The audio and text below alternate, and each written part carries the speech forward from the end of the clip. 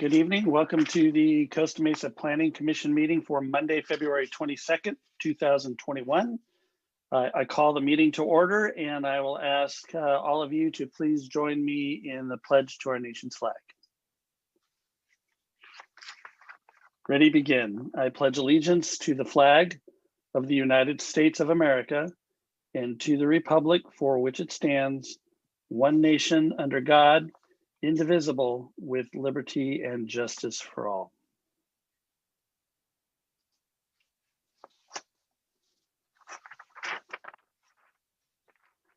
Thank you. And do we have Commissioner Stevens with us yet?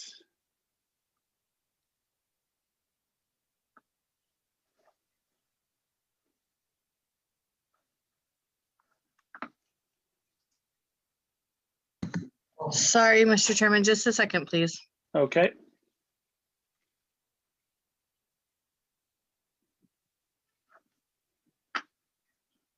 There he is. Commissioner Stevens, can you hear us? And we'd like to know if we can hear you.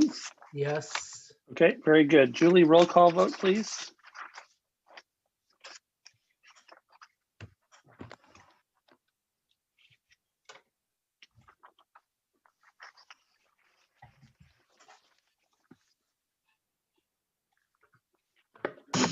Okay, sorry, I'm back. Are we ready for roll call? Yeah, roll call vote, please. Chair Dirickle, Here. Vice Chair Colbert, Present. Commissioner Russell, Here. Commissioner Stevens, Here. Commissioner Toller, Here. Commissioner Torje, Here. Commissioner Zick. Here. Excellent. Thank you very much. In order to minimize the spread of the COVID-19 virus, Governor Newsom has issued executive orders that temporarily suspend requirements of the Brown Act, which allows Planning Commission members to attend Planning Commission meetings telephonically. Given the health risks associated with COVID-19, the City Council chambers will be closed to the public until further notice.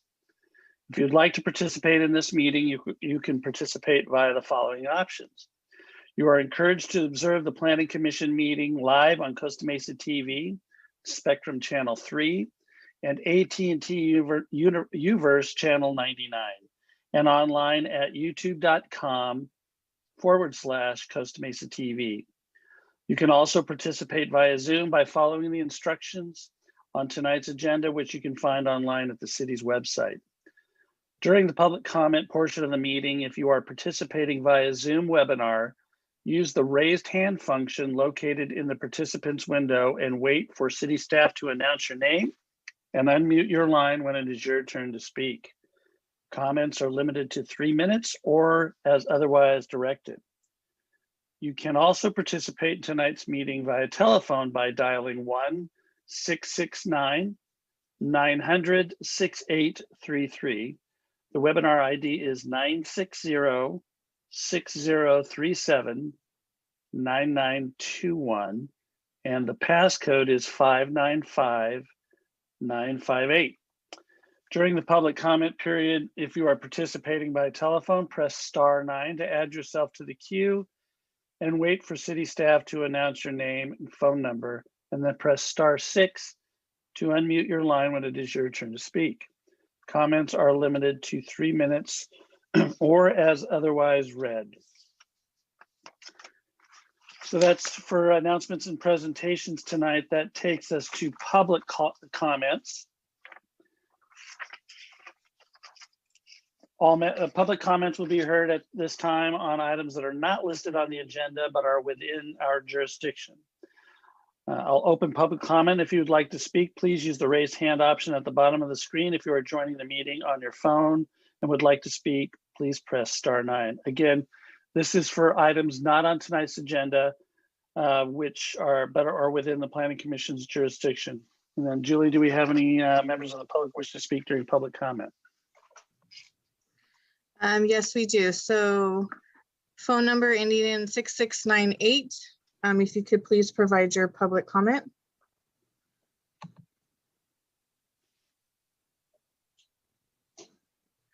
Press *6. Ms. Colgan, Yes. if you could please play the audio only file named 02222021 OC Yes, for my Stacy will, comments. Thank you. perfect. Stacy will be helping us with that. So just one moment, please.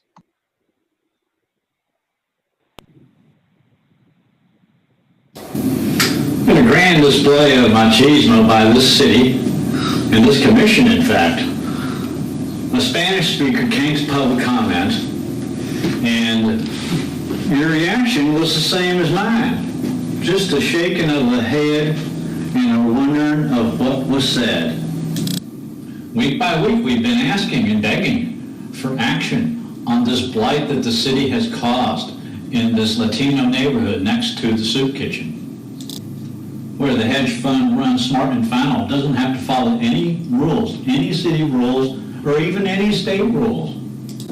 The result of our complaints, in another classic display of machismo, city investigators came down the street, mean, macho, condescending, denigrating, divisive, with Latinas, with grandmas that are speaking up. They cause sleepless nights and days with no serenity. Back in September 2016, this planning commission held hearings and deliberated two projects. One, the UFC gym that wanted to take over the Mitsubishi dealership buildings, and the other, an ABC licensee next to the soup kitchen that wanted loud music. The UFC building was hundreds of feet from apartment buildings and got conditioned with a shall not be audible beyond a control area condition. While the operation now known as Strut, the same condition was carved out with homes legally 10 feet away.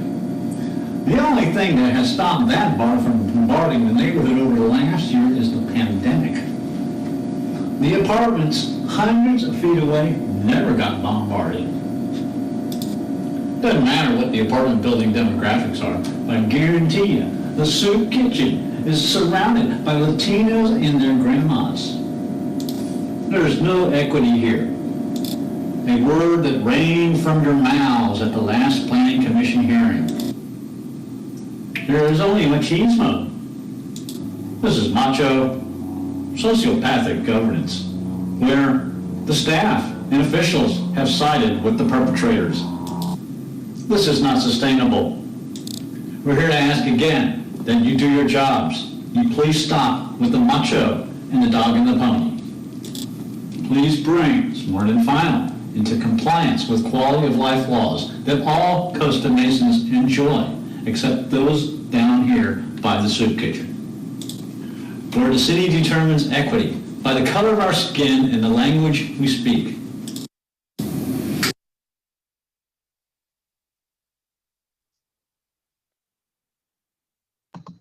And Ms. Colgan, is that the balance of Mr. Chan's remarks? Yes, I believe so. Okay, is there another speaker? Yes, Wendy Lease, you may provide your public comment. Yes, good evening, planning commissioners. My name is Wendy Lease, nearly a 49-year resident of our wonderful city. I'm sure you're getting tired of hearing from me about the proposed giant LED billboards at Triangle Square. And next meeting, you're scheduled to continue the public hearing and vote on your recommendation to the city council, which really has the last say.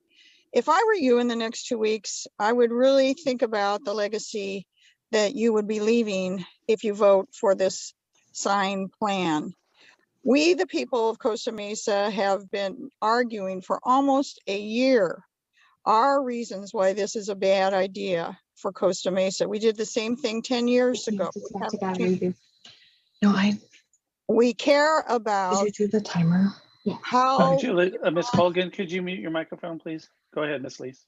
we care greatly, or I wouldn't be here right now sitting in my car after work, about how we define ourselves as a small town, somewhat quaint city with a great vibe. The vibe does not include a Las Vegas Times Square image. We can live without it. I looked up the definition of a pig in a poke, and that's really what Triangle Square is. It means that when the poke is a bag, and that in the 19th century, it was an idiom as a confidence trick where a farmer would substitute a cat for a suckling pig when bringing it to the market.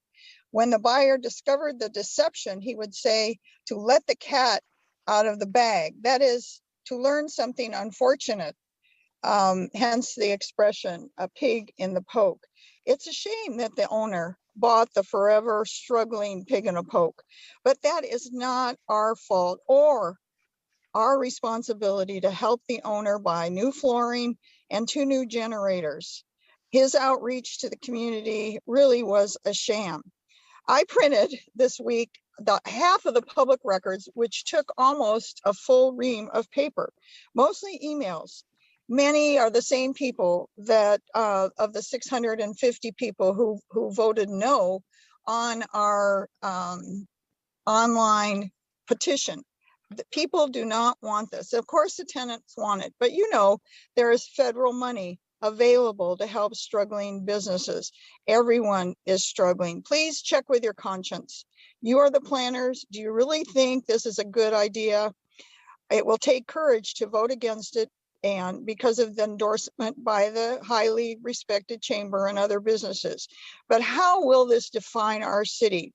And what do you want for your legacy? San Jose is also struggling with this. They have a same kind of committee that's against the LED signs. There was a really bad accident at the intersection of 19th and Harbor this weekend. And if you notice when you drive by, Providence Health is advertising, which is a third party advertiser. They do not have an office in Triangle Square, as I looked up today. So that's kind of a sneaky thing to get in there. That third party advertising isn't allowed. They wouldn't let vans. Mr. Chairman, sorry to interrupt, but the 3 minutes is up. All right. Well, thank you for Okay. your attention to this Thank very you, Mrs. important Lees. matter. Yep, thank you very much. Julie, are there any other speakers for public comment? No, I don't see any more hands, but if somebody would like to give a public comment on an item that's not listed on the agenda, please raise your hand. I think that's all for now, Mr. Chairman. Okay, thank you very much, Julie. So I will close public comment. This brings us to planning commissioner comments and suggestions. We'll begin this evening with Commissioner Zick. Thank you, Mr. Chairman. You're mixing it up tonight. A couple of things. So I'm going to assume that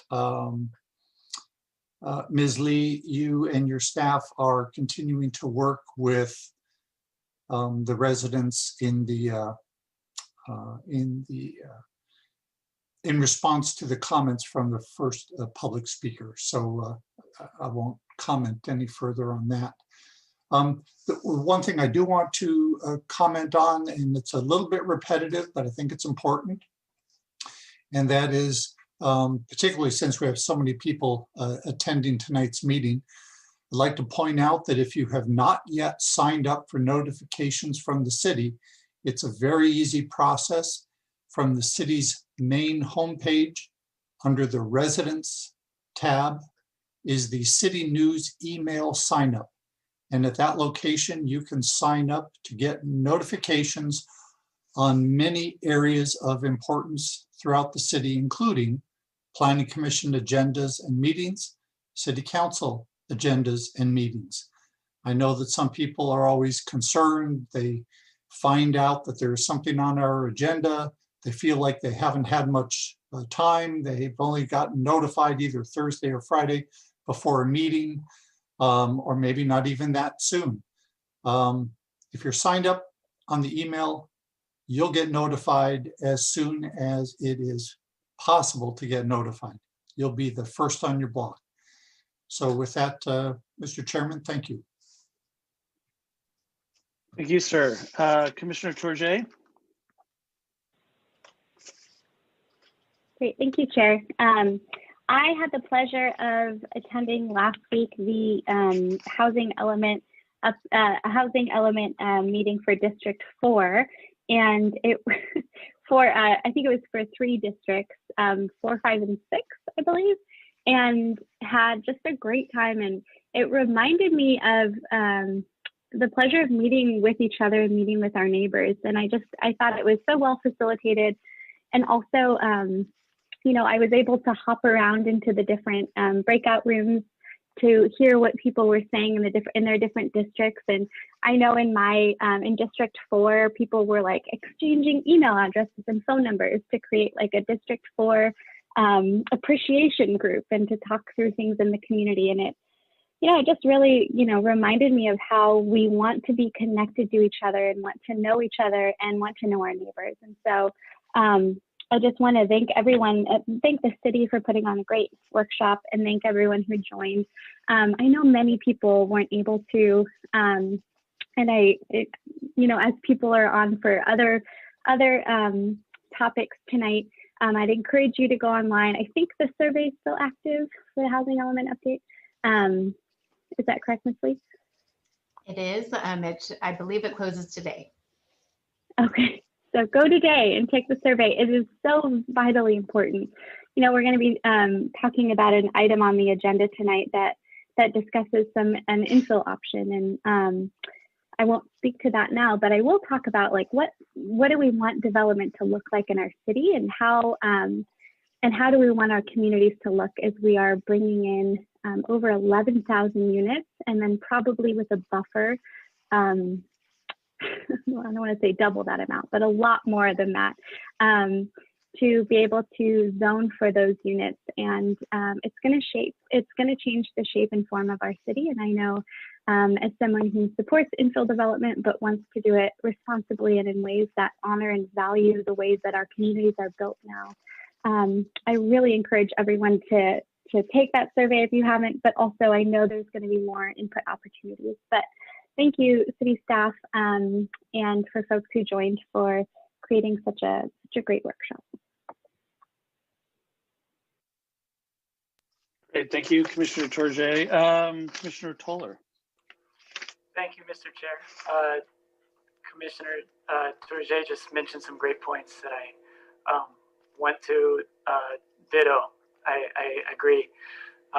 We're going to be growing a lot in the next decade, and to ensure that that growth happens well is something we really need to pay attention to and be intentional about.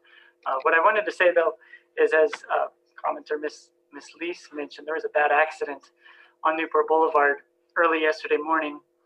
A 22-year-old driver ran a red, ended up hitting a pedestrian further down the road at Harbor, ended up hitting another car and flipped over. This is something that we're all going to forget about next week because it's fairly common. 6 days ago on Tuesday, a driver hit an ambulance with its lights and sirens on. There was a critical care patient inside. Similarly, we're going to forget about this in a month or so, those of us that weren't involved, just because we're so used to hearing about these kind of things. I mention this because Caltrans controls Newport Boulevard. It's their jurisdiction, and they've been having a change of heart in the last few years. So in 2017, they released a document called Towards an Active California. And from the summary on their webpage, it says the statewide plan calls for the development of district-level active transportation plans to identify bicycle and pedestrian asset needs, with a focus on closing gaps and building complete, comfortable networks that consider the context. So this is a major shift in the thinking of Caltrans. We are lucky right now. They're working on our district-level transportation plan. We're District 12 in Orange County, and they are conducting a survey to seek input from all of us on this. So there's only so much that our city can do to improve this arterial that runs through almost our whole city. But this is something that we could all do. We could give our voice to Caltrans and let them know what we think and what we want the future of Newport Boulevard to be. So I'm going to give some instructions because this is a government website and it's kind of hard to get to. It's catplan.org. So Caltrans Active Transportation Plan, catplan.org. There's a tab on that page called District Plans. You need to click on that. Click on District 12, that's Orange County. And then there's a button on that page that says Take Survey. So I believe we have until March 12th to fill that survey out, but I encourage everyone to go get that done as soon as possible. Thanks. Thank you, Commissioner Toller. Actually, that's great information. I knew about those surveys, so I appreciate you brought it up and you directed the public to a website resource where they can participate. Thanks very much. Commissioner Stevens. Yeah, I just want to thank Commissioner Toller. That was great to be able to direct people to that resource, and I hope people do take that survey. So thank you to everybody who participated in our district outreach regarding the housing element.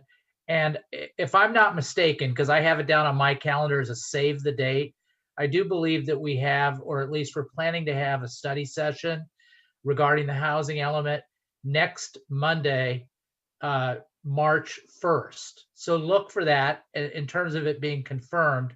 And typically at study sessions, everybody from the community has an opportunity to speak, not for 3 minutes, but for 2 minutes.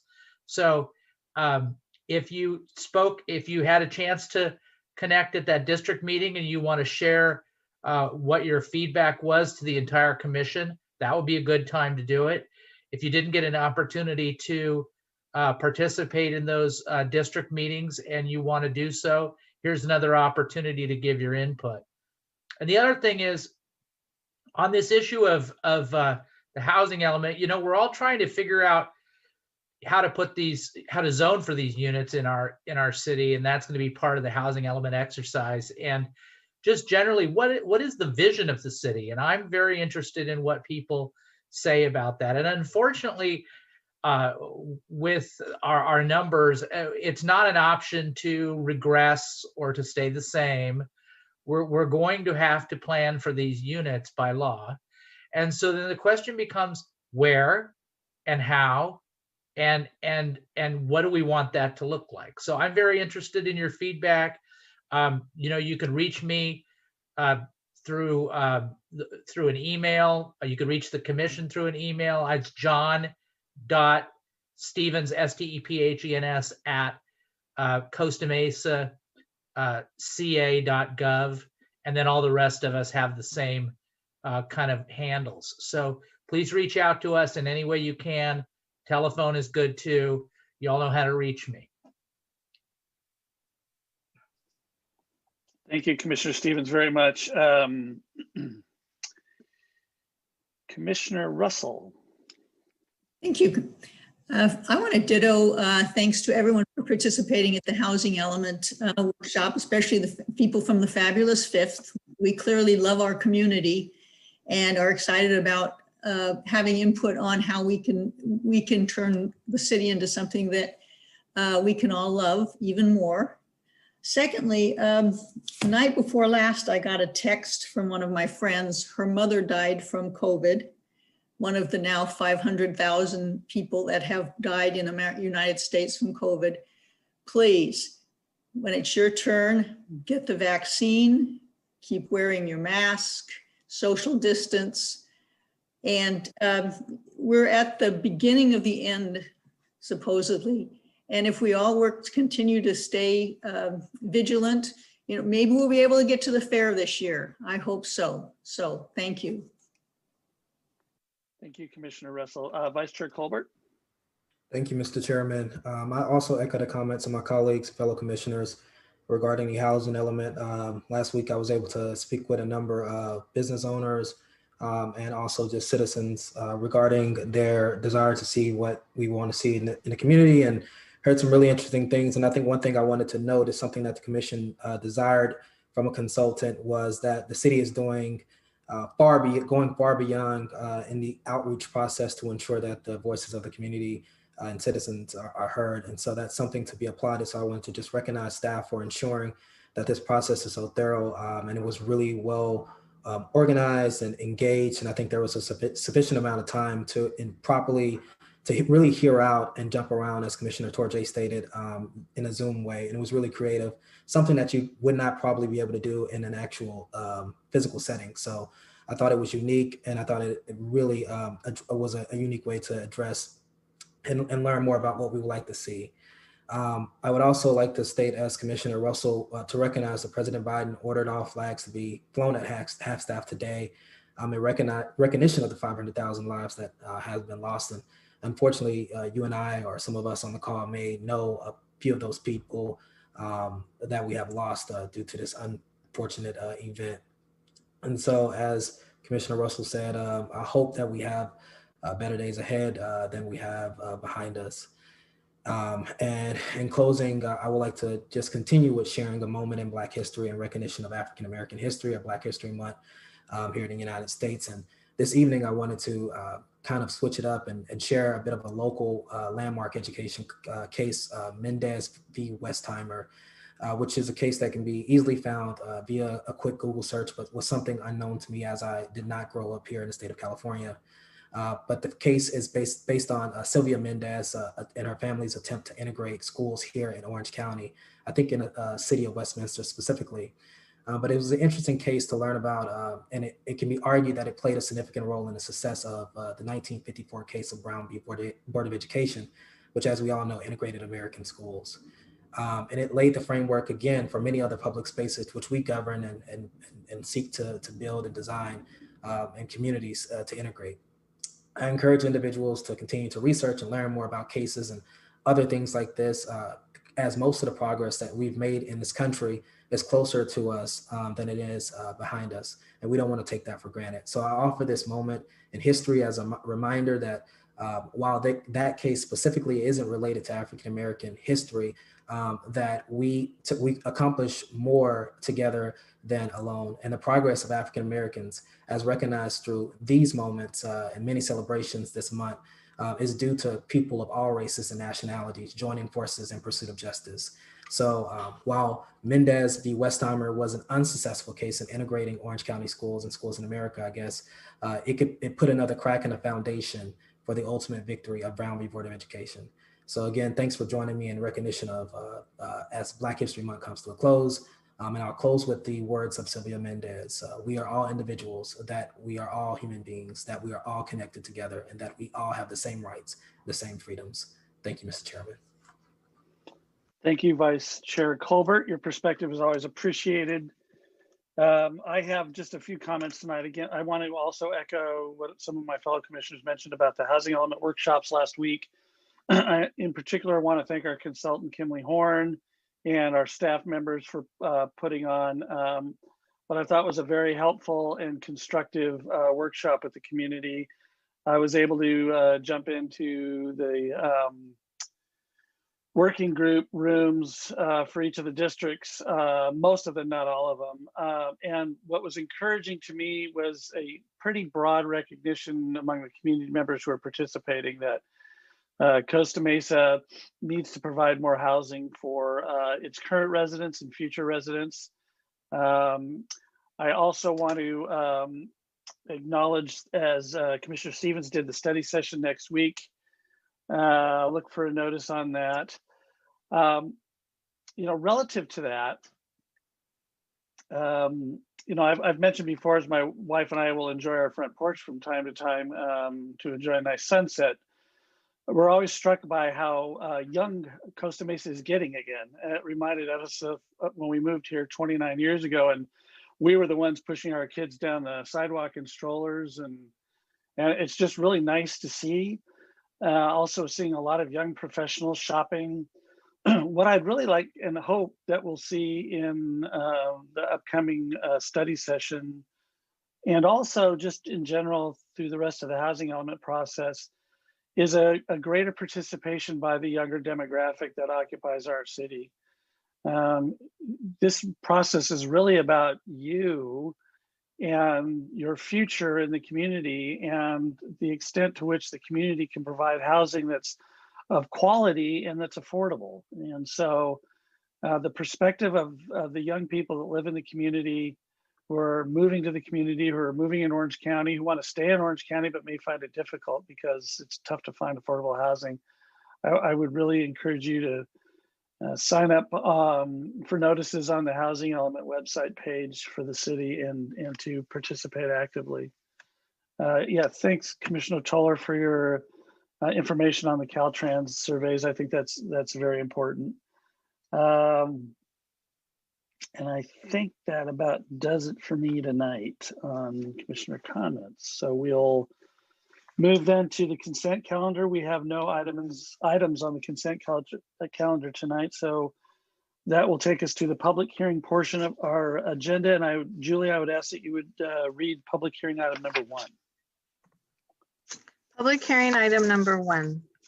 A resolution of the Planning Commission of the City of Costa Mesa, California, recommending that the City Council give first reading to an ordinance to adopt Code Amendment CO-21-01 to amend Chapter 9, Article 21, and Chapter 4, Table 13-30 of Title 13 to establish the development standards for cannabis uses, including retail cannabis storefront and non-storefront uses, and an ordinance to amend Chapter 1, Article 5, Chapter 2, Article 1, and Chapter 6 of Title 9 of the Costa Mesa Municipal Code regarding the taxation and regulation, operating requirements, and standards for cannabis uses, including retail cannabis storefront and non-storefront uses, in order to implement the City of Costa Mesa Retail Cannabis Tax and Regulations Measure Q.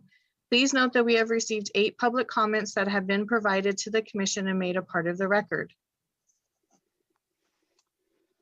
Okay, thank you, Ms. Colgan. Before I turn it over to Ms. Nguyen, who is going to present the staff report tonight, I do want to note that we did receive a couple of communications today requesting a continuance of this item.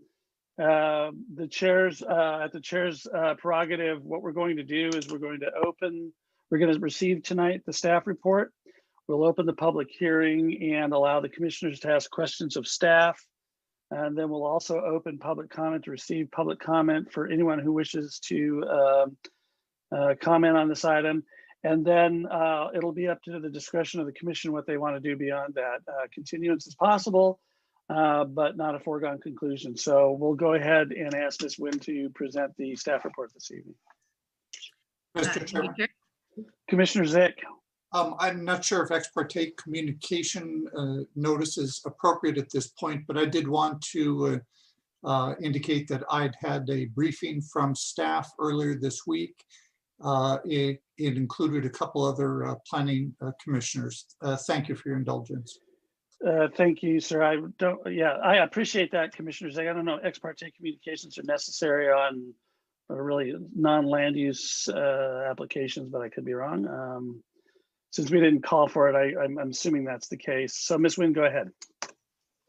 Thank you, Chair Arkell. Give me 1 second. Let me just Sure. share the screen, and then we'll get going with the staff presentation.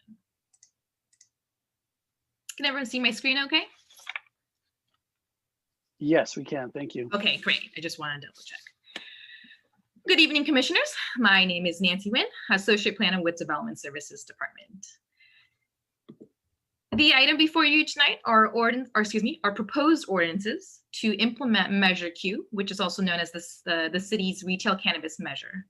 The proposed ordinances would establish the taxation regulations, operating requirements, and standards for both storefront and non-storefront cannabis retail uses. The proposed ordinances include amendments to both Title 13, also known as the zoning code, and Title 9, which is the licenses and business regulations. The proposed ordinances would also revise all references of the term marijuana to cannabis, since that is the correct and a term for referring to the cannabis plant is also consistent with state law.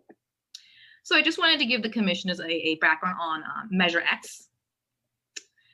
So concurrently with State Proposition 64, the city of Costa Mesa, the Costa Mesa voters also approved a Measure X at the general election in 2016.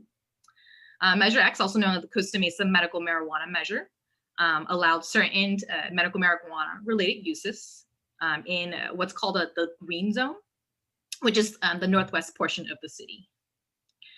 So Measure X allowed specifically medical marijuana distributors, manufacturers, and laboratories. Any retail or cultivation uses were prohibited. In order to amend Measure X to allow retail uses, including dispensaries and delivery, as well as cultivation, or to modify the specific area where Measure X business could be located, it does require a separate ballot measure.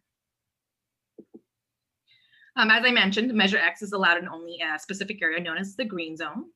The green zone are industrial zone areas, mainly the Industrial Park MP zone, the Planned Development Industrial Zone, or the PDI zone, And as I mentioned, it's the northwest corner of the city, generally north of South Coast Drive and west of Harbor Boulevard, and it does exclude the South Coast Collection Retail Center, or known as SoCo.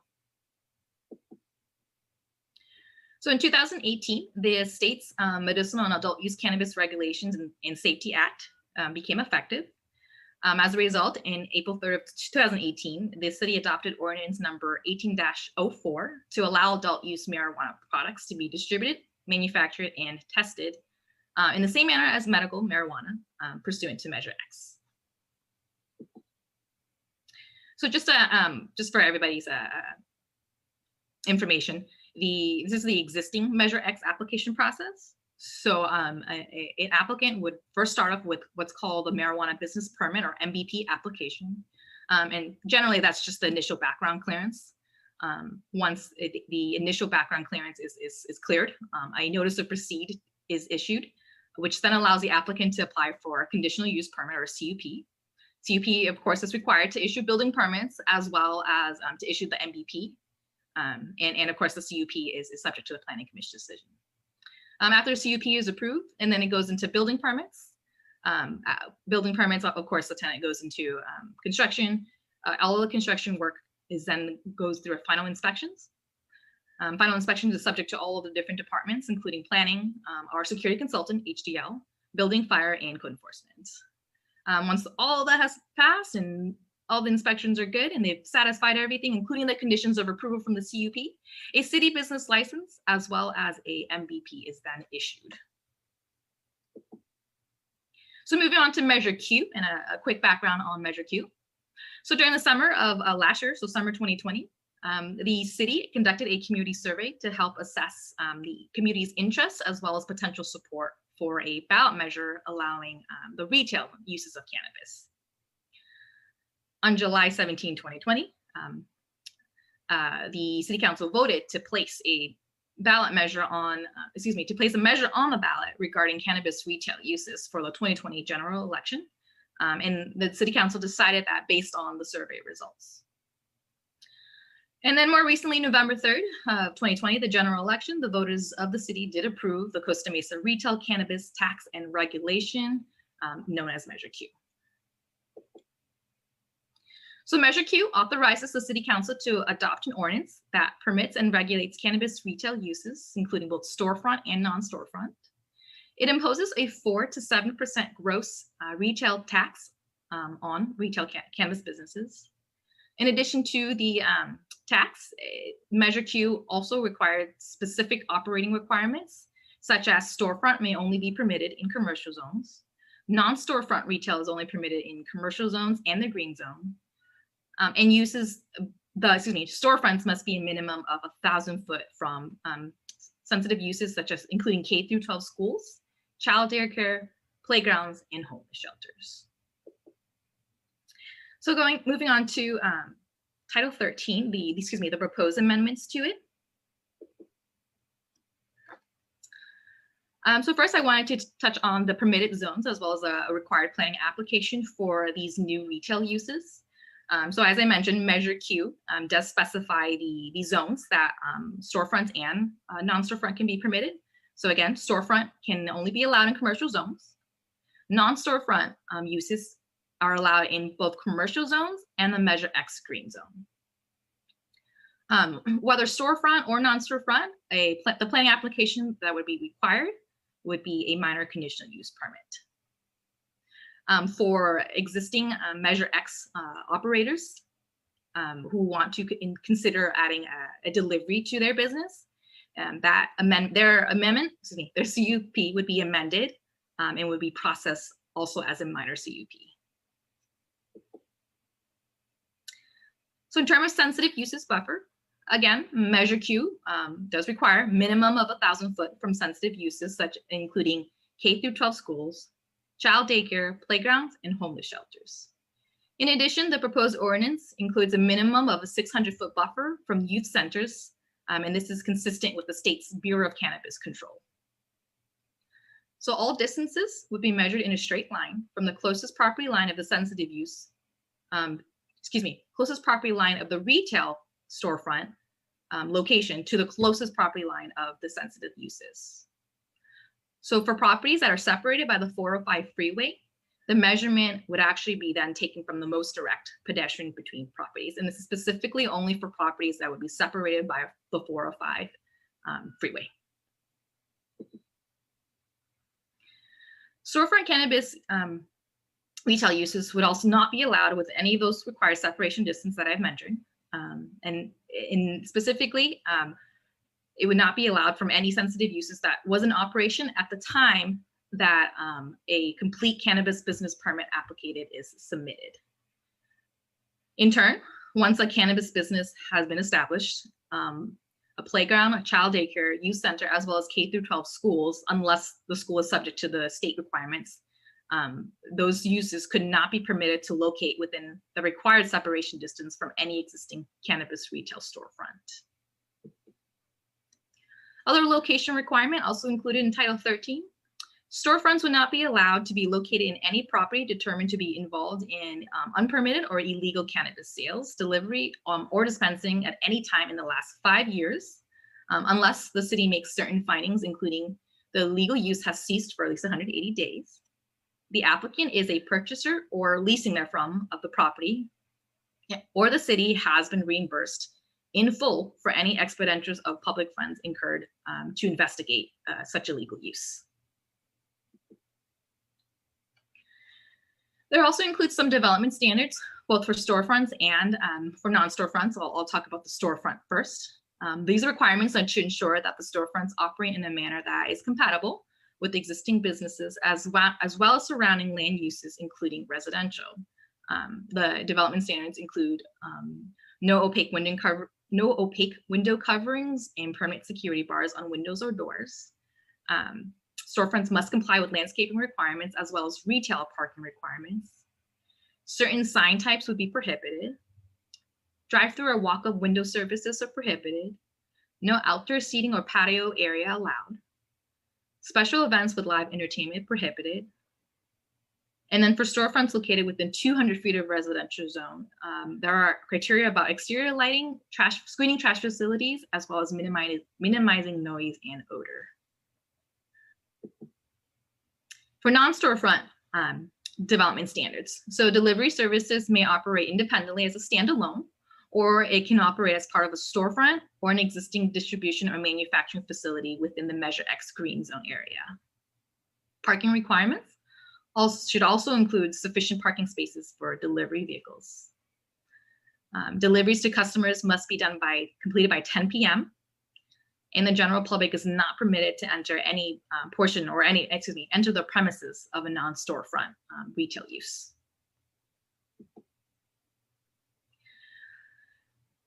The amendments to Title 13 also include amendments to the land use matrix or Table 13-30. Mainly those changes are to change cannabis retail use storefront from prohibited to conditionally permitted with a minor CUP, add cannabis retail sales non-storefront as a new land use category, as well as the addition of footnote number 11 under the whole table to note that playgrounds, child daycares, and K through 12 schools are not allowed to be located within 1,000 feet of an existing licensed retail cannabis, and youth centers not allowed to be located within 600 feet of an existing licensed retail cannabis. So this is our proposed application process for Measure Q, which would be very similar to Measure X. One of the key difference would be instead of a CUP, the retail uses would require a minor CUP or MCUP, subject to a zoning administrator decision. It would still require building permits, final inspections, a city business license, as well as a cannabis business permit. Just note that Measure X, we called it a marijuana business permit, but with the change from marijuana to cannabis, that will be updated to cannabis business permit instead. So for Title IX amendments, I just wanted to touch upon them for Commission's review. Chapter 1, Article 5, it establishes the retail cannabis tax rate at 7% based on the gross receipts of that business. In addition to establishing the retail tax rate, the amendment also codifies the March 17, 2020 City Council decision to reduce the non-retail cannabis tax rate from 6% to 1%. And to 0%, excuse me, for testing laboratories. So 1% was for manufacturing distribution and 0% for testing laboratories. And this, again, was done previously in March. The amendments to Chapter 2, Article 1, expands on the hearing process prior to revocation or suspension of a business tax registration certificate or permit. So Chapter 6, which is the cannabis business permits, does include quite a number of changes, or excuse me, amendments to the section. They include expanded definitions such as cannabis goods, edible cannabis product, defining the green zone, and as well as youth centers. Section 9-486 includes cannabis retail storefronts and non-storefront as additional types of authorized cannabis uses. It also allows City Council by resolution to limit number of retail permits, should the council choose to. Section 9-488 specifies that no more than one application for a cannabis business may be submitted per property at one time. Section 9-495, it includes additional operating requirements for both storefront and non-storefront cannabis retail businesses. Many are included to be consistent with state law requirements. And Section 9-47 authorizes the city manager to establish standards and priority for the application process as part of the administrative rules and regulations. So just kind of to go into a little bit of details of what I just kind of summarized in Chapter 6, additional operating requirements specifically address security measures, hours of operation, age restrictions, employees, delivery vehicles, and as well as point of sale tracking. For example, each cannabis product is required to be labeled with additional tracking information, such as the name and license number of the distributor that supplied the product, as well as a certificate of authenticity of the products. Licensed retailers are also prohibited from selling and or accepting cannabis products from unlicensed distributors or manufacturers. So there was a map included in there was a preliminary map included as attachment 2 for commissioner's review. I just want to point out that that map will change based on the Planning Commission and City Council's decision of the ordinances. That preliminary map will continue to be updated with each new sensitive uses as proposed in the current wording of the ordinances, which would be an application requirement. So with that, staff recommends that the Planning Commission adopt a resolution recommending that the City Council find that adoption of the resolution is exempt from the California Environmental Quality Act, Procedural Guidelines Section 15061B3 for general rule, as well as Section 15301 for existing facilities, Section 15303, new construction or conversion of small structures, Section 15308, actions by regulatory agencies, and Section 15332, infill development projects, as well as give first reading to an ordinance to adopt Code Amendment CO-2021-01 to amend specific chapters of the Costa Mesa Municipal Code. Staff also recommends that the Planning Commission review Ordinance 2021-X2 to amend portions of Title IX and make recommendations to the City Council specifically on Chapter 6 of Title IX. A few typographical corrections that staff wanted to point out. First is in Title IX. In Section 9-490D, the reference to the subsection in Title 13 should actually be subsection 13-200.93E5. That's on handwritten page 28. Also on handwritten page 28 of the staff report. Same exact section. The last sentence of that section, subsection D, should say a determination of ineligibility under this subsection. There was a duplicate text.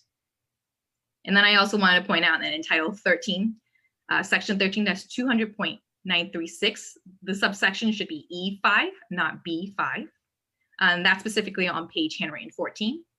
And then on page handwritten page 15, Section 13-200.937, the reference in the title, reference to title chapter 9 should be chapter, it should say Title 2, not tile. So with that, that concludes staff's presentation, and I'm available to answer any questions. Okay, Ms. Nguyen, thank you very much for a thorough presentation. Commissioners, any questions of staff? I see Commissioner Zick has his hand up, and then we'll go from there. Thank you, Mr. Chairman, and thank you, Ms. Nguyen, for that presentation. I have just a couple of questions. With regard to Measure X, I think there were probably some members of the public who were supportive of that measure based on the 6% gross receipts tax that was advertised as part of that measure. And Council took action in response to concerns from merchants, and in the course of a temporary abatement of that 6%, they actually instituted a permanent 1% gross receipts tax. I'm not sure Measure X actually provided for that, which leads to my question about Measure Q, which does provide a range of 7 to 4%, as you mentioned, and the ordinance as proposed shows 7%. My question is, what latitude does the council have with regard to reducing to 4%? What's the mechanism to do that? And does the council have the latitude to reduce it further should they decide they want to do that?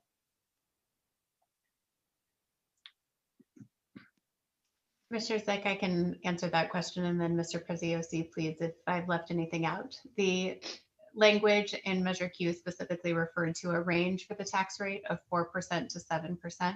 So staff's proposed ordinance recommends 7% as the language in the ordinance. The council has the ability to approve a 4% tax rate if they so choose.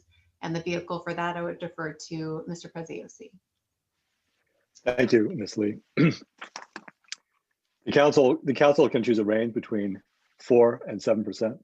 If the council wants to go below 4% or above 7%, a ballot initiative would need to be submitted to the voters.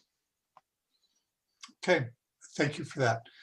My next question, so you mentioned that the council can decide to put a cap on the number of licenses.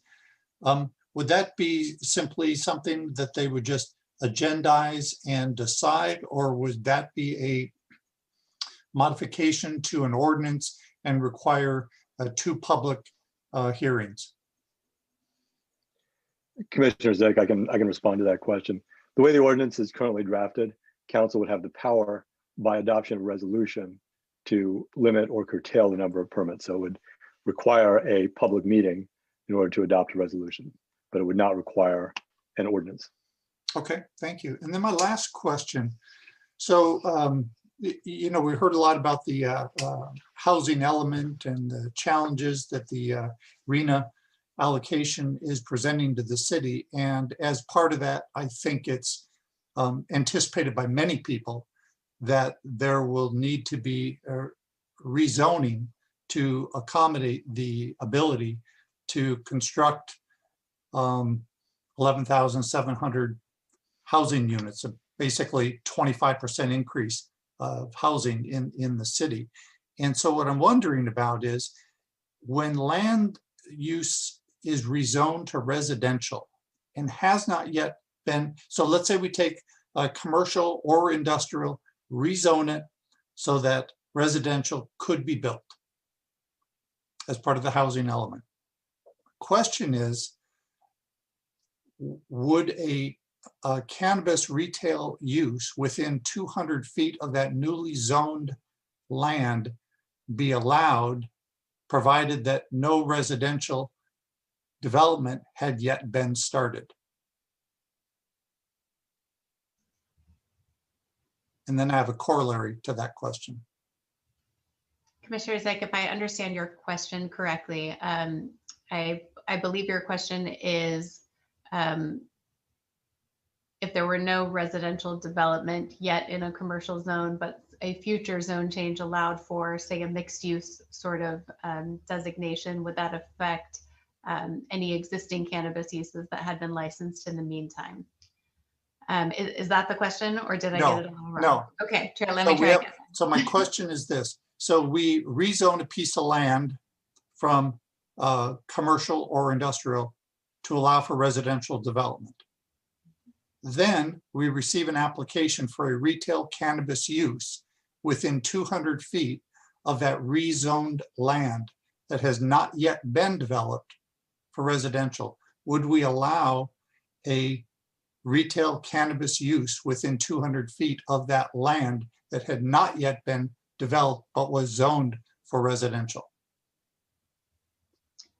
So the proposed ordinance doesn't have any required separation distances from residential uses. So the answer to your question, if you're talking about cannabis, a request for cannabis application so within 200 feet of that area.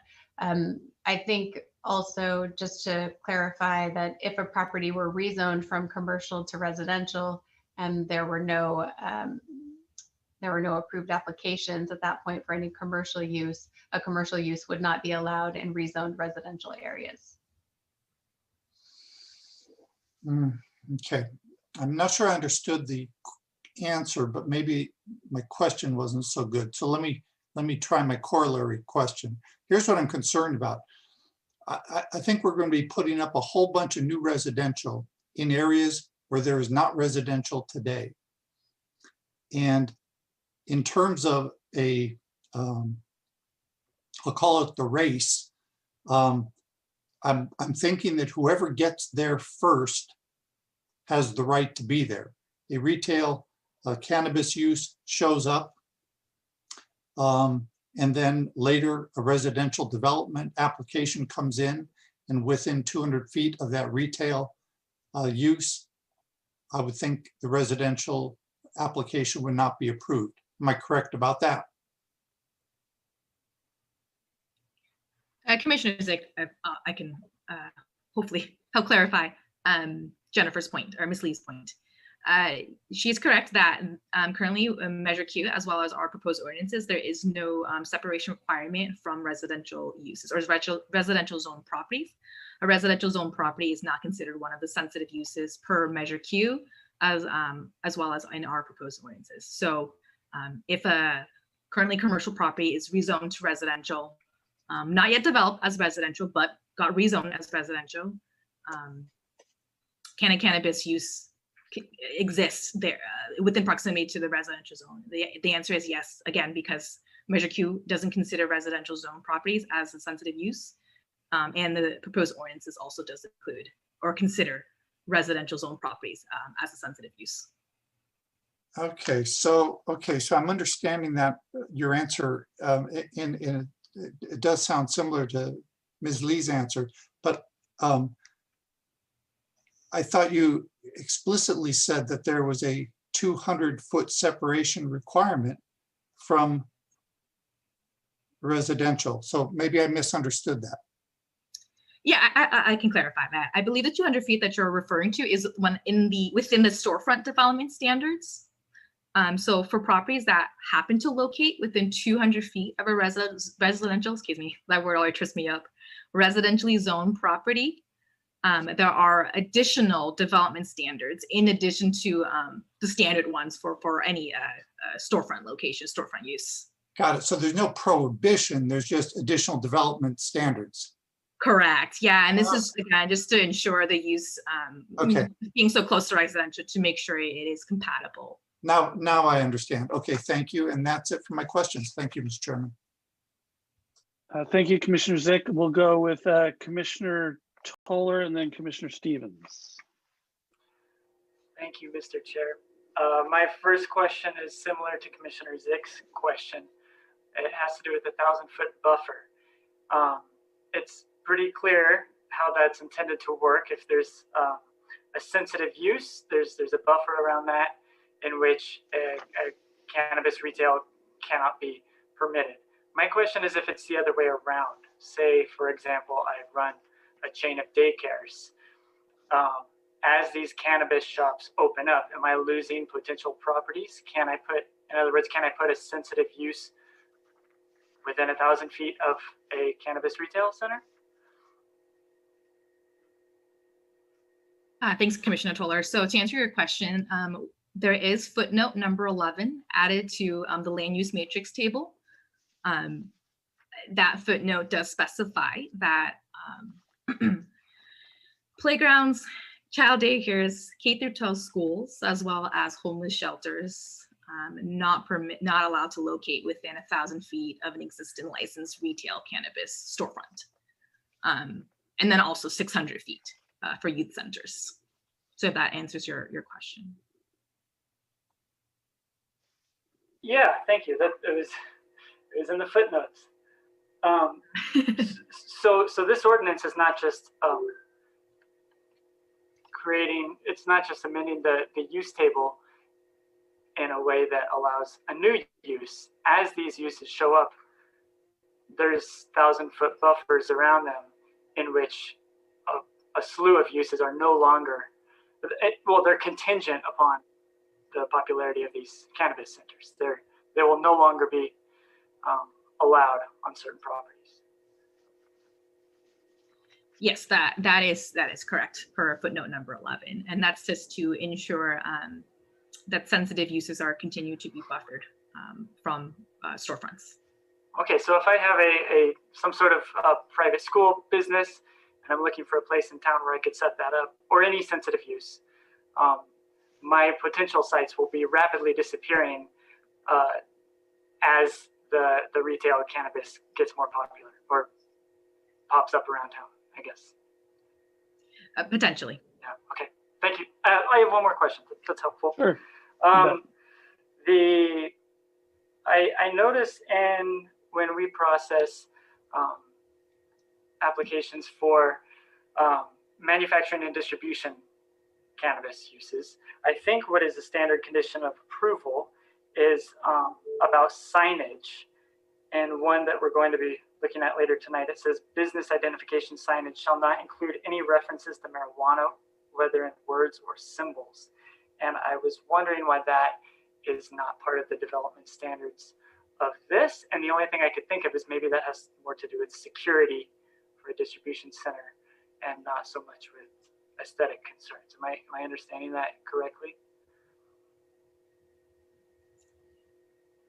Yes, so it is partially for just with retail uses in general. You definitely want a little bit more identification versus, yes, for the distribution and manufacturing, it is more to protect for security as well.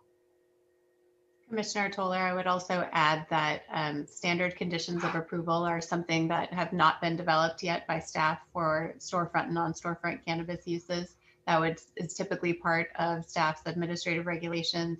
So that is also an opportunity at that point for us to really get into the details of what restrictions we expect to be on signage for storefront and non-storefront retail. Okay, that's all my questions. Thank you.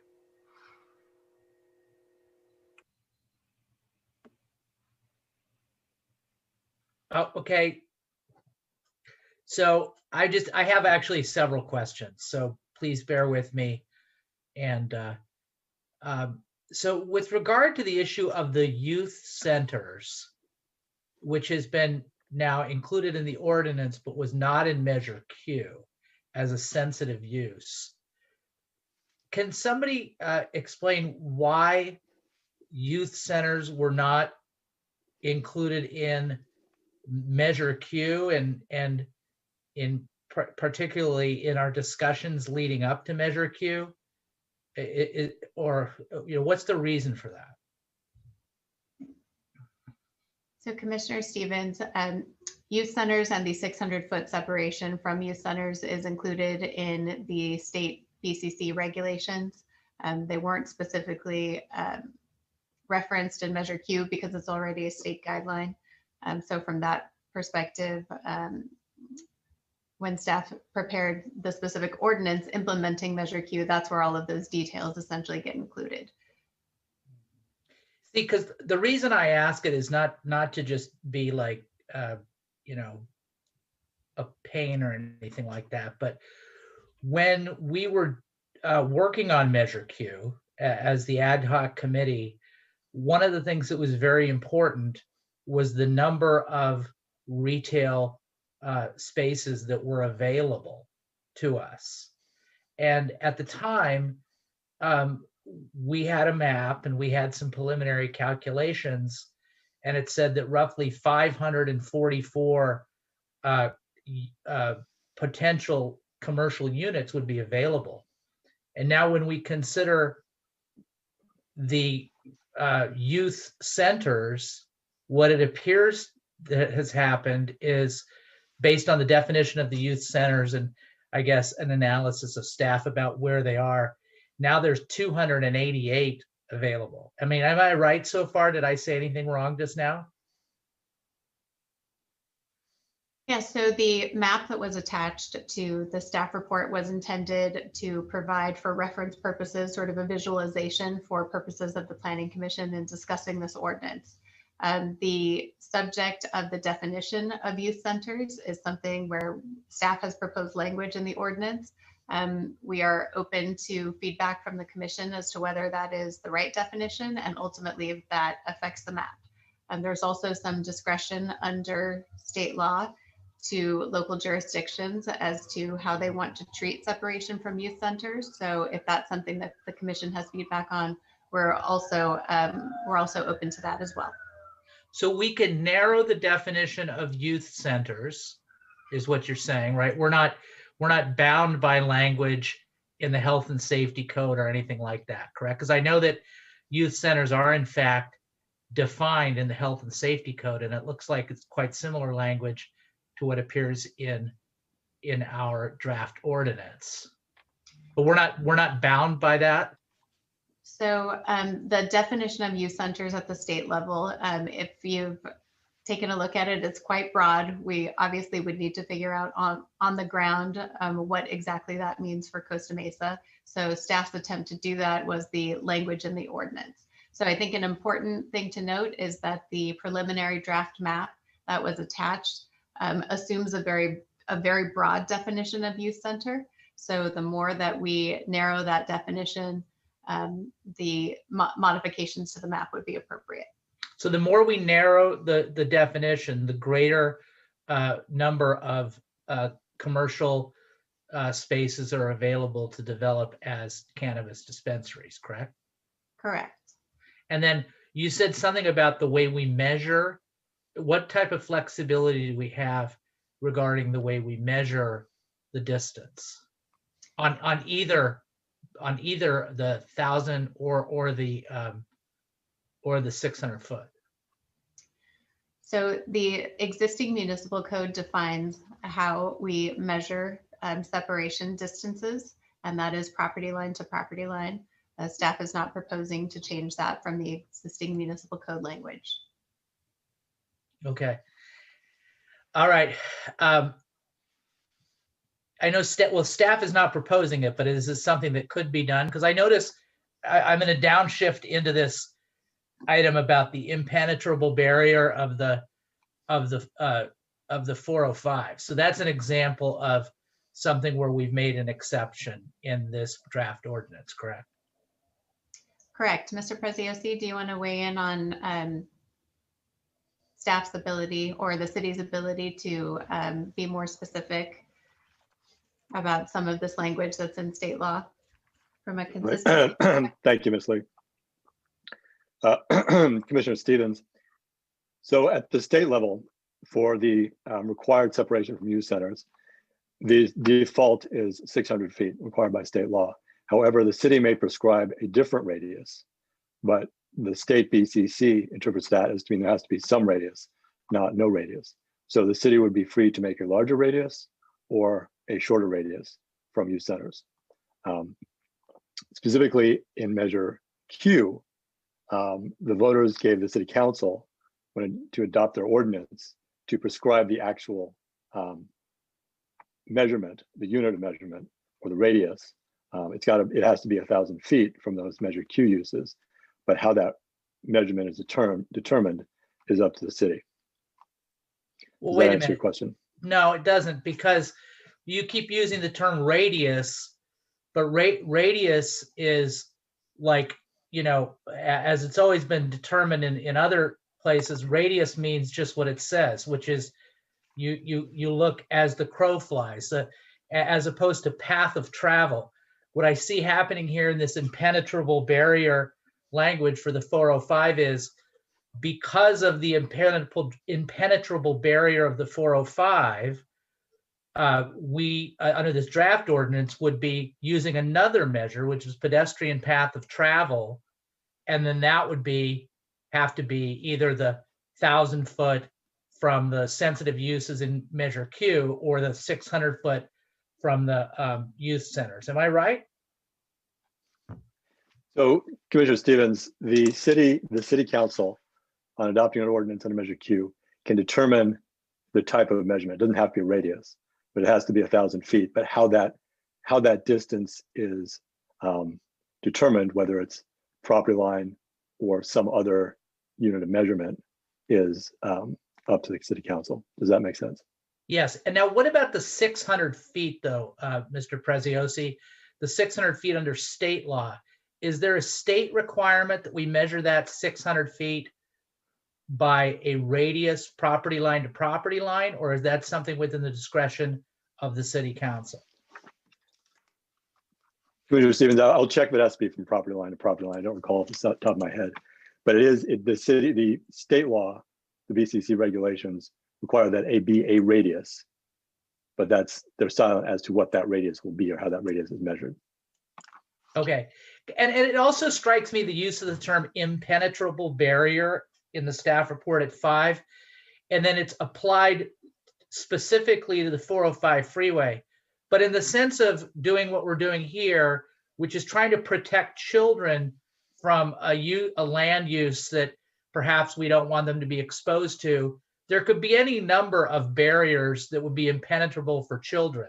There could be buildings, there could be 4-lane roads, there could be all kinds of structures, and there could be a 405 freeway. So there's nothing there, there's nothing to say that there couldn't be other impenetrable barriers, correct? The word impenetrable barrier is subject to interpretation, Commissioner Stevens. And definition. Correct. And definition by ultimately the city council, correct? Ultimately, the definition would be in the ordinance, correct. Got it. Okay, so then in terms of the MCUP distinction, so we have for Measure X businesses, they're required to get a conditional use permit or CUP, and that requires them to come to the Planning Commission. And that's in fact what we're doing later on this evening in our public hearing 3, is the requirement of a conditional use permit for Measure X businesses. Was that required in Measure X itself? Commissioner Stevens, if you're asking me, yes, that is a requirement specifically in Measure X. Okay. All right. So just as a matter of, I know it's a policy question, but we've got some folks here on staff that, don't you think it's a little incongruous to require a CUP, which requires a hearing before the Planning Commission for the Measure X business, which is way up in the northwest part of the city, but a minor conditional use permit that can be provided by the zoning administrator for a Measure Q business that could be, literally abutting a residential property? Don't you find that a little incongruous? Commissioner Stevens, I really can't comment on what is congruous and incongruous. I will say it is different, but the degree of why is it different? What's the reason for it? Why treat them differently? Commissioner Stevens, staff can answer that specific question. My understanding is this was the direction of the ad hoc committee when they were putting together this ordinance. Hi, Commissioner Stevens, I can provide a little context as well. So when Measure X was originally prepared and voted on as a ballot measure, cannabis regulations in general were very new. It was 2016 and we were just getting Prop 64 at the state level. The thought at that time was that we should be conservative and include a conditional use permit requirement for cannabis uses that would ultimately be approved at the Planning Commission level with a public hearing. we're now in a different place in terms of a regulatory scheme at the state level, and obviously a different place locally with the approval of Measure Q by Costa Mesa voters.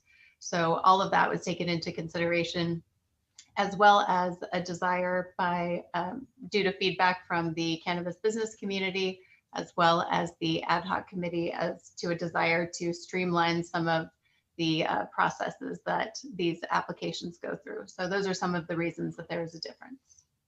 What is entailed in a resident, what is required of a resident to appeal the zoning commission, the zoning administrator's issuance of a MCUP? There is an appeal form that is filed with the city clerk's office within 7 days of approval. And there is an appeal fee associated with that, although those fees have not yet been determined and are the subject of a separate fee analysis that will be presented to council. Okay.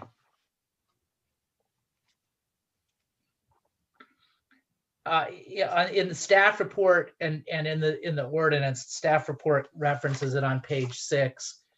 There's this idea that if there was an operator, if there was an illicit dispensary in a particular property, on a particular piece of property within the last 5 years, then that would block that property from having a Measure Q dispensary, unless there were these three or four enumerated findings that occurred, including reimbursement of the city and so forth. I think I understand that. And I'm sorry if I missed this. Is there anything in the in either of these ordinances that precludes someone who had an interest, or someone who operated, not owned the property, but operated an illicit dispensary, from owning an interest in a Measure Q dispensary?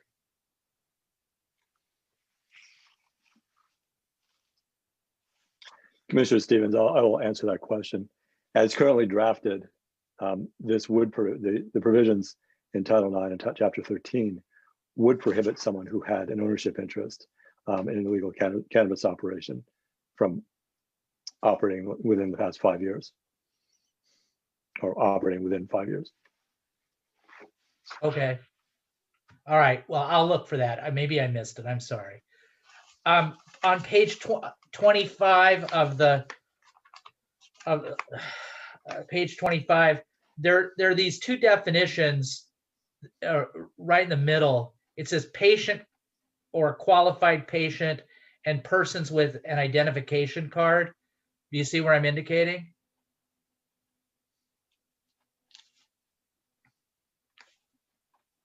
That's on handwritten page 25. 25.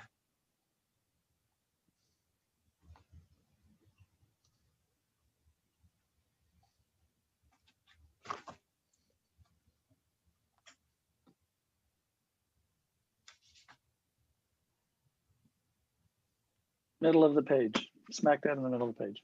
See what I'm saying? You see where I'm indicating?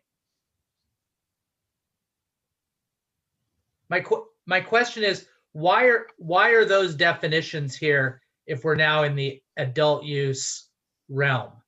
Are they just superfluous? Commissioner Stevens, if I can comment on this. So that is patient or qualified patient. That is existing language from Measure X, correct? So we felt it important to leave it in case it needs to be defined for any purpose. Okay. Okay.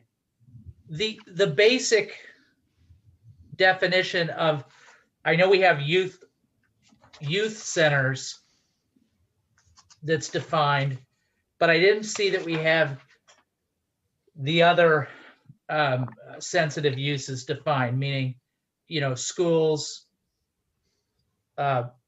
parks, playgrounds, daycare centers. Do those have, are we going to put those definitions in the ordinance so that the people that are deciding, the radius know what we're talking about? Commissioner Stevens, that is staff's plan to augment those definitions. Okay, good. Yeah, I think that's really important. And then I'm almost done. You may have covered it in the typos, but on page 29 of the staff report, section 9-494, there's a reference to the CUP, a conditional use permit is required. And then, but now I think you guys are proposing the MCUP. So is this just, I mean, does this just need to be rewritten or what? You know, Commissioner Stevens, the way I look at it, Title 13 controls the land use. Title 13 specifies it's a minor conditional use permit because they're both species of conditional use permits. But nonetheless, this language be clarified to specify minor conditional use permit. Okay. I'm almost done. When do the fees for, Ms. Lee mentioned the appeal fees, but also there's the application fees, okay? And I know that they're not included in this package, in this ordinance. There's just a reference to kind of enabling language that says that the city council can address that. A couple questions is, will those fees ever come to us as the planning commission? And when will those fees be established in terms of the chronology of putting all this stuff together? Because it would seem to me like we need to know what those fees are before anybody can do an application and we can move forward either as a staff or a commission or city council to implement those. So what's the timing on that? Commissioner Stevens, I can respond to that. The fee analysis is already underway. The intention is to present the proposed application fees and other related fees to the city council concurrently with the presentation of the ordinance. The fees typically do not come before Planning Commission. Planning Commission does not have authority to make decisions or recommend specifically on fee issues. And as a result, those are typically coupled with the ordinance at the time that it's forwarded to city council. Okay, thank you. And then my final question is the taxes payable are stated as an annual tax, but I don't see any reference in the draft ordinance to when those taxes are payable. So are they payable annually, quarterly, monthly, or at some other interval? Commissioner Stevens, and I will defer to the finance department on this. Typically, the gross amount is due at the end of the year. However, my understanding is the finance department is working to come up with as they're doing for Measure X, a quarterly or more frequent payment. Okay, thank you. That's all my questions. Thank you very much. Okay, Vice Chair Colbert. Thank you, Mr. Chairman. A couple of questions. I had one question building off of the definition of youth center, and it's specifically related to the fact that I understand that there are in the Measure X zone or the green zone, that there are a number of churches, and the fact that with Measure Q, with commercial zones, the allowance for retail or cannabis use in some of these commercial areas, I'm concerned that the proximity in some cases to churches and our youth centers and our parks and our schools, because sometimes a church can be a youth center and a school and all in one. And I think they have different distance requirements based off of the type of operation it is.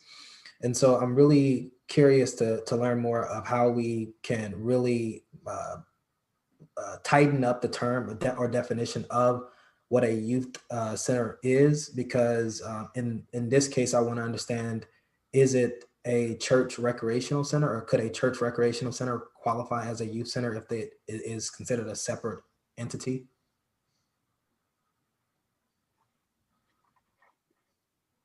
Commissioner Colbert, I think that the youth center definition that is included in the ordinance was essentially staff's effort to more specifically define what youth center might mean in Costa Mesa. I think it's possible that a church, for example, could also have a child daycare operation. So what we would look to is the operation and the function of those specific uses as to whether they qualified as a child daycare center or as a playground or as a youth center. So certainly we're open to feedback from the commission as to any specific concerns that you have related to the youth center definition, and we're happy to tighten that up.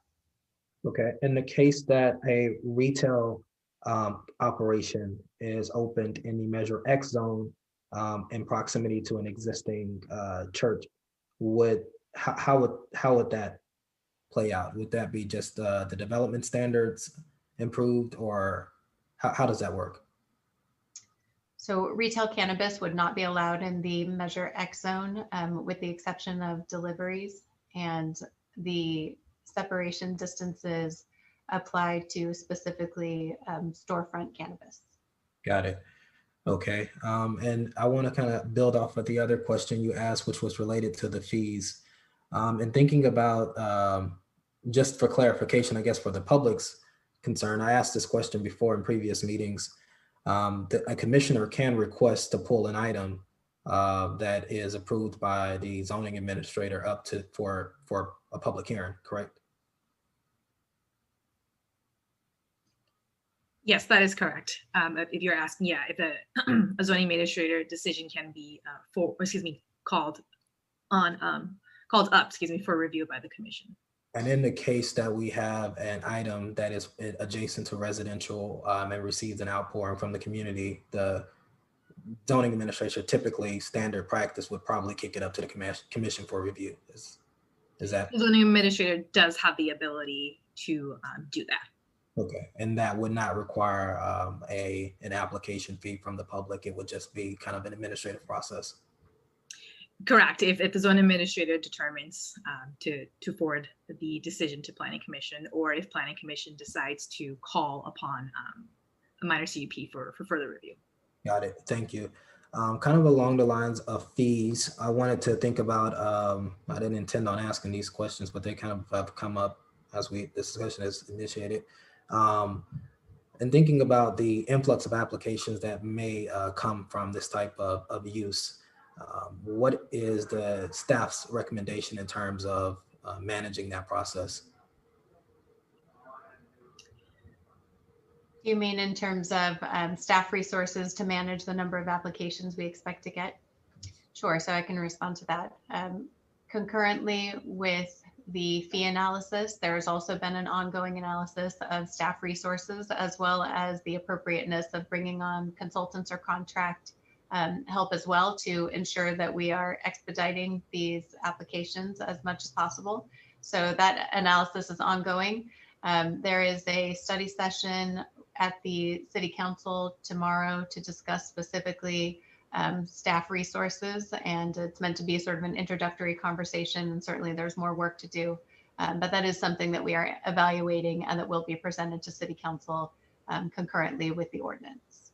Okay, because one of the pieces that I wanted to note is that given that the fee analysis has not been completed, thinking about the staff resources that will be dedicated to this, I just wanted to understand how, and us really maybe not understanding the potential revenue that may come for this, if this item may be more of a burden on the city's budget than not. But again, that's not our role. I just wanted to note it. In terms of page 27, handwritten page 27, it talks about a 2-year permit, and how do we, I wanted to just understand, how did we arrive at that? Or was that a recommendation of the ad hoc committee?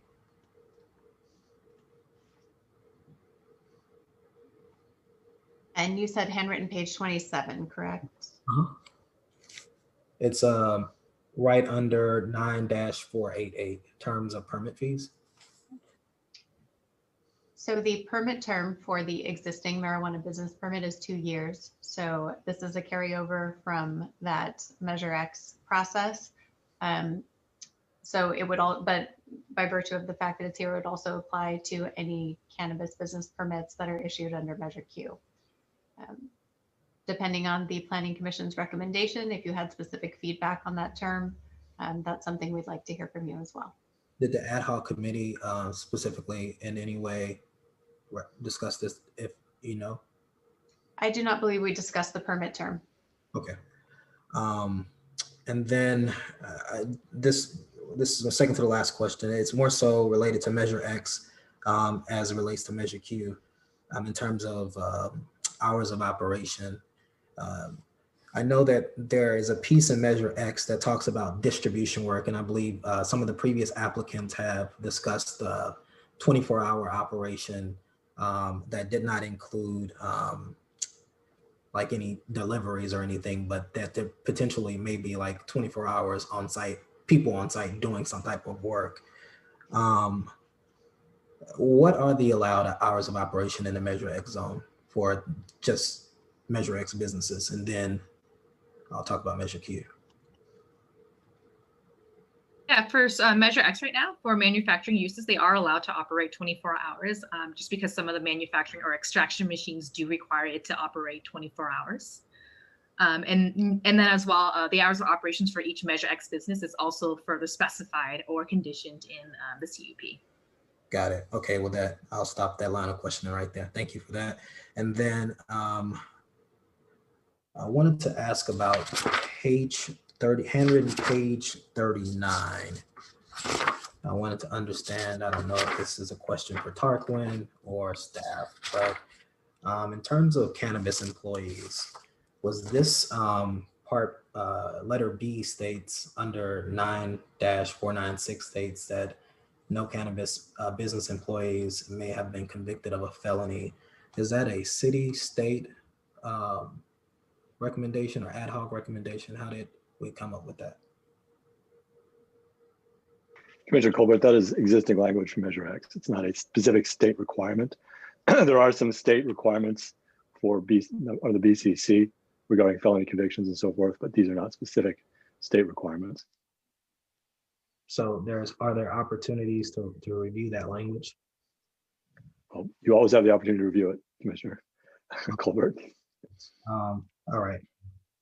All right, and I asked that question, given the criminalization of cannabis and marijuana prior to the years, I think there is a lot to be discussed and how there's a barrier to entry to specific groups of color, primarily, who may want to do this. And I think this may create pathways or barriers for certain people to have access to own businesses due to the criminalization of cannabis in this country, but specifically in the state of California in the past. And so I think that's important to think about. And I have no further questions. Thank you, Mr. Chairman.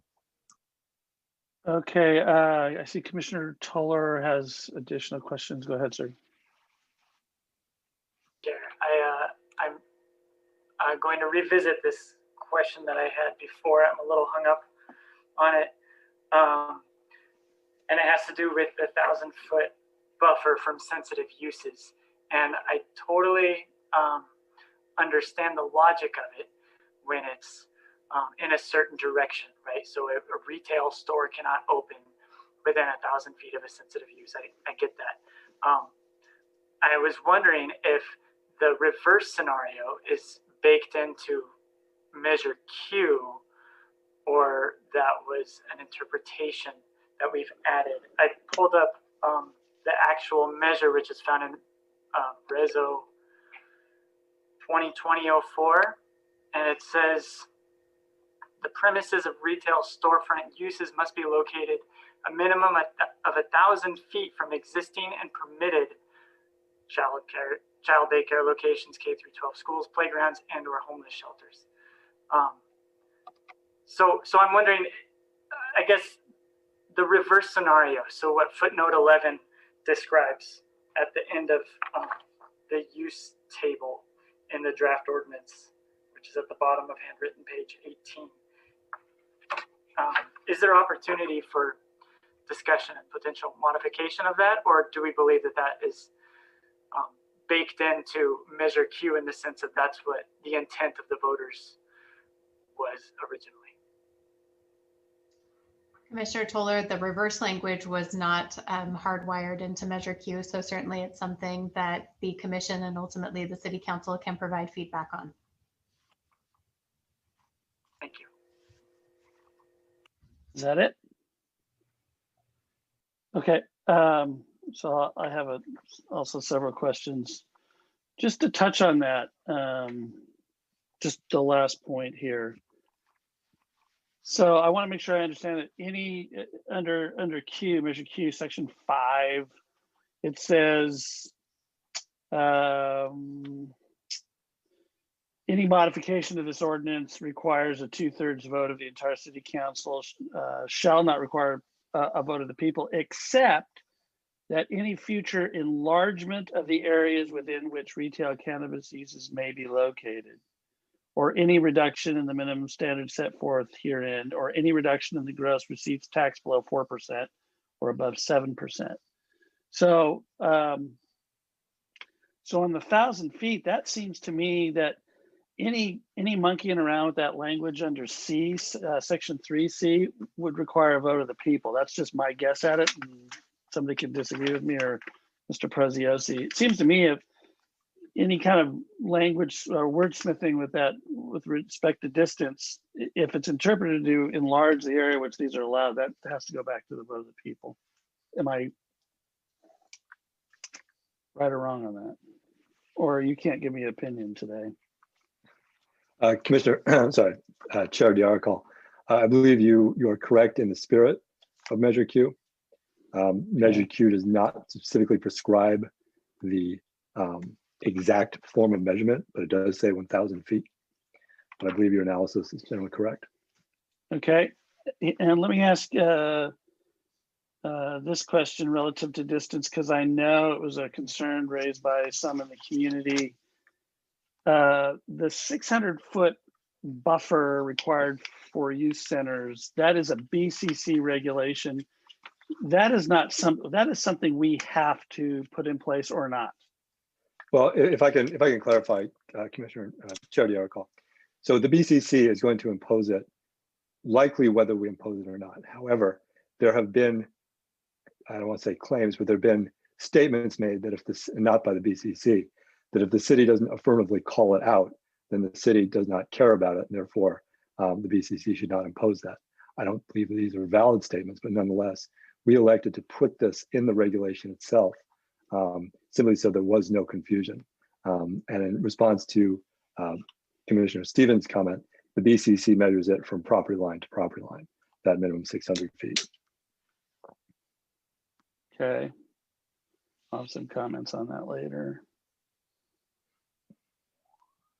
Relative to the ad hoc committee, to what extent was there any public participation in that process, either noticed meetings or chances or opportunities for the public to participate in that beyond representatives of the cannabis industry?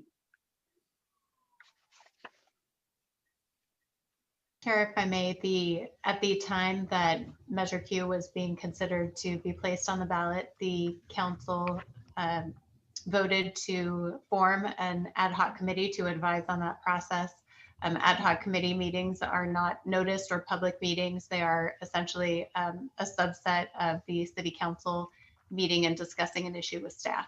So staff did have a meeting with the larger cannabis business industry at the end of last year after Measure Q was approved by the voters, and then more recently to review sort of a summary of what this ordinance included.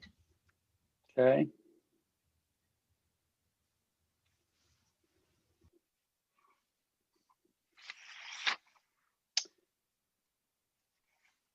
And just to be clear, so the Measure Q sets out the distance for sensitive uses at a minimum of 1,000 feet. If the council or anybody wanted to reduce that distance, that would have to be voted by that would be have to return to the voters, correct? For the 1,000 feet, yes. Okay. Does the Bureau of Cannabis Control have a definition for youth centers? They do, Chair DeArcol, and it refers to the Health and Safety Code definition. Much of BCC regulations, some BCC regulations, and these already defined uses refer to uses elsewhere in the state codes. And this one, I believe, it's in the Health and Safety Code. The Health and Safety Code, as Ms. Lee indicated, is fairly generic. fairly vague, which is why the city chose to tighten up this language in the code rather than doing it on an ad hoc basis every time something that could be a youth center was located near a cannabis dispensary or vice versa. Okay. So I want to revisit a little bit on some questions that Commissioner Zick and Commissioner Toller touched on relative to,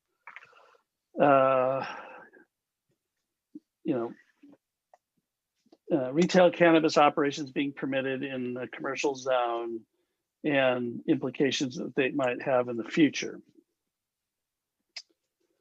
So let's say there's a mid-block inline retail center on Harbor Boulevard.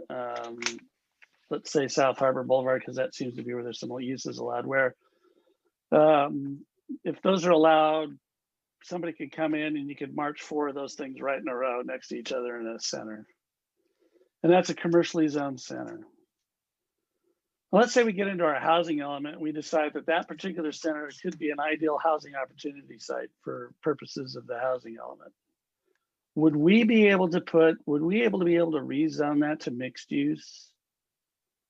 Or would the existence of those permitted retail storefronts preclude us from identifying that site as a housing opportunity site and changing the zoning so to be allowed?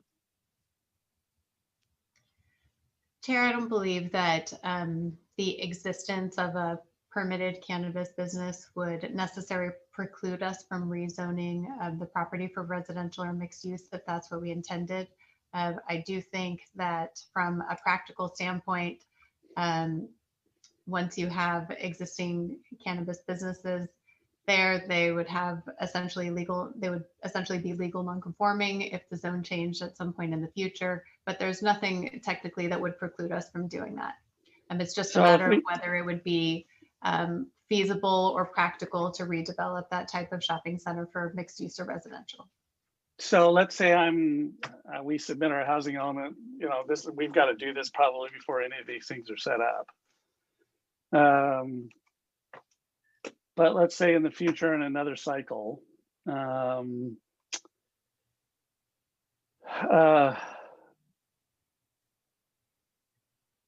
a developer, we've placed a mixed use overlay on a commercial center where a permitted retail cannabis exists. And an applicant comes in and says, I want to build 50 apartments, 3 stories, 2 stories above existing retail. Theoretically, in my way of thinking, I wouldn't, as a planning commissioner, I couldn't permit that project unless I had an understanding that that retail cannabis business was going to go away. Is that illogical to think that? Or would it be legal non-conforming? Because then you'd have people living right on top of one of these things when you're supposed to have not a barrier, but you're supposed to have some kind of, extra security, extra lighting, blah, blah, blah. Yeah, Chair, in terms of what the proposed ordinance, because there is no separation distance or ultimately identification of residential uses as a sensitive use that should be buffered from a cannabis retail business. I do not believe from a technical perspective that there was anything that would preclude rezoning of a commercial property to either mixed use or residential in the future. If that cannabis business was already operating, it would be recognized as legal non-conforming. Ultimately, I think it comes down to the practicality of whether that type of redevelopment would be feasible. Okay, this is a minor nit I noticed in the Measure Q language under section 3D. Make sure I'm right. Yeah, uncodified ordinance, section 3. Subsection D, security measures including but not limited to exterior lighting, video monitoring, and security guards. Those are minimum standards that have to be met from a security perspective. I didn't see anything in Title 13 that requires video security or video surveillance as a minimum standard for operation unless I missed it, which is certainly within the realm of possibility. Chair Arco, if you look at the Title 13, there is, well, let me just give you 1 second, subsection F. Which, give me a page number. Sorry, handwritten page 15. It's kind of near the top of the page. 15, did you say? Yeah, handwritten page 15. Okay. Subsection F. So you see it's retail storefront uses. Yep. In addition to those contained in Title 9. Very good. Thank you. Oh, in Title 9. Yes, chapter. So it references back to that what you had pointed out to in Title 9. So it's just kind of clarifies that in addition to anything in Title 9, these development standards are also applicable. Well, it also says it in actually 11 too. All cannabis products shall be secured after business hours in a locked container under 24-hour video surveillance. And just as a side note, you know how this pans out, but I'm going to be asking that we have video surveillance of entry doors, back and front, for these uses. I just think they're important. Okay, the big questions for me are,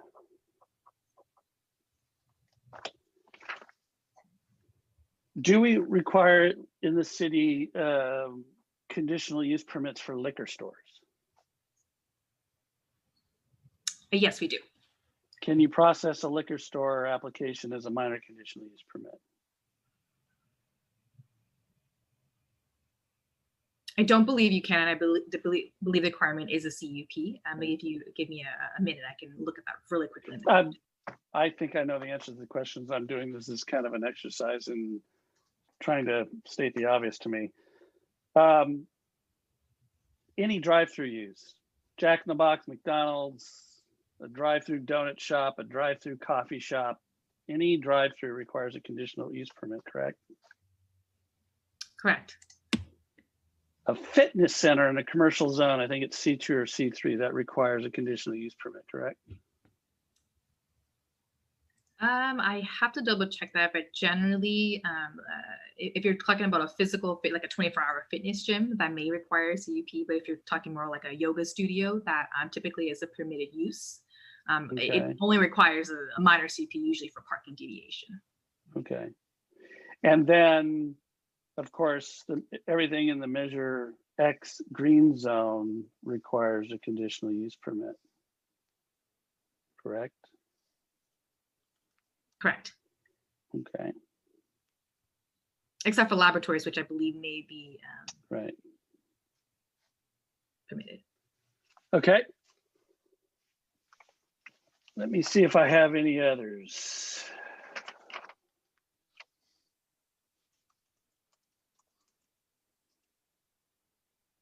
Oh, so under an MCUP, when a zoning administrator is going to have a hearing, is that hearing notice posted on the property, or is it just how do the public get notified if they get notified? Yes, it is a zoning administrator is a publicly notified decision. It has the same noticing radius requirements as a CUP, which is 500 feet for property owners and tenants. And then it is also posted at the project site as well. Okay.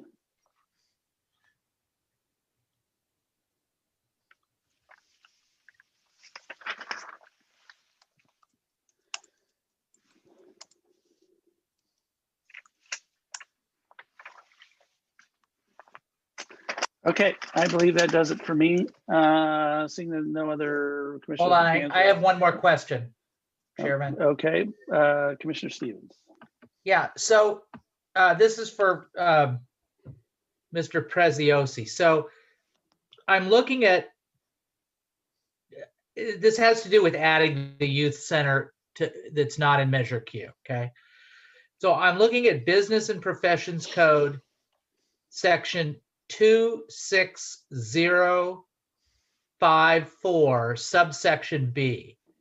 And I'll just read some of it into the record here.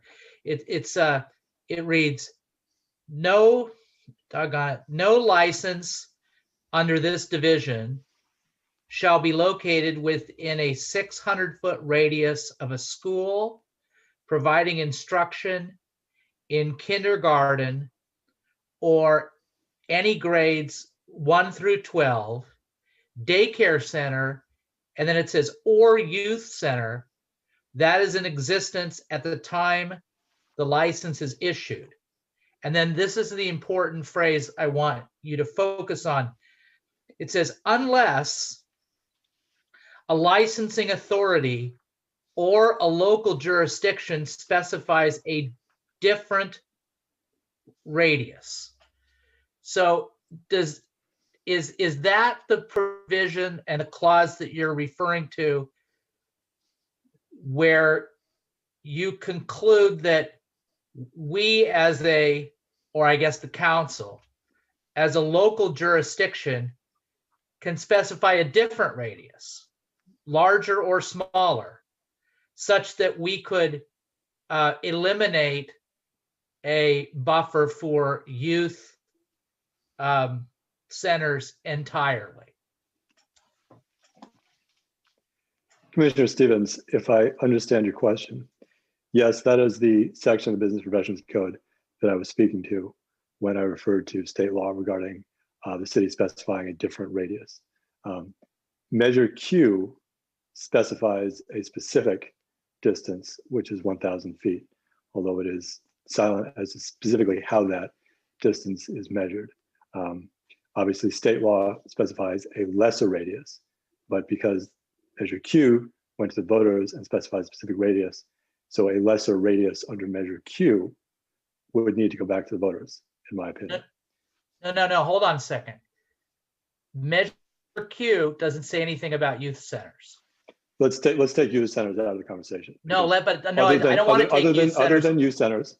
Other than youth centers, those specific I get it. I understand the others. Okay. Yeah, I understand that Measure Q covers the other two buffers and that it's 1,000 feet.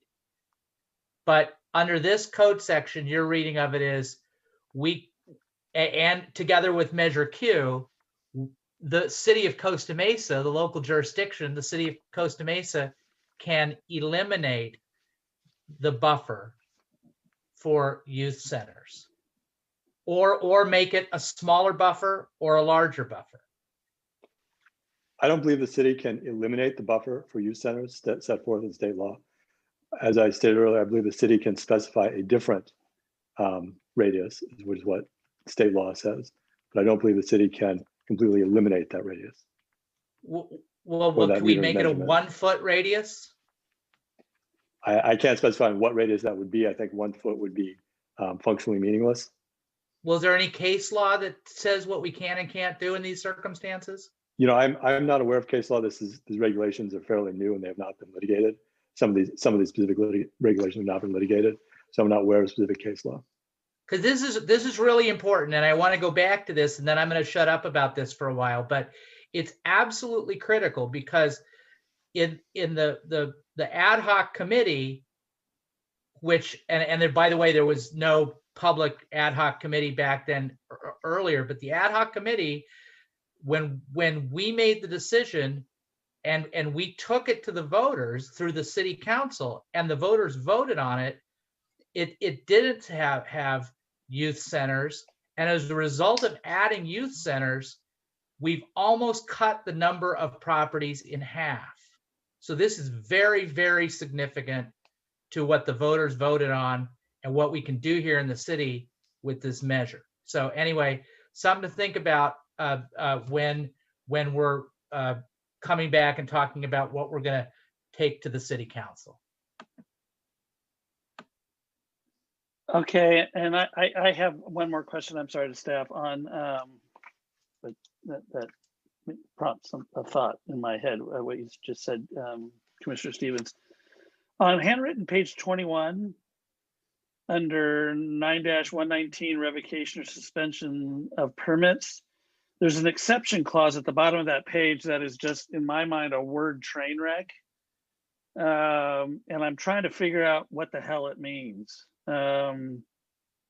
Why are we talking about chiropractors, lab techs, dentists, medical doctors, opticians, physical therapists, nurses, blah, blah, blah, blah, blah.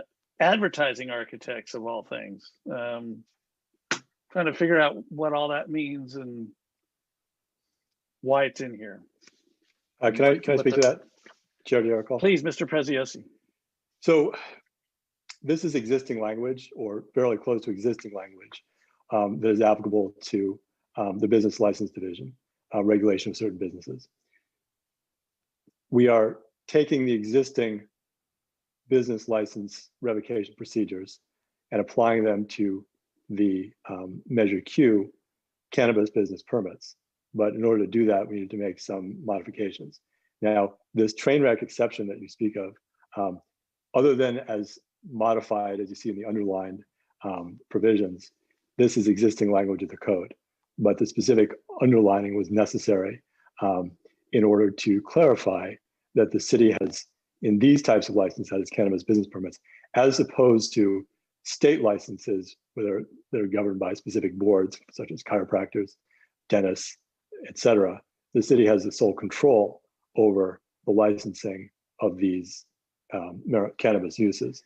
While the state has licensing authority, here the city has absolute license authority, whether to permit them to begin with.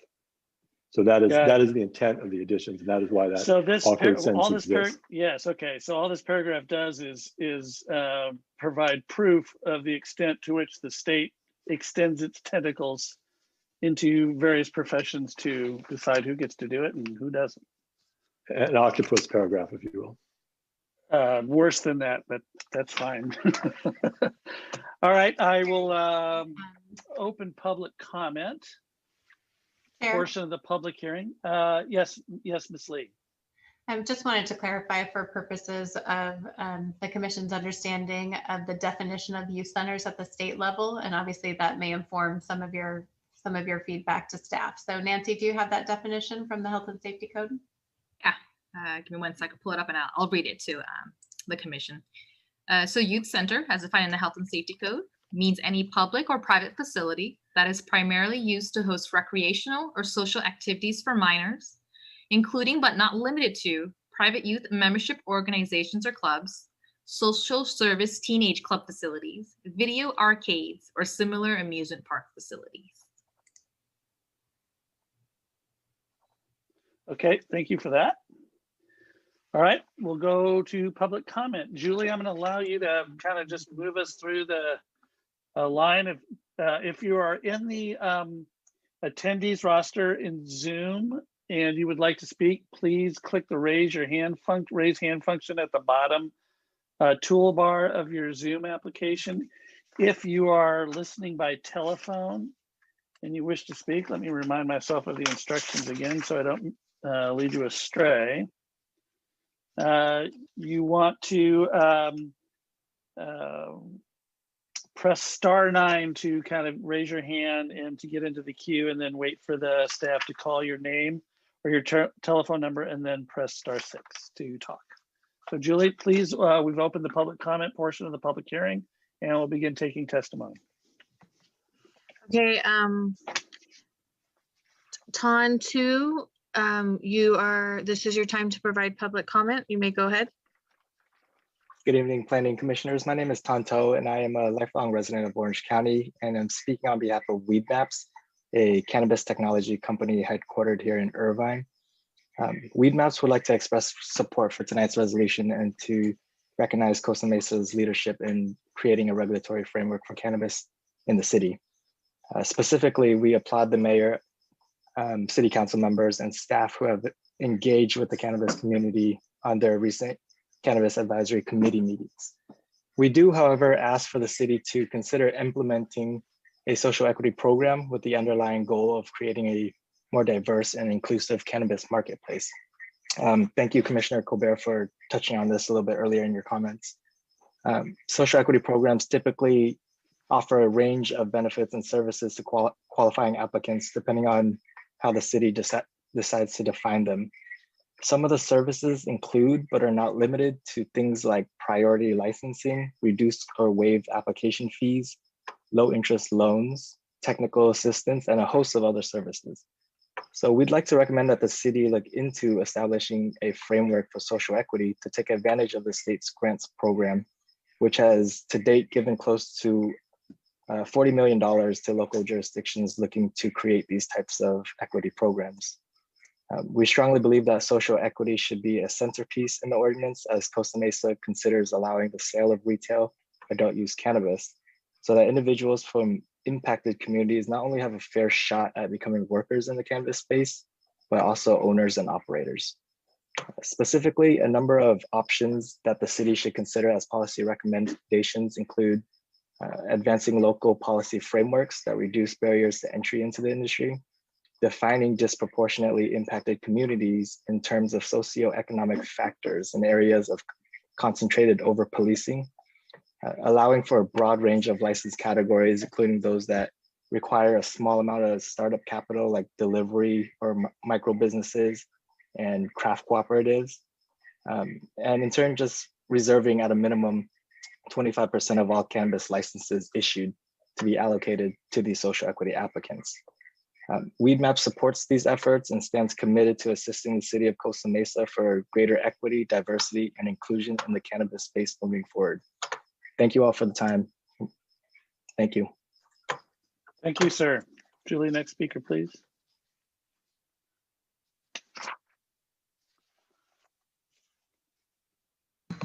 Okay, last name Oganian. You may provide your public comment. Hi, my name is Tatav Oganian. I'm a licensing and compliance attorney here in Orange County. Our office, the Oganian Agency, submitted a public comment letter. We represent the interests of cannabis operators and landlords. We are requesting the Planning Commission to continue the first reading of the ordinance to allow us time to engage in further collaborative discussions with the city to address our concerns and ensure compliance with Measure Q, the general plan, and state law. Our main concerns are the following. The preliminary map is a major deviation from the city's July 2020 map. Please see Figure 1 for a comparison. It's in our letter. The city represented the July 2020 map to operators during numerous discussions with city's development department, planning, and city council. Major deviations include adding several new sites for sensitive uses, such as youth centers, which should have been reflected on the July 2020 map, and expanding buffer zones for sensitive uses such as Lions Park, as seen in Figure 2, without defining park and without providing clarification as to the modification criteria. With the short time we were given to analyze this complex ordinance and the major map changes, we were able to determine that certain buffer zones, areas within the preliminary map that are identified as containing youth centers do not actually contain any youth centers as they exist today. For example, the large area identified near Triangle Square and the area located south of West 17th Street, as seen in Figure 3 of our letter. I actually went to both sites yesterday. The large area identified near Triangle Square is Costa Mesa Courtyards Business Complex, which is full of major retail chains such as Bevmo, CVS, and other small restaurants. It is not a youth center complex as we view it. The area located south of West 17th Street appears to be Westside Museum event space, a business advertised as private event space available for rent for corporate events designed primarily for adult use, not specifically designed for children. As you can see, these are just two examples of potential inconsistencies we've identified within a short period of time. Putting buffer zones, erroneously placing sensitive use buffer zones on a preliminary map will cause major compliance, legal, and implementation problems and will affect the premises eligibility of the 541 total lots previously presented by the city. It may be that youth centers once existed or will exist, but if that is the case, we need clarity on how the city is assigning such areas as youth centers and locating such centers, especially considering the drastic changes from the prior map several youth centers were not included in that map, and the city's proposed definition of youth centers is not consistent with how it's being applied on the map. Thank you for your time. Thank you, ma'am. Julie, next speaker, please. Okay, Mr. Clark, you may provide your public comment. Hi, everybody. I'd like to comment on the proposed language that would prevent any unit on a property from being eligible for a retail license. If that property currently has, or I guess in the past 5 years has had an illegal cannabis dispensary in its operation. So when I heard that Costa Mesa was voting on retail cannabis, I looked at the city provided info, including the setbacks provided by the city that were in the initial proposed ordinance language. It was very clear and precise on where cannabis retail locations could be located. So based on that information, I leased an unoccupied unit at a strip mall in the city. When the vote came in, me and my family celebrated, and eventually the city released a green map, which further validated our location and further reinforced the information that the city has been providing. Since there is an illegal location in the strip mall I leased, and then another one actually opened up since I leased it, I decided to inform the city of this fact and that I was not associated with these people. And what could I do to let the city know that this was not me at all? I spoke to Katie Angel about this, and then I emailed Nancy Nguyen. After notifying the city a second time about this, I was then informed that the location may not be eligible now because of a decision to potentially include this restriction in the ordinance. In your desire to penalize the bad landowners, which I do understand, there's going to be more collateral damage to innocent third parties like myself than actual damage to the landowner. I mean, so the landowner is going to lose out on a possible legal cannabis tenant. That's really more of an inconvenience for them than a real issue. They still can lease out their locations to other businesses and continue on with their life. But for people like me who took the city's provided information in good faith and invested monetarily in one of these locations, it's devastating. This is absolutely devastating to hear this curveball coming in. How can you guys be willing to devastate a group of people acting in good faith in order to only slightly adversely affect another group? I'm asking for the commission to not include this language in the final ordinance and allow potential applicants like me who have acted on good faith with the city the chance to still apply and show that they have no relation to either the landowner or the illegal dispensary. I'm hoping to get a clear answer to this situation as soon as possible, just because I'm currently paying an expensive monthly lease, and I have been since before this ordinance got voted on. Thank you for your time, guys. I appreciate it. Thank you, sir. Julie, next speaker, please.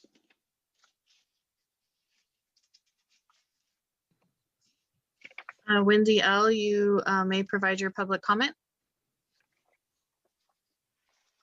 Hi, my name is Wendy, and I am an attorney at Winter LLP here in Costa Mesa.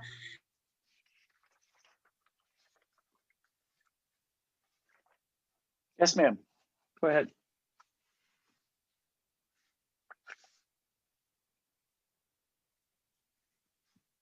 Did we lose her? She's just muted. All right. Hi, can you hear me? Yes, we can. Go ahead. Hi, my name is Wendy Lay, and I'm an attorney with Winter LLP, a local firm here in Costa Mesa.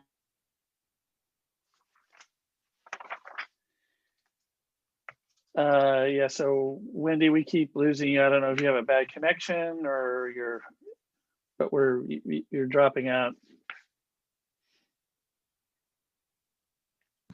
She should be able to talk. Yeah, yeah. Oh, now you're off mute. Try it one more time. Okay, sorry. My name is Wendy. I just have a really quick comment. I'm an attorney here in Costa Mesa for Winter LLP.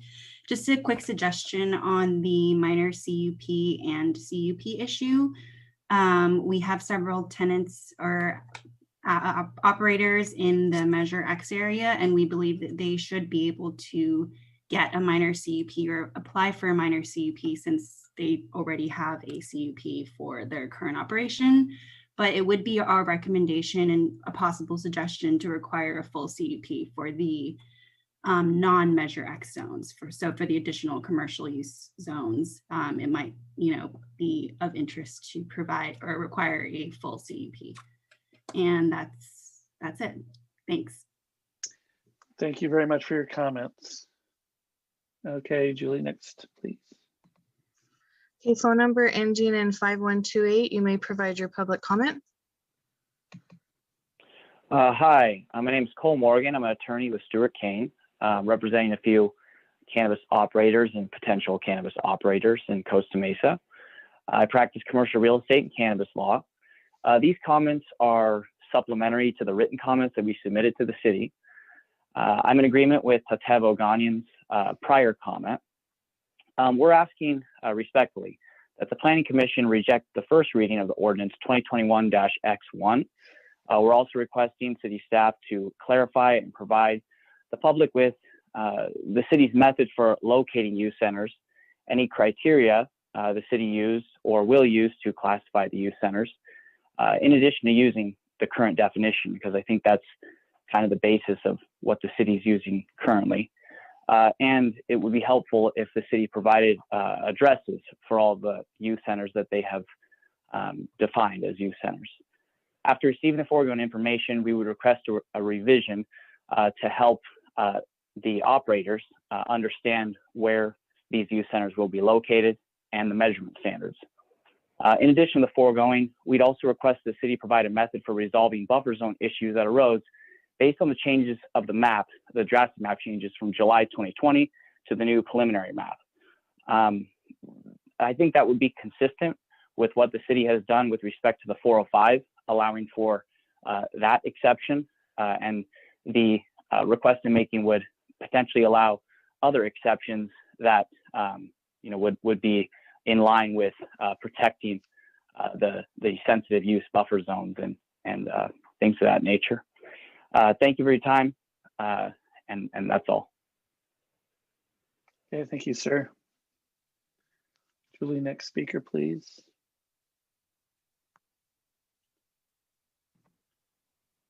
If anybody else would like to provide public comment, please raise your hand.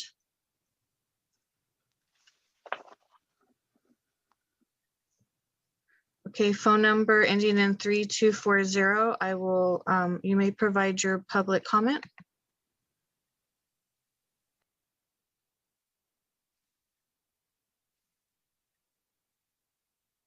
There you go. You're off mute. Go ahead. Good evening, Planning Commissioners. My name is Dana Cisneros. I am the managing attorney at the Cannabis Corporate Law Firm here in Orange County. I did have the pleasure of attending your last ad hoc meeting and found it very informative. I have a couple comments for you tonight. As to the continuance, that's contrary to the ad hoc recommendation.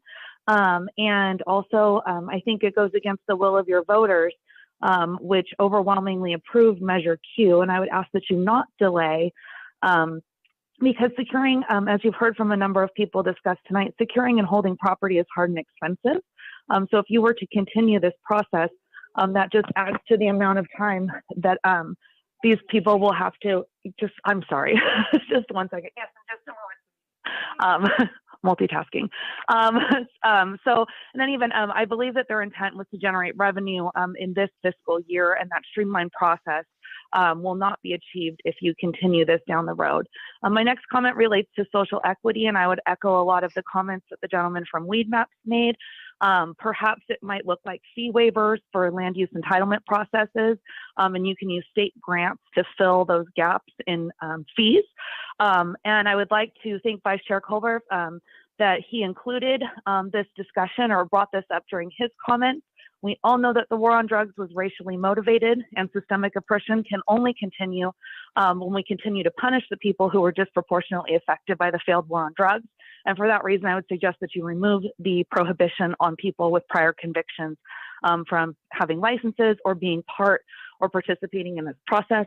Regarding CEQA, I believe that you guys are going the direction of not filing notices of exemption. I think most of these businesses would fall within a Class 1 categorical exemption as existing, tenant improvements to an existing structure. This is causing issues at the state licensing level.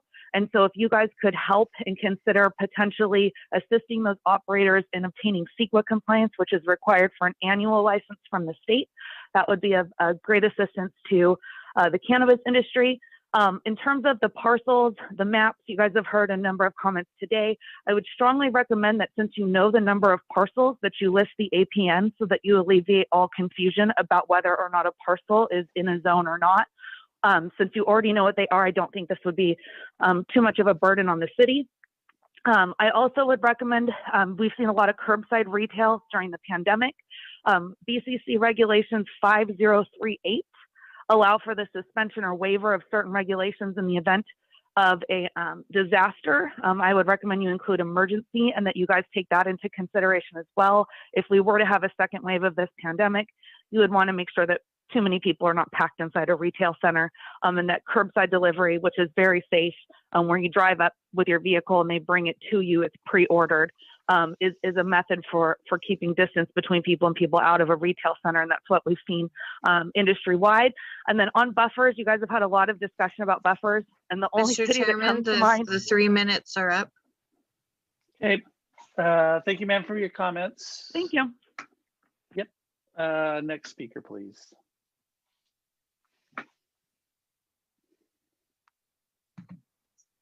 Okay, owner, you may provide your public comment.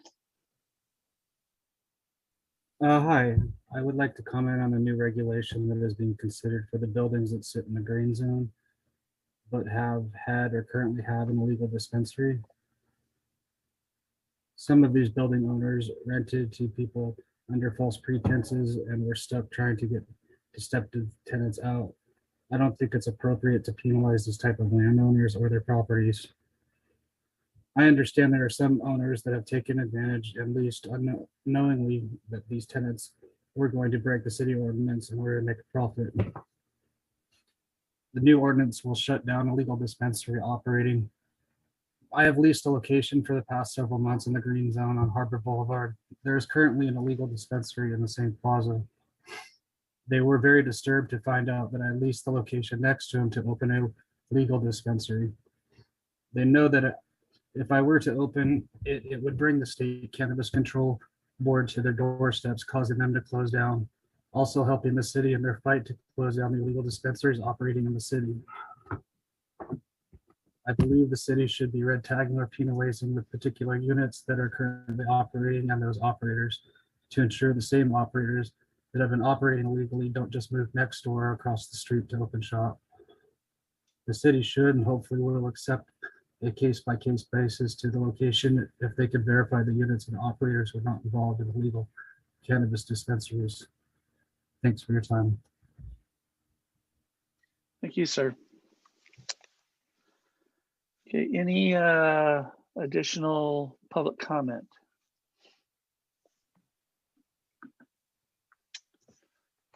Okay. So I'm going to leave the public, well, at the discretion of the chair, I can always reopen public comment if we go to a continuance of any kind, if we decide to do that. So I will close the public comment for this evening and bring the matter back to the commission for any further questions of staff or comments or even motions. So if I could, let me get back over to the, we'll start with Commissioner Stevens and then Commissioner Zick. Okay, I'd like to make some comments, but I'll put a motion on the table to continue this to another meeting in the future as soon as possible after we're able to obtain further feedback from the community. And as much as we just got this on Friday, and we've been requested of that by many people prior to and during the meeting. All right, is there a second to that motion for continuance? Commissioner Vice Chair Colbert, are you seconding? Yes. Okay, so we have a motion to continue. Before we get to that or a vote on it, I will want to hear from staff on a date that they want to bring this back, so we have a date certain and not just leave it open-ended. So we have a motion by Stevens to continue and a seconded by Vice Chair Colbert. So Commissioner Stevens, go ahead. Yeah, I just do. So as I said, my my motion stands for the continuance. However, I do have a lot of comments that I want to make publicly about this. Go ahead, sir. For the staff to consider. One, I like Commissioner Colbert's comment about looking into that felony piece. I think there's a way to narrow it to address the issue of the disproportionate impact of the war on drugs. I like the idea of some social equity piece that was requested by the folks at Weed Maps. I think it's very important. It's critical that we look to the extent possible and legally to eliminate this issue of the youth centers. That was not in Measure Q, and I've done some reading on this, and I don't think we have any obligation to add it. The voters didn't vote on that, and I think that it's adding a restriction that wasn't in the measure, and it's substantially cutting in half the amount of available space in the city. I also agree with the people who said that we should look carefully into whether or not we bar properties from allowing Measure Q dispensaries because there was an illicit business there at some point within the last 5 years. One of the major reasons why we brought this forward, and this was right in the arguments for Measure Q, was we were trying to use the legal businesses to try to drive out the illicit businesses. One way to do that is to put a legal business in where an illicit business used to be, and to compete with that business and hopefully drive it out. I do think it may be reasonable to say you can't have a legal business where an illicit business exists currently, but I don't see there's any point to go back 5 years or much time at all. And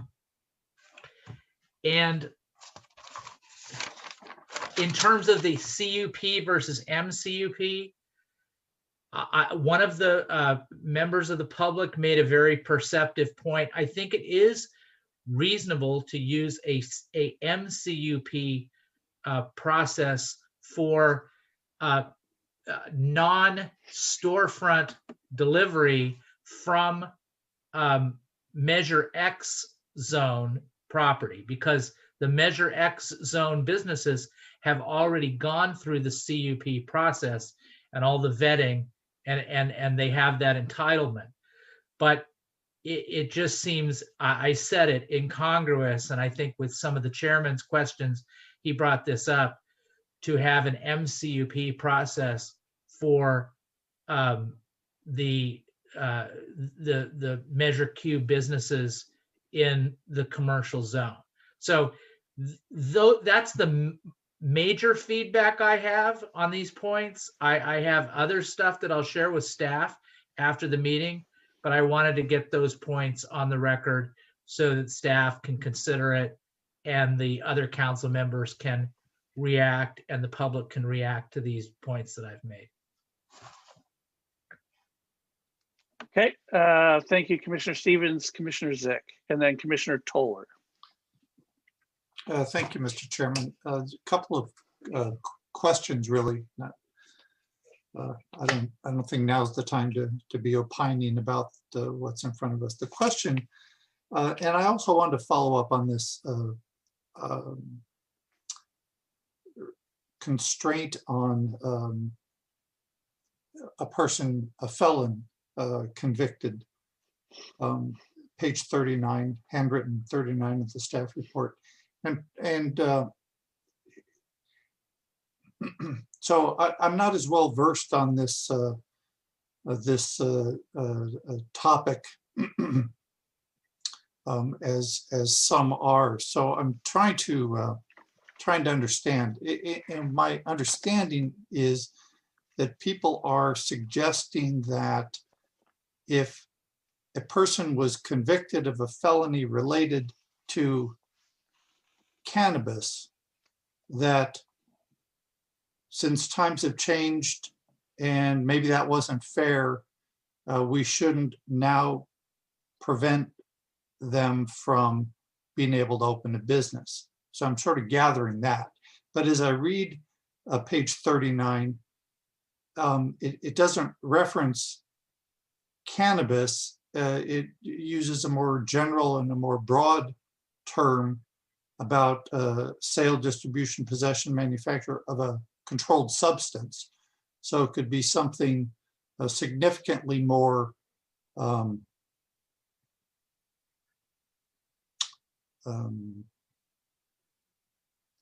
powerful, addictive, maybe, than cannabis. So my question is, what is the intent of this restriction? Knowing that people want to loosen it up, what's the intent of this?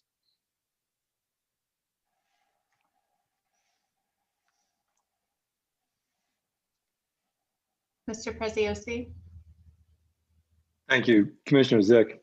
This is existing language for Measure X, and this was put in front of the voters under Measure X. We have not changed that proposed language, although of course you're free to suggest changes to that proposed language. Does this say, and help me understand this, is this referring to somebody who still has a felony conviction, or is this saying somebody at one time had a felony which has now been dismissed, withdrawn, expunged, set aside, meaning they're no longer a felon? Correct, Commissioner Zick. The language, specific language is convicted of a felony in the past 7 years, unless that felony has been dismissed, withdrawn, expunged, or set aside pursuant to provisions of the Penal Code. And Mr. Preziosi, can I clarify also that I believe we're referring to the subsection B, which specifically discusses cannabis business or owner cannot employ any person who is Correct. So this is talking about essentially employees of any cannabis business cannot Correct. have a felony within the last 7 years. Okay, so what some people are, help me if I'm understanding this, who's ever maybe raised this point, is the idea or suggestion that maybe we should allow businesses to employ people who have current felony convictions? Am I understanding that's what the intent is, either by somebody on the commission or one of the comments from the public? Because I'm not sure I really understood the comments. If somebody could help me understand the idea. So this is Jenna. I can, if that's all right. Go ahead, Commissioner Troje. Thank you, Chair. I think there's, in general, in terms of conviction rates, I think it's, and I just looked up the data to make sure, we're talking about 8% of the overall population in the US having a felony conviction compared to 33% of African-American males. And so I think the idea was that we have conviction rates and arrests and felonies related to cannabis and drugs or other instances at a higher rate for Black Americans than we do for other folks. And so when we legalize cannabis and legalize marijuana, there are a ton of people who have felonies and convictions who, if it were standing now, would not have those felonies and convictions on their record.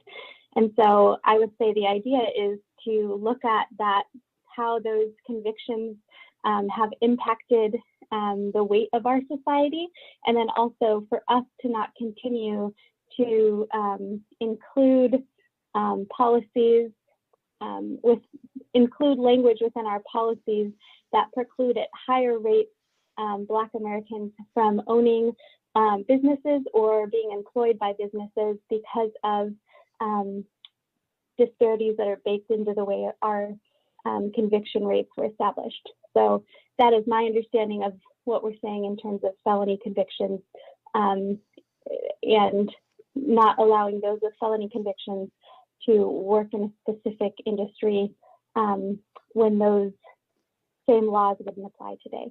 Okay, so that's helpful. So let me make sure I'm understanding what you're saying. So what you're suggesting is that somebody that has a felony conviction for cannabis-related offense shouldn't be precluded, black, white, or whatever they are, they shouldn't be precluded from working or owning one of these businesses. That's what I'm hearing you say, correct? Yes.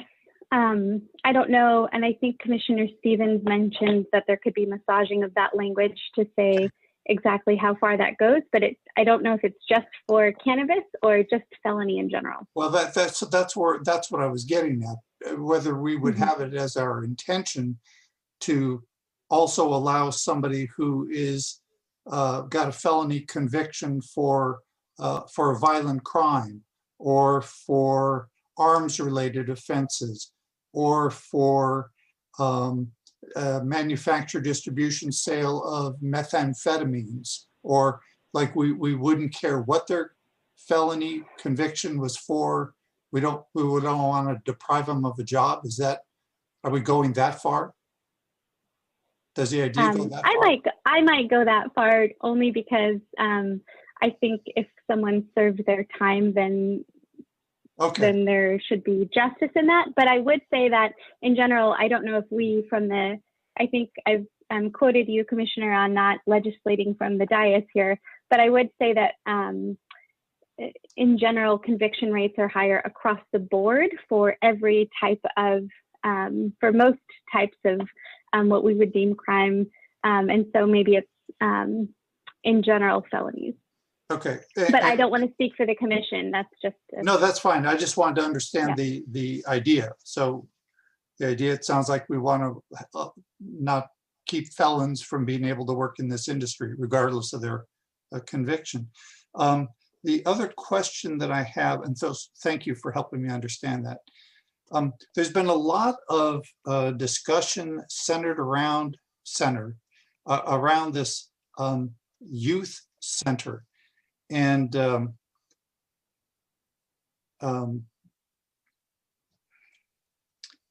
guess it's a question that still it escapes me. What I'm not understanding is it the prohibition, the separation requirement of a youth center that is the concern? Meaning we would like to allow these businesses to be right next to youth centers? Or is the problem that we really don't have a clue what a youth center is? It isn't even so much the wordsmithing of a definition. We just don't even know what in the world a youth center is. We wouldn't recognize one if we walked through their door. Is that the problem with youth center, or is it that there isn't a tight definition? Ms. Lee, maybe that's my question to you. So based on what I've heard from the commission this evening, it seems, as well as during public comment, it seems that one issue is from a definition perspective, have we got the definition right? There's certainly a definition that's provided in the health and safety code at the state level, but it refers to things like, any businesses used by for social or recreational purposes for youth. I mean, that's pretty broad. And then it says including and gives some examples. So that is the state's definition. So certainly we think that as part of our ordinance this evening, that we could certainly use some clarifications on a definition that is that broad. We have proposed some language for commission consideration, but are really looking for feedback on the definition issue. And then perhaps the second issue is the commission and ultimately the council interested in the 600-foot separation distance, or is there some other distance that the commission and ultimately council is interested in including in the ordinance? So if somebody had an arcade, is that potentially a youth center by some definition? I mean, is that what a youth center, that isn't what I'm thinking a youth center is. But again, can you give me an example of what a youth center is? Sure. So Nancy, if you can, first we have examples from the state that all not a definitional example. Tell me what example. So an example of one we have in the city. A YMCA, a Boys and Girls Club. Right, a Boys and Girls Club. Is so there are things that we think are clearly youth centers. That's what I mean. And then there are things that are perhaps youth centers because they serve young people, but that's where the gray area in the definition really needs some clarification. Okay. So things like the Boys and Girls Club, I think, is a youth center very clearly. The YMCA is something that we've identified as clearly serves a social or recreational purpose specific to young people. So those are kind of the clear definitions. Everything else, except for that, is a little bit less clear. And there are examples in the state's definition, and those do include, I believe, arcades. So that is something that the state considers a youth center. So I do think we have to consider even definitionally the examples that the state provided. But ultimately, this is something that we're looking for commission and council feedback on. Thank you. And I have just two more questions. One, there's been a lot of comments about this map and how certain people may have relied on a July version of the map, and the map now is different. My question about these maps is it your intention that the map provides effectively a zoning entitlement, or is the map more of a planning guide general? I mean, I'm feeling like we haven't even had a first reading of the ordinance. Things are moving all over the place. So I just feel like the map is fungible and not a planning, like it's a guide, not a zoning entitlement. So help me understand what the intent of the map is. Yeah, so at the beginning of this process, when Measure Q language was being developed, obviously it's hard to discuss the idea of regulation of cannabis businesses or even putting together language on a ballot measure unless you understand how some of these uses physically lay out. So the map was provided as a reference for council members to, as they were voting on whether to put Measure Q on the ballot. It was intended as a reference for council members to understand what the possibilities could be. Certainly the language in Measure Q is very specific, that it authorizes the city to prepare regulations in the form of an ordinance. It doesn't in and of itself provide any rights. The ordinance provides rights when it is adopted and when the specific businesses go through the entitlement process, whether that's an MCUP or a CUP. So from staff's perspective, that's always been the case. If any business has spoken with staff, we've been very clear that the map is draft, and it can only be draft until there is an ordinance adopted that really solidifies some of these moving parts. And the second part of that I will note is that even after the ordinance is adopted, if there are new sensitive uses that are moving into the city, and the wording of the ordinance now specifically says that the sensitive uses are confirmed and identified, and essentially the buffer distance is confirmed and identified at the time of a complete application is submitted. So, so even at the conclusion of this ordinance process, there may still be some movement in the map unless the commission and ultimately the council wants to change how that timing of that process works. So those would be my comments on the map. Okay, and then my last question goes a little bit to a process. So once the ordinance is fully approved and people can start submitting applications to you, I imagine there'll be a whole bunch of them. probably a whole bunch of them on the first day. And how you obviously can't work on them all at the same time. And I might think that you would work them in the order in which you receive them. But there's been some discussion about, and again, it's a popular term nowadays. I'm not sure how it specifically would translate to this topic of you processing applications, and that's the social equity thing. And I don't see anything in the proposed language here that talks about social equity in terms of how you would process applications, how some might be more favorably treated than others, that all of the different ideas that I heard people commenting on. So is it your intention, this is my question, is it your intention to add language somewhere in the ordinance that would essentially describe, if we were going to have it, some sort of a favorable treatment for certain people, classes, groups, whatever this social equity would cover? Is that your intention?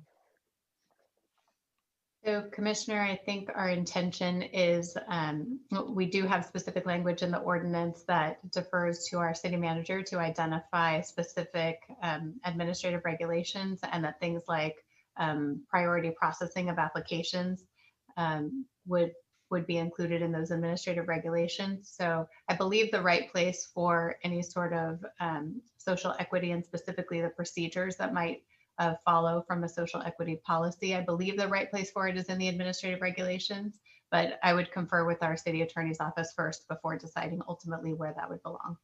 The reason I'm asking is we've heard a couple of people say they've already leased out buildings, they're paying rent on the anticipation of this getting approved.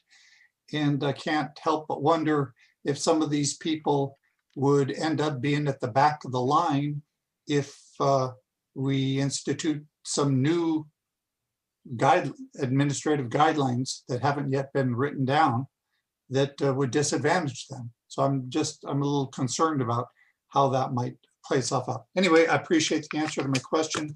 Thank you, Mr. Chairman. Thank you.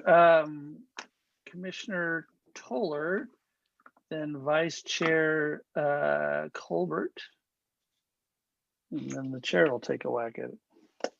Thank you, Mr. Chair. I just have, well, let me first say that I'm in support of Commissioner Stevens' motion to continue the item tonight. But I have a quick question for staff and then one comment. We've heard some concern about this 5-year ban on, what I'm trying to figure out is whether it's people or property who have engaged in illegal cannabis sales or something of the sort. To me, as I read this draft ordinance, I'm looking at handwritten page 14. E5 is where that language is. That says, well, I won't read it. That's what I'm referring to, and that's what I think a lot of people have a concern about. It's my understanding that 6 makes that a bit of a non-issue. And I just want to make sure that I'm understanding that correctly, because it seems, well, it says, I'll read 6, the zoning administrator, director, or planning commission may grant relief to an otherwise qualified applicant from those prohibitions for good cause based on what follows are pretty straightforward and reasonable findings. Am I understanding that correctly? And can you also clarify whether that prohibition is intended for people, like applicants, like if we have a blacklist of names somewhere, or if it's specifically for like a tenant space or an APN number? Ms. Lee? Or Mr. Preziosi or Ms. Lynn? Thank you. Question to Mr. Preziosi. Thank you. Okay, I'll have that. So, Commissioner Toller, it's fairly straightforward. If there's an initial determination by the city that there has been an illegal or unpermitted cannabis activity that involves sales, delivery, dispensing, that's taken place any time in the past year, preceding the application under this chapter, that would act as a bar for that application moving forward, whether the applicant was a corporation, an individual, or some other type of entity. However, if the city, the zoning administrator, et cetera, it may grant relief to an otherwise qualified applicant, meaning they otherwise meet all the requirements of the chapter. They may grant relief for good cause if they make a finding based on facts supported by preponderance of the evidence that those three factors have occurred. It's discretionary for the city, it's not mandatory, but those city administrators may do that. Does that answer your question? Yeah. There are two parts, and yeah, it seems like there's a way out. That 5-year ban is essentially not a big deal because those findings seem reasonable to me. The other part of my question was whether it's for an applicant or for the property, and it seems like there's, as I read through the resolution and the staff report and the ordinance, and I hear people's concerns, and myself included, I feel like there's a little bit of a if I can clarify, I think I understand the question. So this prohibition is in essence found in two sections. It's found in Title 13, which we're looking at right now. That governs the property itself because it's in the zoning code. Okay. There's a corollary provision in Title 9, and I will click to it in a second.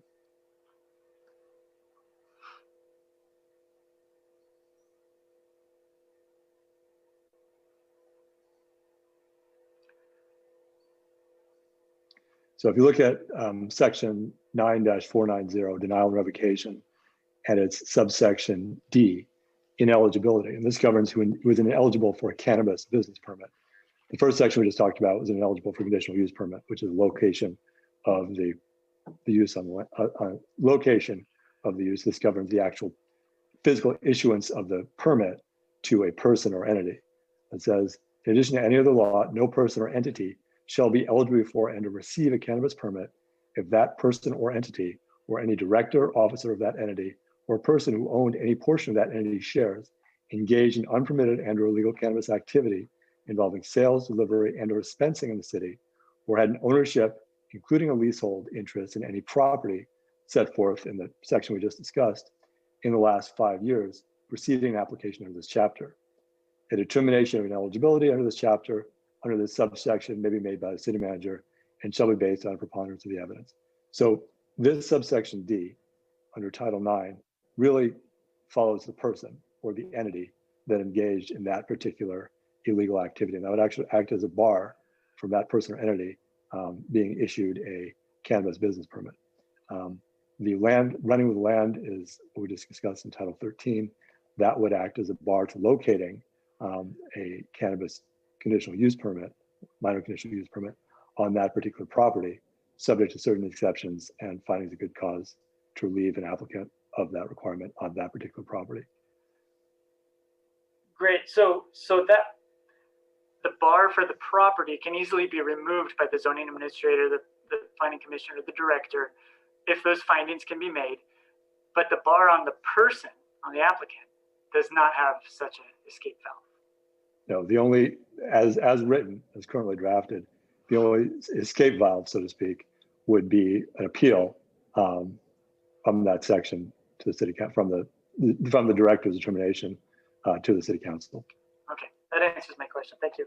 The last thing I want to say is I am still a bit concerned about this idea that new cannabis retail stores can preclude future sensitive uses within 1,000 feet of them. This is dozens or even hundreds of small lots that seem to be losing their property rights in a way, losing potential uses. I think as we move forward in the next decade and growing by 25%, we're going to have new families, we're going to need new schools, we're going to need new youth-oriented places. And I think it's a principle of good urbanism, just good, healthy cities, that we have many small parks, many small youth-oriented facilities, as opposed to large ones that people drive to 3 miles from their home.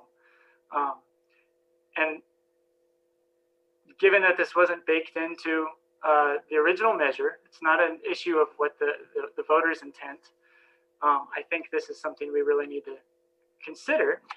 I appreciate the consistency of the way it's been written, so it goes both ways, so nobody can be within 1,000 feet of each other regardless of the order. I appreciate how that's straightforward and consistent. I get the logic of it, but I think it may have some unintended repercussions, and I would be interested in hearing the other commissioners' opinion on that. And that's it. That's all. Okay, Vice Chair Colbert. Thank you, Mr. Chairman. I'll try to be quick since as a secondary of the motion, I feel like I have to speak on it a little bit, but I just wanted to comment on, first off, I would like to thank Ms. Nguyen for a great document. I would not envy you for putting together this type of report. As comprehensive, as complex as people have noted, and it just has so many entanglements of just connections to other stuff. So great job overall. And so I think this is a good start. And I think to most of the commissioners' comments thus far is that as we continue to learn more about the cannabis industry and try to rectify some of the ills of the past, you will find us seeking ways to, I think, remedy or some inconsistencies. And I think you see that, and it has been noted quite well throughout this entire discussion, the MCUP versus the CUP piece. And it just looks weird. And I think as Ms. Lee noted, that's just due to the way in which how we've learned about it. And so I think that this is an opportunity for us maybe to amend some of those processes or change those to ensure that as we continue to learn more and allow these industries into our city, that we begin to align our policies with that. And so specifically, I want to think about the definitions of parks and youth centers. I think that's one of those things that needs to be parsed out. It's unclear to me I know sometimes trails or things are considered parks and linear parks and things like that. So, and thinking about whether measure X zones and proximity to those types of linear spaces, I want clarification there. And I think that could be required in a definition. In addition to other areas where there may be multiple uses in one site with different distance requirements, I think it's important that we identify which one has priority or how we'll define those things. And also, I think I appreciated the commenter from WeMaps talking about the social equity programs. I think that's important, not only due to the comment that I made regarding people with prior convictions, but also just the access. And I think it may be, and this is just a personal opinion, a bit of government overreach to tell entrepreneurs or business owners who they can and cannot hire. I don't think that's the role or the role that we want to enter into. But I think it's important for us to think about the history of the criminal justice or just nonviolent drug offenders. And so I heard my fellow commissioner when he talked about, other crimes that may have been committed. But I think there's some history there as well. And so I think I'm glad we're having this conversation because I believe it is important in how we think about policy development as we attempt to remedy some of the ills of this country and of our past, specifically in this state with imprisonment. And so I heard one of the comments that was really interesting about the existing landowner, and I really want to hear him out on that because it's kind of like a bait and switch. I heard him on that. And so like we've told potential retailers that the ordinance passed and then some people jumped the gun. So I think there's a bit there, but it was based off of that map, and then we changed these definitions. So I really think we want to be fair to people who are trying to become business owners into the city and be more thoughtful about if that map is going to change, what those buffers look like, and all of those things. And I don't think we'll get this perfect. I think there's a lot to be learned here. And I know that given that we go to the first reading, potentially, that there's a lot to parse out and parse through. And I think this is something that we'll have to, with other cities and across the state, try our best to just do the best that we can as we learn more. And I think there are just a lot of unintended consequences that we just won't predict, and we're trying to do so. So hindsight is 2020. So I think what we can correct, we should, and we should do the best we can marching forward to try to allow to create more industry. So this is not any indication of a vote, but just a statement of why I second to continue. Thank you, Mr. Chairman. Thank you. So I'll have some comments and then I'll throw it back to the maker of the motion if he has some final comments. Because I want some clarification on what a continuance means. We should provide direction to that continuance relative to whether we want staff to accumulate all the comments we've made here tonight, or the motion is for continuance to send this back to the ad hoc committee to work out the issues with whoever and then bring it back, or what? So I'll ask that question in a minute. So I want to address this map first, because people seem to be focusing on this map. The map says clearly, disclaimer, City of Costa Mesa makes no guarantee as to the accuracy of any of the information provided and assumes no liability for any errors, omissions, or inaccuracies. Please note that the determination of a site eligibility will only be determined once a request has been made and the potential eligibility calculated based on current distribution of sensitive issues. This is like the disclaimer you see in prospectuses when you invest. It says none of these statements are to imply any kind of past performance is not equal to future performance. Anybody who has made financial decisions based on this map, that's on them. You got ahead of your skis. Don't berate or chew out my staff for coming up with this map to give us a guidelines on how our decisions relative to distance may be made. You just got ahead of your skis. I'm sorry about that, but that's just the way I feel about it. I feel badly that you may have gotten ahead of yourself, but I don't want to hear people griping at staff that we changed the rules on them. There are no rules yet. So sorry about that.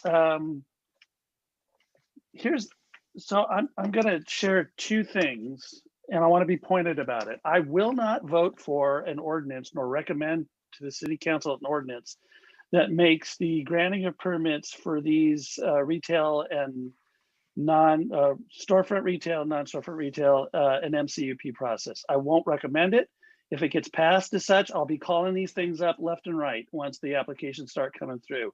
It is nonsensical to me that a donut shop drive-through or a coffee shop drive-through or a liquor store or potentially a fitness center has to go through a CUP process, but a product that is still a Schedule I substance in the federal law gets to slip by with an MCUP. It's like turns the world upside down. I will not vote for an ordinance that says this is going to be an MCUP process, period. The council can do whatever they want. Obviously, we're just planning commissioners, but I can't do that. Nor can I, look, if there's 1,000-foot buffer requirement for schools where youth are and all the other places where youth are, why we wouldn't include youth centers, why we would try to eliminate buffer makes no freaking sense to me. Just because the kids are at some place where they're doing something that isn't part of school doesn't make them any more vulnerable to being close to a retail cannabis facility. So I would not support an ordinance that eliminated that buffer. It doesn't make sense. It's like the kids are perfectly safe if they're in school, but you move them over to youth center and the buffer doesn't count anymore. It just makes zero sense to me as well. Given that all the things they said about, the rules about, who can operate one of these, and if the property's, been the site of illegal sales or activity in the past. I get the concern of that one gentleman who said, gee, I leased a property. Okay, side note, you shouldn't have done it. You got ahead of yourself. But having said that, I think there's going to be times when we need to be cognizant of the fact that there are people who in good faith want to run one of these businesses. I think there's a provision, as Commissioner Toller pointed out, in that provision on handwritten page 14(6), where there's a process that they can go through to kind of get out from under that. So, and then there's the idea about sites, the number of sites in the city, and this is another big concern of mine. I don't think we have any obligation that we should just open the doors and have as many sites as we can possibly jam in here. Apparently this map at one point said 584 or some odd sites. Well, a site, oops, I'm losing battery, hold on. Ran myself into the ground. Can you guys hear me all right?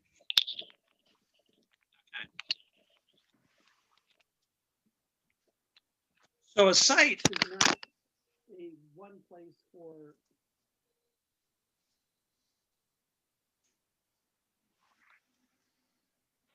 Now we Sarah, can't I hear don't you. think we can hear you.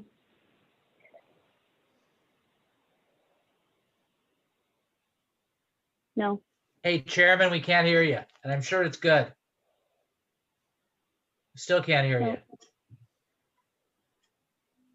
Nope.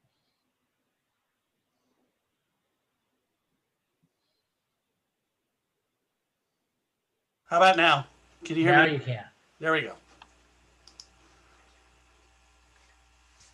Pretty light on my feet tech-wise for an old guy. And you can hear me okay? Okay.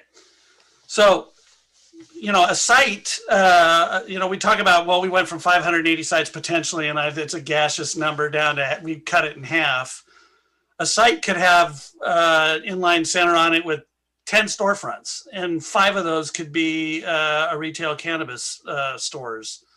So I don't know that sites, the number of sites is an accurate depiction of how many businesses we actually could have in the city. But having said that, I just don't think that we need to necessarily have an unlimited number. I mean, I'd like to see as many as we think that could possibly succeed, but not at the expense of preserving these buffers and preserving some sense of what the promotion, the purpose of this ordinance is, which is to promote the health, safety, morals, and general welfare of the residents and the businesses within the city. That's the purpose of the whole ordinance, aside from setting aside regulations. So, and I am very, very concerned, because I see this all the time in my daily work, that we create this ordinance, and we have centers where there might be 5 or 6 of these things, and the landlord's going, holy smokes, I love this. It's a cash cow.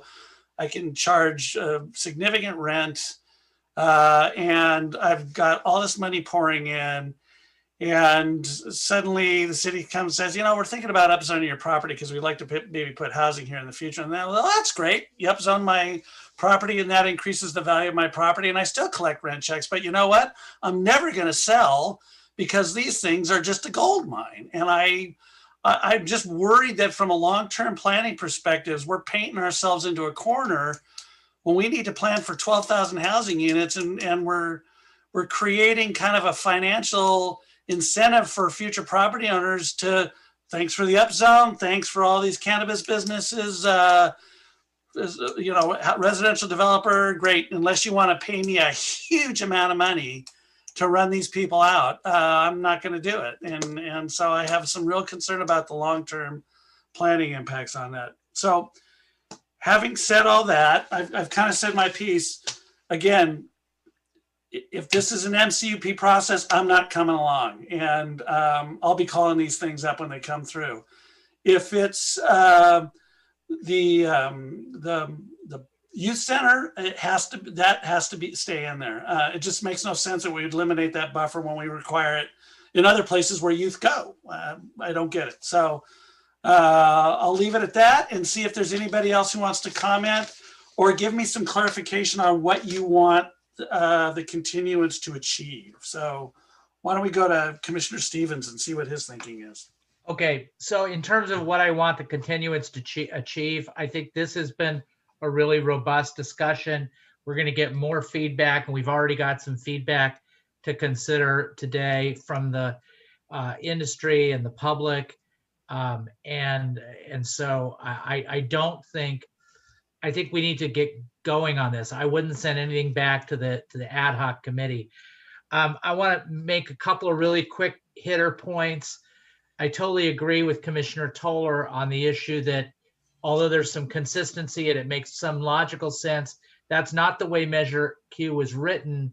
Measure Q says it's a buffer from existing businesses, sorry, existing sensitive uses, but it doesn't say once you've established that kind of ring, you can't put any sensitive uses within the 1,000 feet. That's not what Measure Q says. And I think it's kind of up to the people that decide they want to put in daycare centers, or if we want to put a school or whatever, to decide if they want to have them buy retail cannabis. MC, I agree with 50% of what the chairman said. MCUP, I agree with him on that wholeheartedly. I think he made really good points, except for the one carve out I talked about with Measure X home delivery. But I just want to give everybody just a little bit of color. I want to say this again, and I'm going to say this now the third time. Is when we were putting this together, and I agree with the map, and I'm not scolding on anybody, and I agree with your point about the map was not set in stone. But when we were putting this together, and I was on the ad hoc committee and the council where we brought this forward, and the ad hoc committee specifically, when deciding how to set the buffers, looked at the available space, and we said it was like 541 or something like that. And what you have to keep in mind is that's really nothing, because there are a lot of places that are not going to lease to cannabis. There's a lot of places that are allowed right now that have CC&Rs that would prohibit this use, and there's a lot of those sites where there's no vacancy, and some of the sites that are allowed under this map that we recently got that really are not conducive to this type of business, like a lot of them around South Coast Plaza. So it really restricts. Even the 541 was restricted. And this was all laid out to the city council. I mean, if we go back and we look at what was presented to the city council when we put Measure Q on the ballot, it wasn't a particular map, but it was the concepts, the contours of this. And now when we throw in youth centers, and I'll get to that in a second because I heard what the chairman said. Now when we throw on youth centers and it cuts those opportunities in half, had that been presented to the city council, and certainly the ad hoc committee where I was on both of them, we would have made adjustments into the size of the buffer or something else to develop more opportunities. I'm quite certain of that. I know I would have. I wouldn't have voted for it to go on the ballot with 280. I wouldn't have done it. I would have reduced the buffer. Because remember, we went from 600 was the state to 1,000. So we would have made some adjustment there. And this idea about, you know what, I tell you, kids are all over the city. They're not just in an arcade. They're all over the city. Everywhere you go, you'll see children. This whole idea that we have to kind of insulate children wherever they are in the city from a cannabis retail place, that's not going to happen. Kids will be in the very they'll be right next door at the laundromat or something like that, no matter what we do. So this idea that the concept of these buffers was to insulate children from the cannabis dispensaries wherever those children may go, that I don't think that was the intention, and it's not possible to do that. So anyway, that's all I have to say about that. But you know what I think about the continuance. Let's just get it here. Let's get something to the city council. Don't send it back to the ad hoc committee. Okay, commissioners, any commissioners want to comment on the process? Do you just want it to come back to us? Do you share Commissioner Stevens? I tend to. I get what he's saying. So I just want to make sure that what does the staff need from us to come back, and what are they going to come back with? A modified ordinance, alternative drafts of the ordinance so that we can recommend to the council one draft or another? How do we want to work this, and timing wise, when do you want to bring it back to us, Jennifer?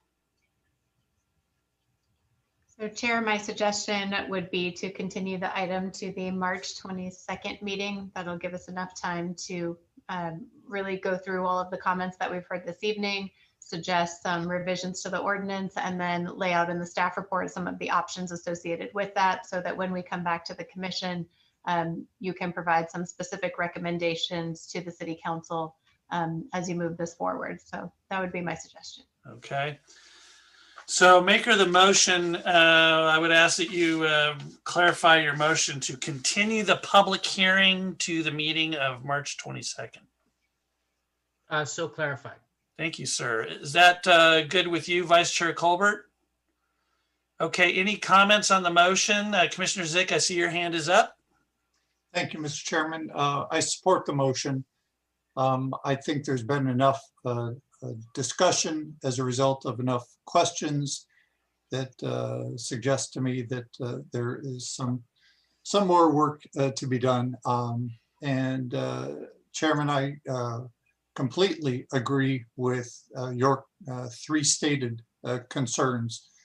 I won't reiterate them, but I'm 100% in agreement with you about that.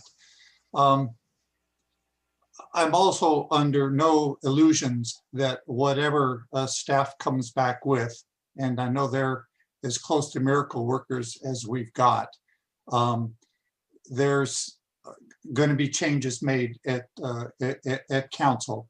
And you know, I hate the idea of sending half-baked plans up to council, but I recognize this is one that there's no way we can totally finish it, but there's enough that I think needs to be changed before we send it up. And I think there's something else that's sort of highlighted here in an indirect way, and it's this idea of subcommittees and ad hoc committees. You know, when you're on one of those things, you know, you're designing the future. You're not a decision maker. You're a subcommittee. Then you hand it off. And at that point, people start having at it. And you may have had an initial idea, initial intention with what you did, but you were an ad hoc committee. You weren't the decision maker. And the difficulty is trying to keep those ideas intact through a process where now decision makers are changing what they want to do. Seems to me, I don't know how many hundreds of these businesses the city can support. I never would have thought 200 businesses would be too few. You know, that's maybe a different analysis, but I support a continuance. There's work to be done here, and I look forward to what staff comes back with. Okay. I have just one other quick question of either Mr. Preziosi or Ms. Lee, because I haven't looked into it. Does the BCC have any kind of regulations or administrative procedures that it hands down to local legislative bodies relative to things that the ABC looks at relative to liquor stores, like overconcentration, census tracts, determinations of convenience, those kinds of issues? Thank you, Chair Derek. I'll answer that question. So it's not really apples and oranges, because the for alcohol sales, the ABC very clearly prescribes what the city can do and what can't do, and it's very regulated. With cannabis, it is entirely up to the city to begin with if it wants to even allow cannabis, and it can really impose the state does not impose any specific requirements on the city as to how it regulates, how it concentrates, that determines overconcentration, or really any cannabis use. The city could have one cannabis use, it could have no cannabis uses. It could have 100 different storefronts, it could have no storefronts. So really there's very little state regulation that inhibits or prohibits the city from regulating cannabis. Okay, so I guess just from my perspective is something for staff to bring back and maybe some discussion. I don't know how Santa Ana does it. I don't know how any other city does it that has a retail cannabis ordinance. If there are caps on the number of stores, if there are distance requirements between stores, I'd be curious to hear examples of what other jurisdictions are doing when we come back with this, if you don't mind. Yeah, staff would be happy to provide a list of the various local cities regulations, Long Beach, Okay. Santa Ana, and so forth, those that actually allow retail cannabis. Okay. All right. With that, there's a motion on the floor to continue to March 22nd by Commissioner Stevens. It's been seconded by Vice Chair Colbert. Julie, please voice vote. Chair Jericho, Aye. Vice Chair Colbert, Aye. Commissioner Russell, Aye. Commissioner Stevens, Aye. Commissioner Toller, Aye. Commissioner Torje, Aye. Commissioner Zick. Aye. That motion carries 7-0. Awesome. Thanks, commissioners. I apologize for the audio. My AirPods crashed and burned on battery life there. We will take a break until 9:30. We'll see you in about 15 minutes.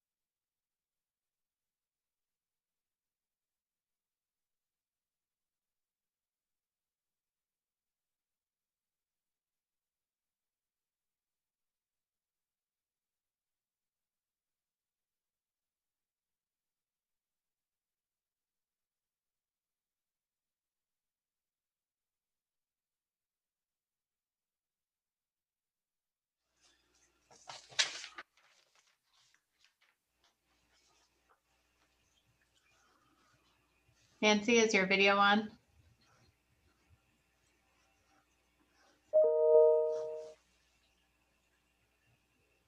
Yes. Just wanted to make sure you were Okay, it's working. I'm assuming alive. I'm assuming we're back live again. Reconvening the Costa Mesa Planning Commission meeting on February 22nd, 2021, and we are at public hearing item number 2. Julie, please read title into the record.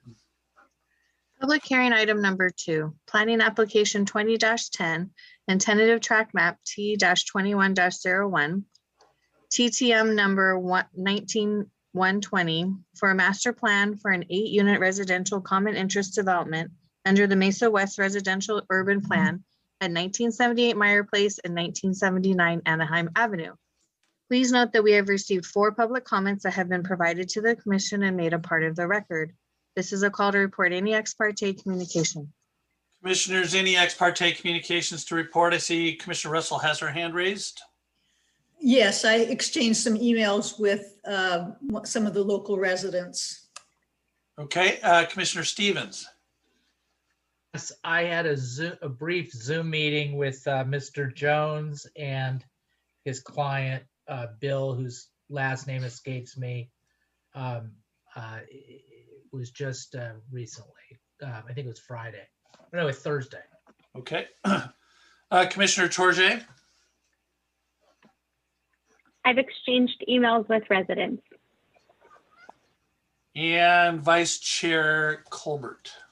I met with the applicant as well.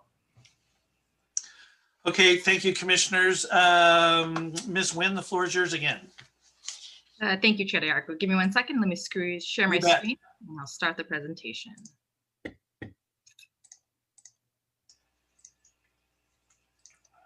Oops. Okay, good evening, commissioners. Just for the record again, my name is Nancy Nguyen, Associate Planner with Development Services Department. The second item before you tonight is a planning application 20-10, which is a master plan for the development of an 8-unit residential common interest development, which is being proposed under the Mesa West Residential Ownership Urban Plan. I will refer to that as the urban plan in this presentation. The planning application request also includes tentative track map 19120, which is to establish 1 lot with 8 airspace condominiums. So it's just a brief background of the project location. So here you can see the, the 2 properties, the 2 subject properties for the planning application tonight highlighted in the red box here. The addresses again are 1978 Meyer Place and 1979 Anaheim Avenue. The zones of both property is R2 HD or multifamily high density. So some existing site photos. I'll start off with 1978 Meyer Place first. So the photo to the left on the screen is the front of the lot. It's currently developed. The middle photo is the view of the existing adjacent development to the south of 1978 Meyer Place. And then the last photo is on the adjacent property on the other end of 1978 Meyer. These are site photos, existing site photos of 1979 Anaheim Avenue. Again, the photo to the left is currently the front of the development lot. As you can see, this is also currently developed. The middle photo is to the adjacent development to the north of 1979 Anaheim Avenue, excuse me. And the last photo is the view of the adjacent development to the other side on the south. I just wanted to briefly touch on the Mesa West Residential Ownership Urban Plan and kind of its vision of that. So it is aimed at revitalizing the city's west side neighborhood. It does allow for flexibility from development standards in the zoning code. These flexibility is in exchange for quality projects that meet the urban plan vision. It encourages the development of ownership housing where feasible to balance the city's rental to ownership ratio. A master plan is required in order to utilize the urban plan's flexible development standards and in order to request any deviations from the urban plan or the zoning code. So for urban plans, projects proposed under the urban plan. The first thing is actually an urban master plan screening. So that is a required first step for any projects proposed to utilize the urban plan. So this particular project did go through the urban plan screening at City Council on October 1st of 2019. The feedback provided by the City Council included open space. The council commented on the open space provided at grade. They also provided comments on parking and the concern with parking being provided in 2-car garages versus open parking spaces on site. Also commented on shade and shadow due to the overall building height and any potential shade and shadow impacts on surrounding residences, as well as the building design, making sure the design aesthetic be more compatible with the existing neighborhood. So based on those feedback that was received at the City Council Urban Master Plan screening, the developer revised the proposed project and submitted it for a master plan application, which is presented to you tonight. So those changes include 4 buildings with 2 attached units in each building instead of 8 detached units, increased open space at grade, more variation in unit sizes, including the addition of a 3-bedroom floor plan type, as well as modify the architectural style to incorporate more beach cottage design elements. So a bit about the proposed project.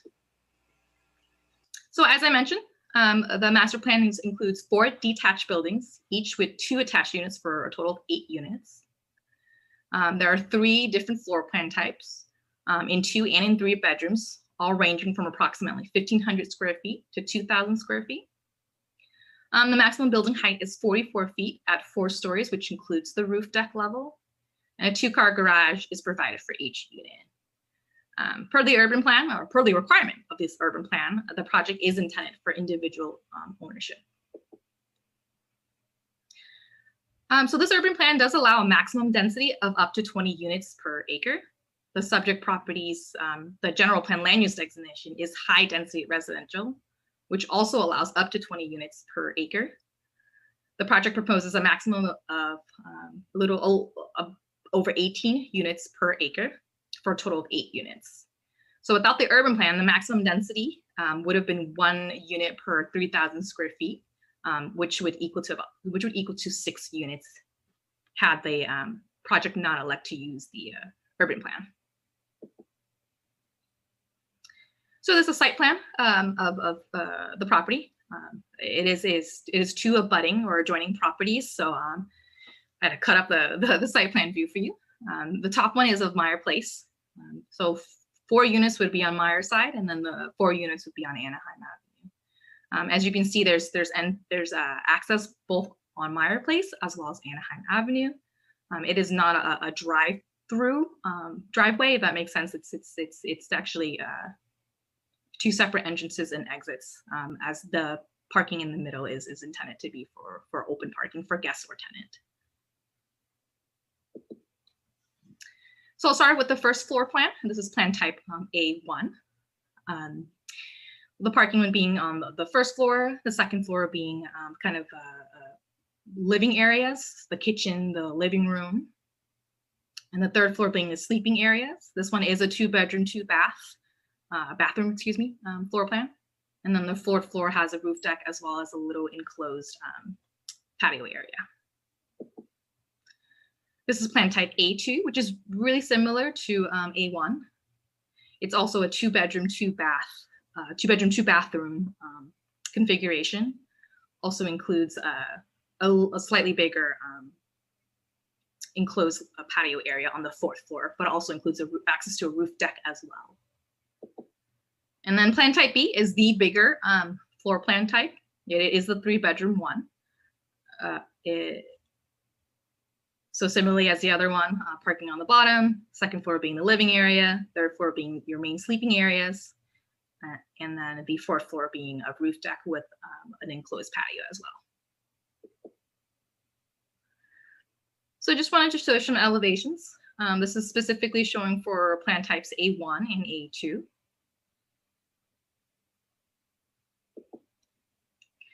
And this is the floor plan type also for A1 and A2, but showing the north elevation as well as the west elevation. I wanted to point out that the west elevation it is the frontage of the property. So that frontage either along Anaheim or Myers. Those two units are designed to face the street. And lastly, floor plan type B. And it is the bigger units, which are designed to kind of be more located towards the center of the site. Again, more elevation views of plan type B. This is specifically the south elevation as well as the east elevation. So in terms of the tentative track map, as you can see here, it's to establish one lot with 8 airspace condominiums, again, intended for individual ownership. The common areas, which is highlighted in yellow here, including the common landscaping, driveway, and open parking spaces are to be maintained by homeowners association. So now I will go into the deviation request for the urban master plan. So the following, the deviation request includes the following. So it concludes deviation requests both from the urban plan and the zoning code. So I've noted in this slide here which deviations from zoning code versus the urban plan. So from the urban plan, it's the minimum lot size that is requesting a deviation. Open space for development lot and private from the zoning code. Parkway landscaping, which is also from the zoning code. The interior garage dimensions, also zoning code. And lastly, the number of building stories, which is per the urban plan. So the minimum requirement in the urban plan is 1 acre. And this is intended to encourage lot consolidation to improve the overall design quality of a proposed project. It should be noted that no lots within this block meet the minimum lot size. And again, it's really to encourage lot consolidation. So the project does propose a little bit under an acre, 0.43 acre. So about half acre or 18,562 square feet. The project does have a unique opportunity to take 2 adjoining lots and consolidate into one larger one, which does allow for a great design flexibility consistent with the intent of the urban plan vision. I also want to note that the previously urban plan project, including the one adjacent to the south, I believe it's 1974 Meyer Place, also did not meet lot size as well. And it's not uncommon for urban plan projects to request a deviation from the lot size requirement. So in terms of open space for the development lot, the zoning code requires a minimum of 40%. However, due to the existing narrow lot width, which is about a little under 50 feet wide, it does impact the open space opportunities at grade. The site plan design already includes the minimum driveway width, the parking areas, and the building setbacks. And designing for all those requirements also impacts the development lot's open space opportunities. So therefore, the development lot is proposing the maximum percentage of open space to the extent possible at 23.2%. Previously at the urban plan screening, it was about 20%, so a bit of an increase at grade with this master plan. I also wanted to point out that each unit would be proposed with additional open space area, such as a second story balcony and a roof deck. Including the upper level open spaces, the total open space would be 40%. There have been urban plan projects in the past allowed to include the open space areas, these other open space areas as part of the total development lot open space percentage. Separately, the zoning code also has private open space requirements, and the minimum requirement is 100 square feet with no dimension less than 10 feet. And the proposed ranges between 155 square feet to 375 square feet. However, the dimension is only 5 feet deep. So the overall square footage of the private open space does exceed the minimum area, even though it's less than 10-foot dimensional standard. In terms of driveway landscaping, which is a zoning code requirement, the minimum requirement is 10 feet combined width, with one side not less than 3 feet and a minimum of 5 feet on the house side. Again, this is due to the narrow lot width. The site designer includes the minimum backup area, building setbacks, and as well as parking. So complying with the minimum parkway landscaping requirement would impact the backup area, the building setbacks, as well as the parking spaces too. So the applicant is proposing 4 feet 8 inches for combined width, with 1.5 feet on one side and 3 feet 2 inches on the other side. And again, the project proposes the maximum possible of driveway or parkway landscaping without compromising the safe vehicle access or construction smaller garages, which also negatively impact safe vehicle access for the property. So in terms of garage dimensions, the zoning code requires a minimum of 20 feet by 20 feet interior dimensions. Again, similarly to the other deviation request, it's also affected by the narrow lot width. So the required depth would also impact the required backup area as well as the driveway or parkway landscaping. So instead, the applicant is proposing 20 feet 2 inches by 19 feet 1 inch. To kind of offset the smaller garage size, a wider 18-foot garage door, roll-up door, is proposed to allow for better maneuvering. The width of the proposed garages does comply with the minimum. It's the depth itself that is about a foot short. But again, the 18-foot wide garage door should help offset that. So the urban plan allows a maximum, in terms of number of stories and maximum building height, it allows 3 stories at 45 feet. This urban plan does not exclude roof decks from the overall number of building stories, and this is unlike the other urban plans, which are more for, specifically for live-work type of projects. So therefore, the roof deck is considered in the overall building stories and height, as this urban plan is specifically silent on that.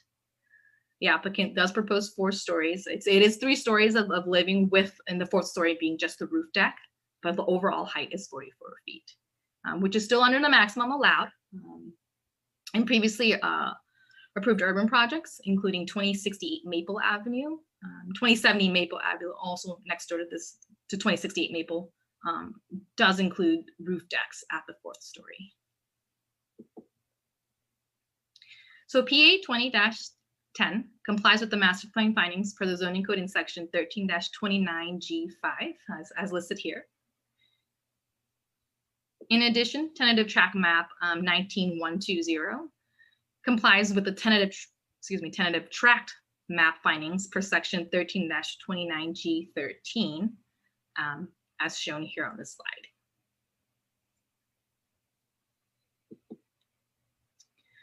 So the project does include standard conditions of approval in addition to some project-specific conditions. That includes condition number 10, which is to ensure that any proposed 2nd and 3rd story windows, as well as balconies, to be frosted, offset, or elevated, or other method as determined appropriate by planning staff to ensure that privacy is maintained for the surrounding residences, as well as to make sure there's privacy for the subject property as well too. Also includes condition number 11, which is to enhance the driveway with decorative concrete or colored decorative concrete pavers and colored concrete. And lastly, condition number 12, which is to ensure that a parkway landscaping strip would be further enhanced through the use of vines with planter pockets along a decorative block wall. So with that, staff recommends that the Planning Commission adopt a resolution to find that the project is categorically exempt from the provisions of the California Environmental Quality Act per CEQA guidelines section 15332 for infill development projects, and approve planning application 20-10 as well as tentative track map T-21-01 subject to the conditions of approval.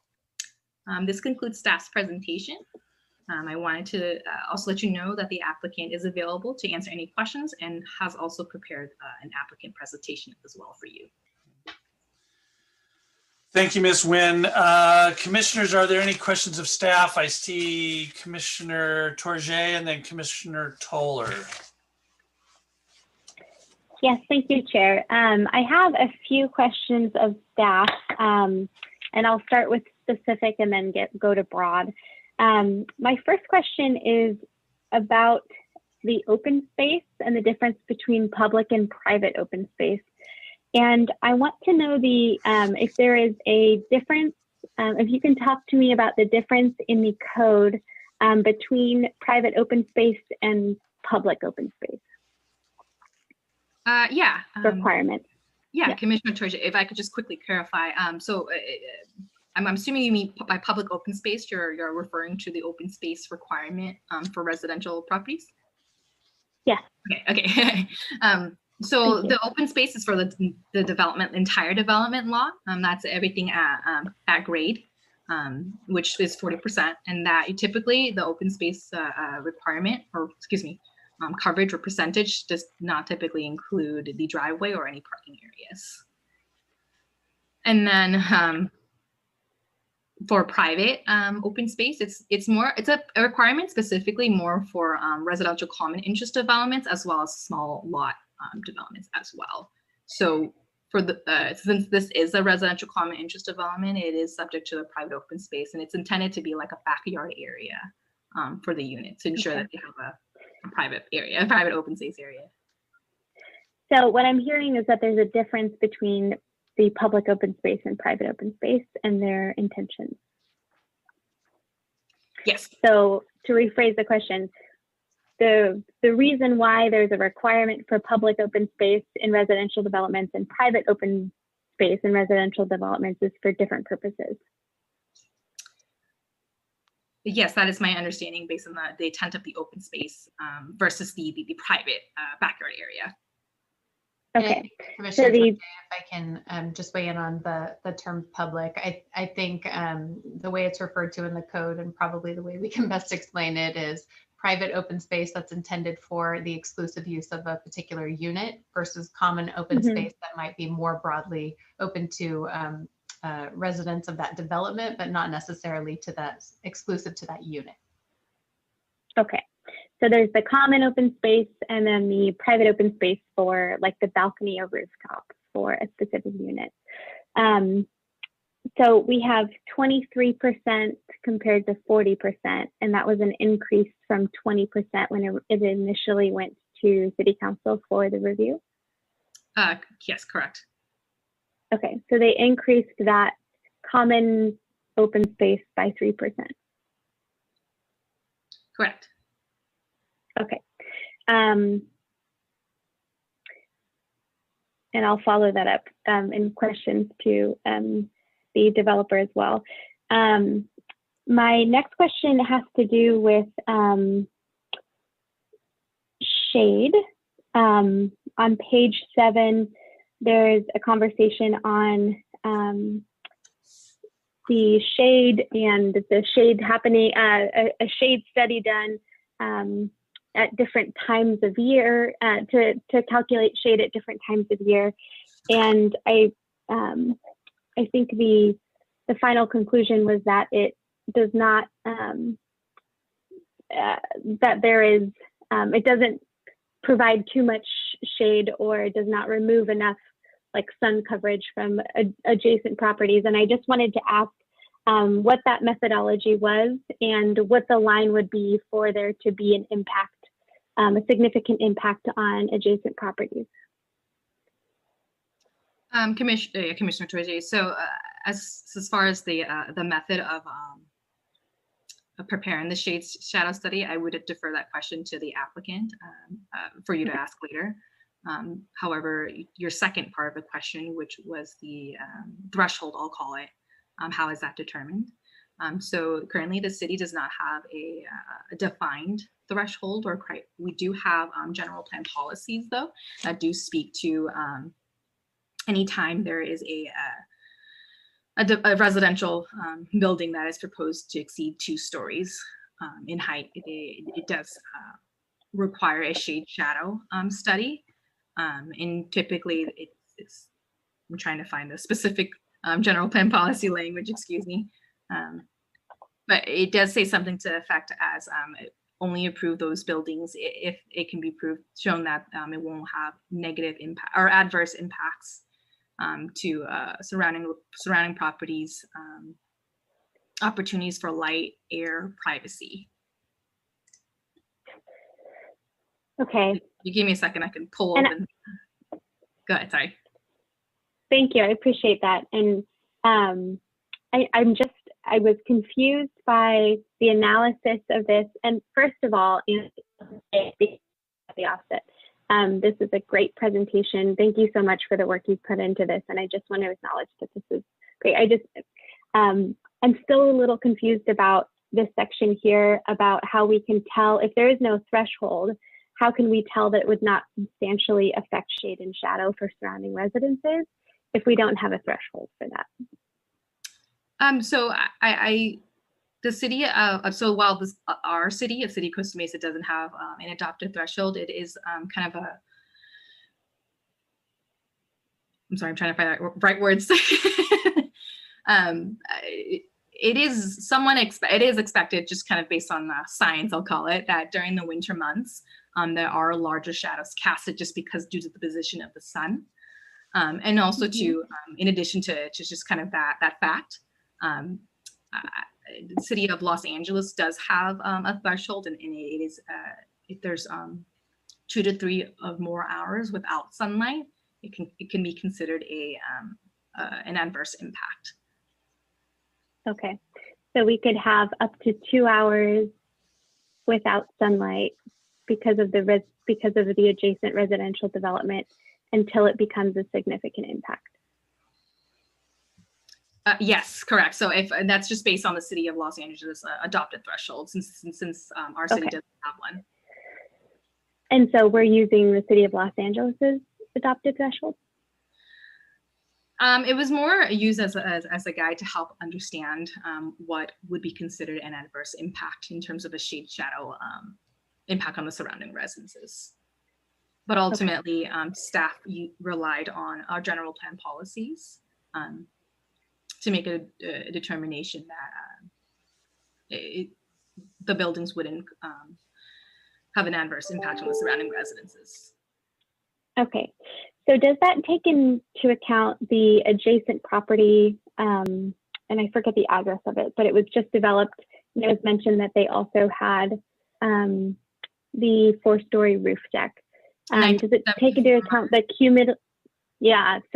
cumulative impact of 2 developments that are 4 stories on the adjacent residences?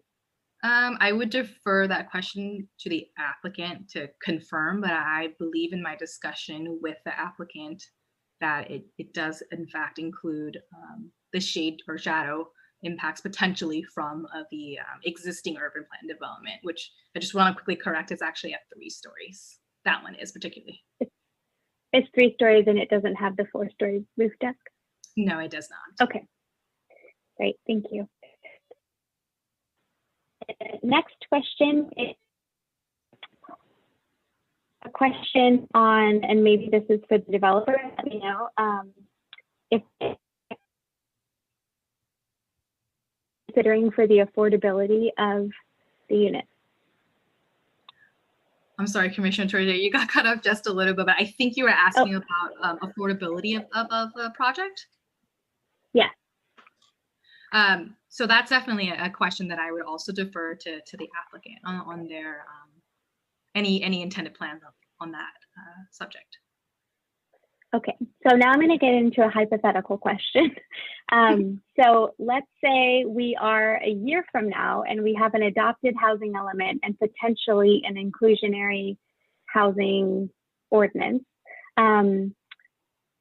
Would this development come under any other scrutiny to do with affordability with a new adopted housing element or an inclusionary housing policy? Commissioner Torre, I can answer that.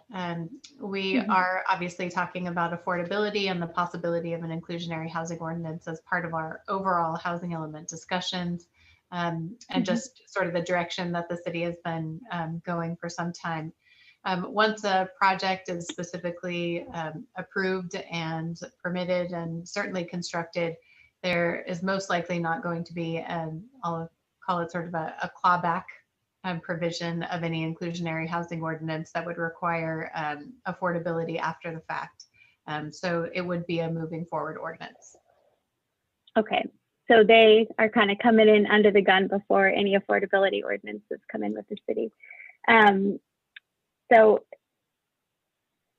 my other question is, are we, so this is, I noticed there was the general plan policy that was noted about encouraging owner occupied over renter occupied units.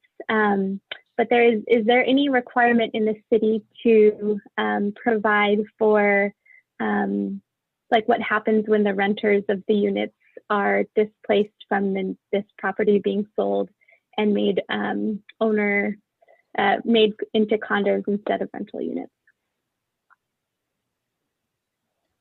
Yeah, so the city's policy documents at this point do not specifically speak to any sort of displacement from the perspective of there's an existing residential unit on a property, and obviously by necessity that existing unit would be demolished to accommodate additional residential units on the property. There are not specific displacement policies for that situation. I imagine that's something we'll talk about a lot as part of the housing element. Okay, so currently, as might be in this property here, we could generally evict or cancel the lease of renters and replace them with owner-occupied units that are potentially less affordable than would be there previously. That's correct. I would specifically ask the applicant as part of their presentation to discuss what their intentions are related to notification and affordability specifically. But from the city's perspective, there are no specific requirements or policies. Okay, this might be a good test case. And I'm sure Commissioner Toller will have questions about the bikeability, and so I'll leave that for another commissioner to ask. So that will be my questions for now. Thank you so much, Chair, and I'll have more questions for the developer. Okay, thank you, Commissioner Torje. Commissioner Toller, and then Commissioner Russell. Thank you, Chair, and also thank you, Ms. Nguyen, for this staff report and for that presentation. This is all super helpful. I just want to, right off the bat, address the elephant in the room. A lot of these deviations are being, if I can say the word, blamed on the narrowness of the lot. 50-foot wide lots are the bread and butter of American urbanism. Every sort of building, regardless of use, height, those are on 50-foot lots. What makes this hard to develop is fitting 26 cars on a 50-foot lot. That's the root of all these deviations, I think. But I hate to do this at 10 p.m., but I do have a lot of questions about this project. And I do so because I believe this project really is much bigger than the project itself that we're literally discussing, if you know what I mean. So my first question has to do with process.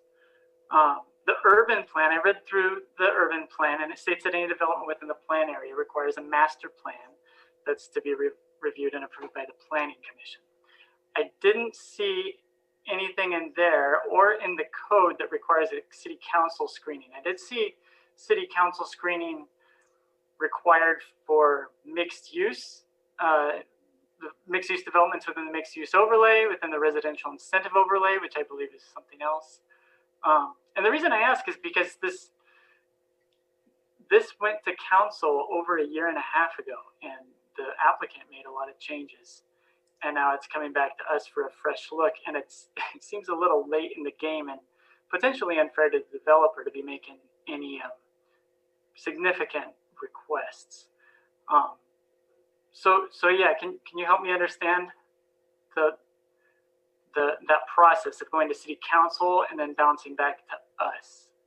Yeah, so Commissioner Toller, I don't know if you got the chance to review the Mesa West Residential Ownership Urban Plan. Sorry, I blanked out. It's a really long name. I'm not sure if you got a chance to review that. I believe staff included a link to it in the within the staff report attachment. But if you do have it open, or if you don't, it's okay. But within the Urban Master Plan on page 6, there is like a flow chart. And if you can see at the kind of top of that flow chart, if you will, it does say master plan screening first. And usually the screening is done at the city council level. And during the screening, the deviation requests that you see tonight are the same deviation request that was made at the council. So the deviations haven't changed. I think they might have reduced a little bit due to some of the revisions that the applicant was able to make. So the council is aware of these deviations. There isn't any new ones being added. I'm sorry, I feel like you had parts of your question. That's it. I just wanted to bring that up. I just find the order odd. I don't know if I'm alone on that, but I just wanted to bring it up. But thank you. Mr. Toller, I can also just provide a little context for the way that a screening level document is reviewed at the city council level.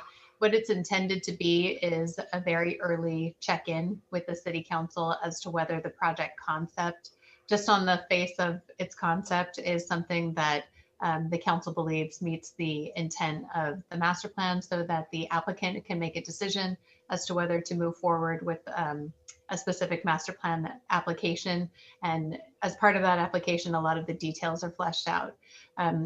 The guidance that we provide to council as well as the applicant very early on in the process is that the intention is to get council feedback at that point, so you may be able to make appropriate modifications early on, but ultimately the council's feedback has no specific bearing as to the decision of the planning commission. So I hope that helps. It does, thank you. And I hope that none of these questions come off as I don't want to be grilling staff or putting you guys on the spot. You guys are super helpful, and this is all tricky. Some of these questions are half rhetorical anyway, but I think they're important. One is the next one is about the objectives of this Mesa West residential ownership urban plan. There's 3 objectives listed. One is to promote economic viability in existing medium density residential areas by encouraging construction of residential condo products that, and then here's the important part, that will add vitality to the neighborhood. Do we have any idea what that meant in 2006 when this was passed? That obviously that I don't know what to picture when I read that. So it's nothing physical or tangible. Does it? What I could think of maybe is an increase in residential density, but maybe you guys have more insight.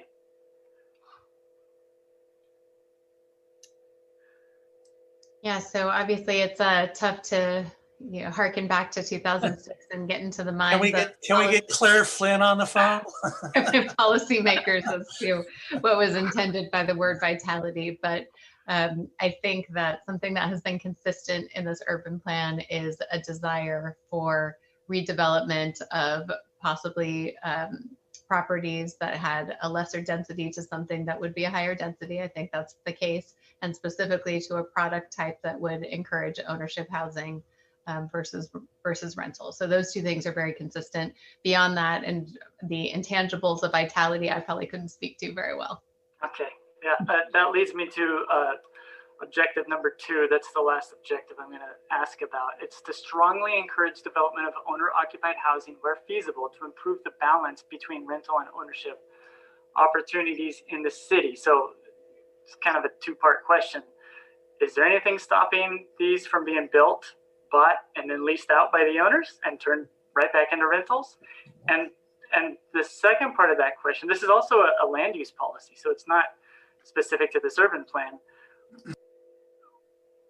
What is the logic behind the desire to quote unquote improve this balance of rental and ownership opportunities? We're losing 5 renters and we're gaining 5 homeowners, and they're not going to be the same people. People that are out are out. In our market in Costa Mesa, people that lose their rental are not turning around and buying in town. They're moving 50 miles away. So yeah, it's a land use policy. It's reiterated in here, and it's in the title of the plan, residential ownership plan. So do we have any idea what the intent is or the logic behind that policy? So it is in both the general plan, and obviously it's one of the major intents of the urban plan is to increase ownership opportunities. So I can say that roughly from a percentage perspective, the city has roughly 60% of its households are renter households and 40% are ownership households. Based on that distribution, and that's changed a little bit over time, but those are still roughly correct percentages. And I think the thought process at the time was that in terms of having a community that was engaged and meeting the demands of its residents, that there was a desire for a better balance between those two things. Whether or not that's still the thinking, I imagine that will also be a topic of discussion as we talk about housing policy moving forward. Thank you. My next set of questions have to do with an opportunity for connection. So you look, I think all of us looked at a lot of aerials of this project site, and you see a project site real close to downtown, real close to Harbor, real close to the amenities of 19th. It's about a 10-minute walk to downtown. Especially as we grow and densify over the next 10 years, walking and biking in this sort of environment should be easy, right? And a fundamental characteristic of walkable neighborhoods, which is what we want, that's a stated city policy in our land use element, are small blocks. That's a principle of what make up walkable neighborhoods. This block is somehow it's huge, right? It's almost a mile in perimeter. If you live on one side in the middle of the block, you'd have to walk almost a half a mile to go visit your neighbor that lives behind you. And then as you look at this, you see that this property, obviously it's a through lot effectively because it's common ownership and it goes right through. And this is a tricky issue, right? Because it's somebody's property and it's developable, and there's just such an opportunity there that I have to ask if there's any policy within the general plan or any other city documents that say we should somehow take advantage of such opportunities to break up these mega blocks, or if there's any precedent of such opportunities being taken in the city where, and I'm not talking about turning it into a road or vehicular access or anything, but some sort of pedestrian connection as part of one of these through lots. Yeah, that's my question. So Commissioner Toller, I'm not aware of general plan policies that speak to what you're referring to. What I can share with you is that because of the design of the parking spaces and meeting those requirements, it does perhaps not allow for that opportunity to do a drive-through lot. But I would also defer that question to the applicant as well. Okay. Okay, I'm getting towards the end of my questions. Thank you. The next one has to do with street interaction. There's a great line in the staff report. This design would enhance the development by providing visual interest and a more aesthetically pleasing streetscape view than if the buildings were to be oriented towards the center. And I think we all know these long driveway type lots, and a lot of them face inward and you just get kind of a blank wall and some shrubbery facing the street. And so I think it's great that's on our radar, that we're thinking about that. I want to juxtapose that great sentiment with what we're actually getting with these sorts of projects. Half the lot width is car access, which there's that, but that also provides ample view down the whole depth of the lot, which is lined with garage doors, giving these, not this one specifically, but in particular, but in general, they kind of look like mini storage facilities, right? I want to ask if there's anything in our code requiring that these end units orient towards the street or provide some sort of frontage that has windows and doors that show some sign of life, or it's a matter of asking the applicant nicely to provide this? So we do have residential design guidelines, but they don't necessarily apply for urban plan projects because the residential design guidelines are more specifically for 2-story developments and urban plan being 3 or even sometimes 4-story developments. However, in reviewing the master plan, staff did still use the residential design guidelines to kind of ensure a good quality design as well as still meeting the urban plan vision. Okay. In that same vein, I know that, well, correct me if I'm wrong, but as I understand it, our code allows 6-foot fences within 10 feet of the front property line. Is there anything stopping this developer or the first buyer of the end unit from, as soon as they get signed off, turning around and putting up a 6-foot fence between the sidewalk and this nice frontage they're providing for us? I know that 6-foot wood fence don't even need a permit. So I just kind of worry about losing the one little sliver of frontage that we get out of this. So a 6-foot fence of any material actually requires a building permit. Okay. With that said, this particular property and the way that the end units are set back, they do meet the 20-foot front setback.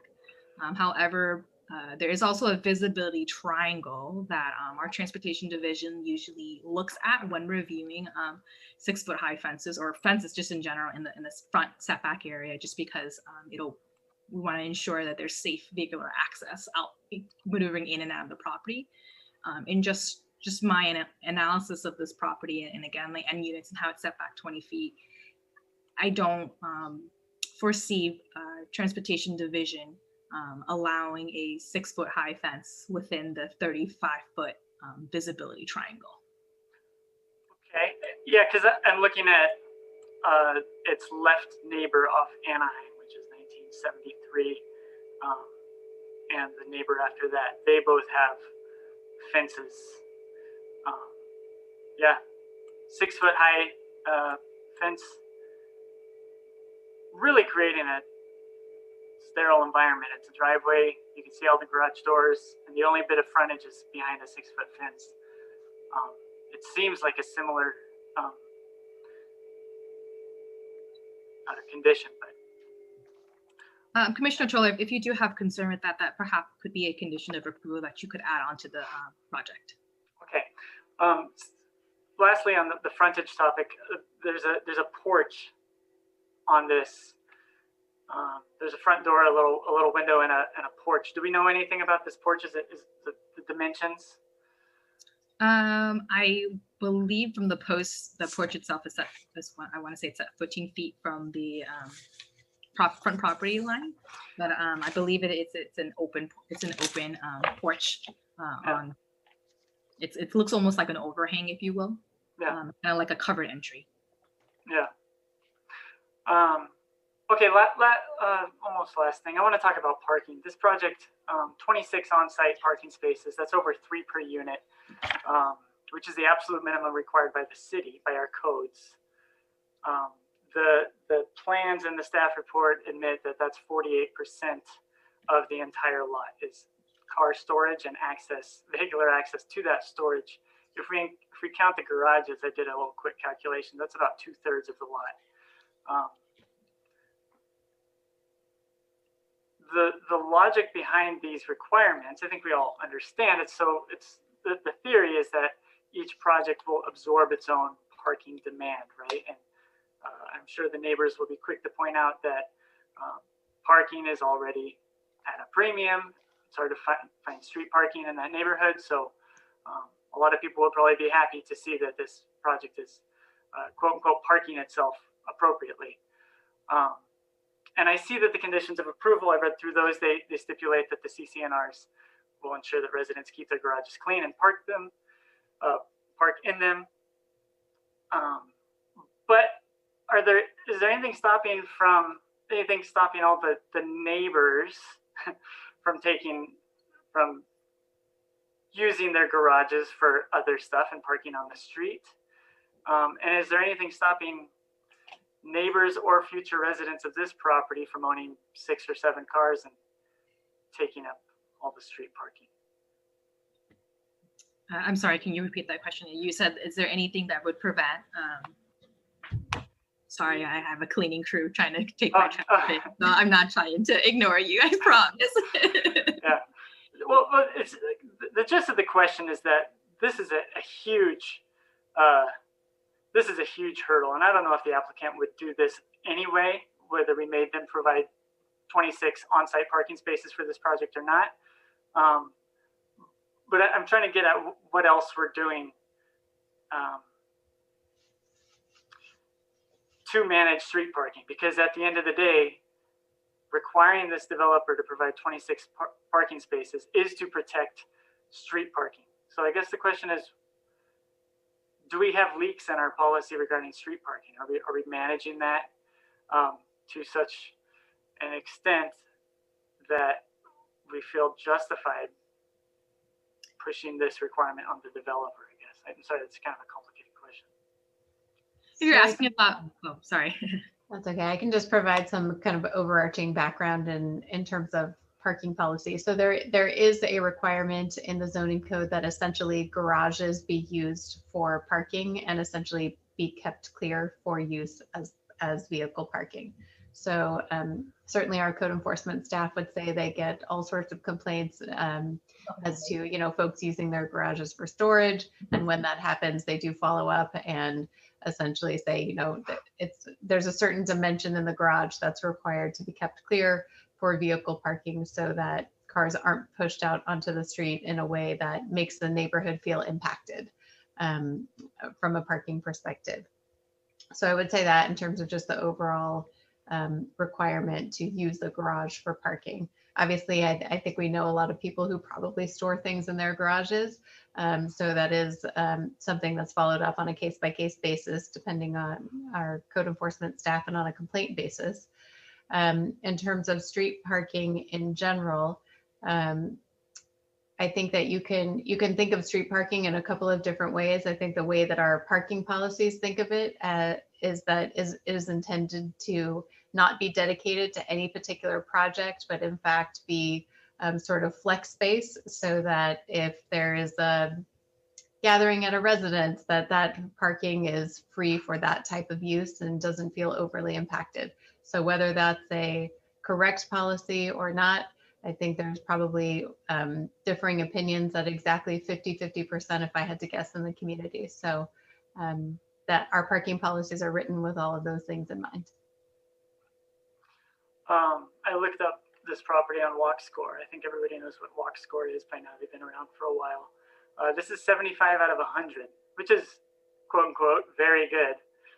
Transit, 42 out of 100, which is not bad for a suburban city like ours. Bike is 71, very bikeable. And again, this is downtown Costa Mesa. Again, we're going to grow, especially towards the center of our city. But this project is 110% designed around the automobile. It's essentially a parking lot with some housing above. So my last question on this point, is there anything in our code that the applicant, in light of those facts, is there anything in our code that the applicant could have done to get some relief from providing so much on-site parking? There is not an exchange, I'll call it, for providing all of the parking on site. Okay. Or incentive. Then Commissioner Toller, I just wanted to address your last question that I probably didn't quite get to was, is there anything that prohibits the future owners of these residential units from, having 7 cars and then, two garage parking spaces? So not specifically, except that essentially a lot of times what we have done in the past is require a condition of approval that's essentially a notification of any future buyers that that there are this many parking spaces for each unit. And obviously, if they have 7 cars and 2 parking spaces, this might not be the right unit to buy. So I think that we've relied on the market and notifications and the reasonable behavior of buyers to ensure that that doesn't happen. Okay. So last question, and this will be quick. This is on building height, and I'm sure other people are going to be asking about this, but the regular, well, for common interest developments and for R2 HD zone, the height limit is 2 stories or 27 feet, but the urban plan raises that to 3 stories and 45 feet. But it doesn't say max 3 stories. Well, yeah, we're getting 4 stories squeezed into that height limit. They're not correlated, I guess is what I'm saying. Do we know why this was raised for the urban plan? And do we know whether the intent for the 3 stories, 45 feet max was intended to really be 3 stories? Instead of four stories. I mean, like for example, if the applicant wanted to squeeze 5 stories in there and just have 7 or 8 foot ceilings, is that a real clear violation of the intent in your opinion? So I can kind of take a stab at why 3 stories or 45 feet. The other urban plans, I think there's about there's like 3 or 4 other urban plans, but the other urban plans, this one is just, it's unique in that it's the only one that requires residential ownership. The other ones are all live work developments, which tend to be in the industrial zone. The industrial zones does allow for a higher building height. I believe it's a maximum of 40 or 45 feet.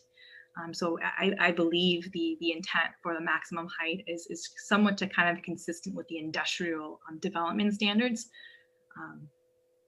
And I believe you had a second part to your question as well. No, that helps. I think I've talked. I don't think there is actually throughout our code a direct correlation between number of stories and height. It's always stated as an or statement and without a direct correlation. So our belief is that because of the differences in the urban plan language, that it was intended to be up to a maximum height of 45 feet. And roof decks, although contemplated in other urban plans, weren't specifically contemplated for ownership units, but for development. Today, they're something that's common in terms of a solution to private open space. So that's what we believe is kind of the reason behind the differences. But there is not a correlation between stories and height in the code. Yeah, I guess because the max is 3 stories and 45 feet, and they're asking for 4 stories, even though it's under 45 feet. If we were to hypothetically flip that and say, well, it's going to be 5 stories, or it's going to be 60 feet, but we're going to have a 3 stories, 60 foot. You're just flipping the metrics, but I guess we're assuming that the 45 feet is the one that really matters at the end of the day. But yeah, those are all my questions, and thank you so much. I don't mean to be too critical of our code or of the applicant's design. I think the applicant did a killer job at working with what they had to work with. And, I look forward to hearing from them. Yeah, appreciated your questions and your observations, Commissioner Toller. Don't worry about taking time. That's why you're here. That's why they hired you. Commissioner Russell. I was just double checking. I think between my fellow commissioners, all of the questions that I had and concerns have been discussed. So let's move on. Okay, very good. Yeah, I think let's get into it, and then I'll have some questions maybe towards the tail end of staff.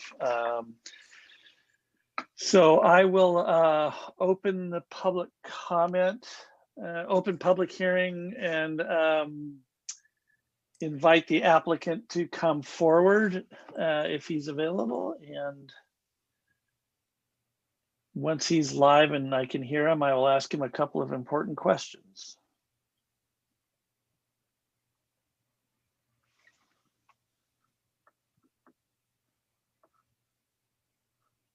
Hello, everyone. Are you able to hear me? Indeed, sir.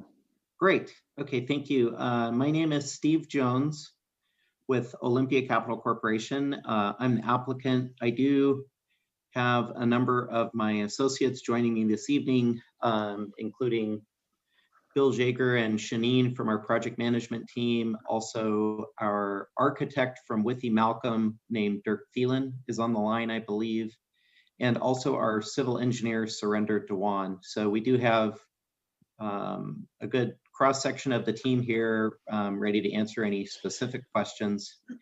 And Okay, we do have Mr. a present. That's Go fine. ahead. I need to ask you, and I appreciate your patience tonight. I know it's getting late into the evening. Two questions. One, have you read the staff report and the conditions of approval? And do you agree with the conditions of approval? Yes and yes. Okay, the floor is yours for a presentation if you'd like. Thank you, Chair. We do have a very brief presentation. I'll keep it short and sweet in essence of time. You can move on to the next one. This is just a sampling of some of our past work that we've done in the beautiful city of Costa Mesa. We just want to kind of highlight who we are and show some samples of some work that we've done in the past. So if you look at this one, you've got a before picture on the left of 2237 Jeanette Place in East Side Costa Mesa. On the right is what we transformed it into. I hope you can tell there's a pretty dramatic difference between where we started and where we ended up with that old ranch house. Just restoring a lot of its natural architectural style as an old farmhouse design with coloration, with landscaping, and just really freshening it up. So you can go ahead to the next one. Again, this is the same house, just a rear yard view. Go ahead and go to the next one. Same house, interior view of when we started with the old original house. Actually had slate floors, which was really cool. We tried to preserve what we could. Go on to the next one. Yeah, and this is what we did. So we transformed that previous slide into this style kitchen. Go ahead on to the next one. This is another house we did, 422 Walnut Place, before and after photo. Please go ahead on to the next one. There's a series of 4 or 5 of these. We can just sort of skip through, but just gives you a sample of some of the work that we've touched in the past. There's another one, 240 Broadway, before and after. Go ahead. Yeah, another beautiful one, 239 Hill Place, with those, yep. Okay, and then another interesting one. I didn't personally have anything to do with this one, but my partner, Bill Jaeger, was involved with acquiring and negotiating the deal on the Salty Bear space, which, as you guys probably know, there in Shaheen's little village is very cool and hip spot, at least pre-COVID, when people still were allowed to gather freely. So anyway, Salty Bear is a wonderful new addition that my associate Bill Jaeger touched in the past. Go ahead and go to the next one. Another shot of Salty Bear. Go ahead. Okay, pause here for a second because I would like to talk to this. This is a development project that we did at 341 East 21st Street. This is probably 8 or 9 years ago that we did this. On the left shows the original farmhouse that we bought. That site was 63 feet wide by approximately 250 or 300 feet deep, I forget which, but so it was similar in that it was a narrow and deep original lot. You can see with that old farmhouse. We developed 5 new homes there, as you can see on the right. Similar in terms of the development program to build homes along a single loaded drive aisle. One thing you may notice, it doesn't totally show up on this picture, but it does a little bit. There's kind of a meandering, lazy S-turn that takes you in the entrance drive that helps to break up what Commissioner Toller referred to as that sort of mini storage effect. As you can see, I think we did a pretty good job on this particular project of treating that. And also with the decorative pavers for the drive aisle, that adds permeability from a drainage standpoint, but it also just beautifies the site. So we like to build quality projects. I hope it shows in that picture on the right from all aspects, including the landscaping, the architectural style of the homes, the pavers we use, and we really spare no expense to bring a project to life, and that's an example of that we did. Quick question, Mr. Jones, what's the lot Yes, width on that? I believe that was 63 feet wide. Okay. Our current site that spans between Meyer and Anaheim is 49.7 feet wide. So as Commissioner Toller mentioned, that's the elephant in the room right there, is we've got a very, very uniquely narrow site to work with. We're actually 49.7 feet by 373 feet. So it's like a really, really long bowling alley. That's our starting point as a property. Go ahead and go on to the next slide. I'll talk more about that in a minute when we get to the aerial. This is another example. On the left is the project adjacent to our site that was built. It was approved in 2012. I think it was built in 2014. So that's the 5 new homes on 1974 Meyer Place. And you see their drive aisle goes straight in. They've got a block wall with no landscaping on it. So that's just sort of a straight shot. As compared to what we did at 341 East 21st and what we propose to do on our site is to have that slight meandering lazy S turn on the entranceway that just sort of breaks up that long straight view angle. We also plan to go crazy with vines on the walls and really grow landscaping up the walls and just take advantage of every iota of space that we have to provide lush landscaping, exactly as we did with 341 East 21st. So by comparison, ours is going to look more like the picture on your right than the picture on your left when we're all said and done, albeit we have a 49.7 foot wide site to work with, so we're even more constrained on that site, but we've got a plan that we think is going to look great. Go ahead and go on to the next one. Okay, and then I think we'll stick it right here as the last slide, but I can just talk to this. So what you see in green is an artist rendering overlaid on top of an actual aerial photo. So our site spans between Anaheim Avenue and Meyer Place. The green colored units are renderings of what our proposed project will look like. As you can see, 3 out of the 4 adjacent properties surrounding us have been redeveloped since their original development. This whole neighborhood was originally built and constructed in the mid and late 1950s into the 1960s. So the current homes on our lot, there's a house that fronts on a Meyer Place. There's a house that fronts on Anaheim Avenue, both built in the, I think, 1957 timeframe. They're over 60 years old. They're incredibly dilapidated. They really should be demolished, but they exist. There are accessory dwelling units from the Paleozoic era, pre-ADU era, right, that exist on both of those lots. So when we first acquired these 2 properties, there were 5 units. They were not all occupied. There are currently the 2 houses are occupied. So we do have 2 tenancies currently, one at the Meyer Place house, one on Anaheim Avenue. The one on Meyer Place house is, it's a contractor / vendor that we know, that our property investors know, and he's just on a month-to-month basis. He was told it would be interim for a year. It's actually been 2.5 years because that's how long we've been at this process. But he is nonetheless on a month-to-month and plans to relocate at some point. The Anaheim Avenue house is currently rented to 3 cool young dudes who work for Volcom. It's just a roommate situation. It's on a, it was originally a 1-year lease, but it's rolled over to month, and they're now aware of, a project being in conception. We're going to treat these folks fairly. We're going to give them ample notice. We're going to give them their full security deposits back, and we're going to assist them in terms of finding other places to relocate. So we're we're not displacing any low-income families in the existing rentals. And we're very excited to provide new ownership housing opportunities in the city. And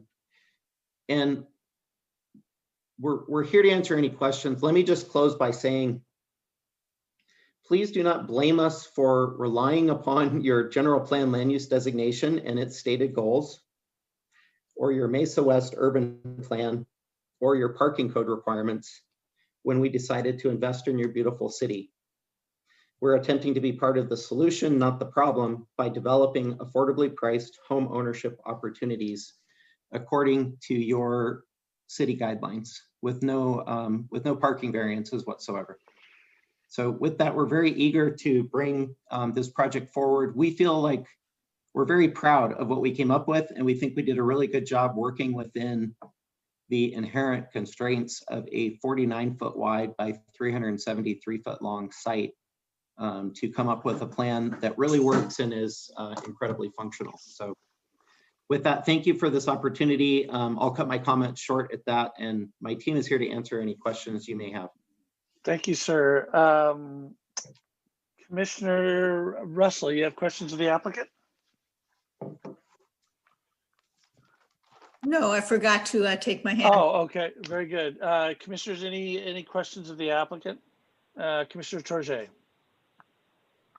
Yes, I had a question. Thank you so much for your presentation, and I appreciate how you spoke about the following the master plan and the general plan, although there are some significant deviations from it. I do have a question. You mentioned the providing affordable ownership options in the city. Can you give us an estimate of what you are anticipating these selling for on the market? Sure. So these are intended to provide entry-level home ownership opportunities for families, hopefully locating and staying within Costa Mesa. 6 of the 8 units are 2 bedrooms. The other 2 are 3 bedrooms. We presume the 2-bedroom units will sell in the low to mid 6s, probably anywhere from, let's say anywhere from 625 as a starting point to 675. The 3 bedrooms, I'm not sure, but those could go into the low to mid 7s. Okay, so between 6 and 800,000. Correct. By the way, I realize that sounds like a lot of money in the world, but relative to how desirable Costa Mesa is, you know, its proximity to the beach and whatever. I mean, I think the median home price in Costa Mesa now is over $1 million. Am I correct in that? Yeah. So, I mean, these will be the most affordable new homes in Costa Mesa. We're proud of that. And if we built any less of them, we'd have to build them bigger and price them higher, obviously, right? So we're trying to provide reasonably priced ownership opportunities that would address a huge demand in the market there. Yeah, and this is where the affordable housing question becomes difficult, because it's difficult to provide more affordable housing if you're not able to develop more units. I had another question about that I had asked staff, but wanted to know about shade.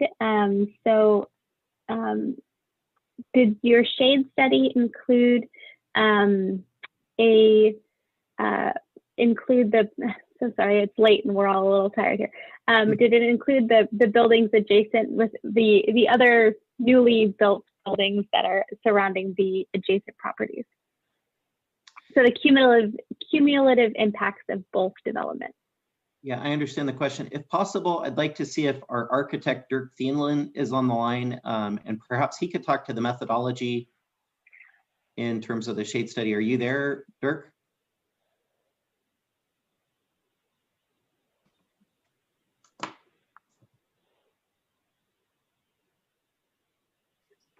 And if I could piggyback off of Commissioner Torje's questions as I'm looking at the shadow study, I want to make sure I'm interpreting this correctly.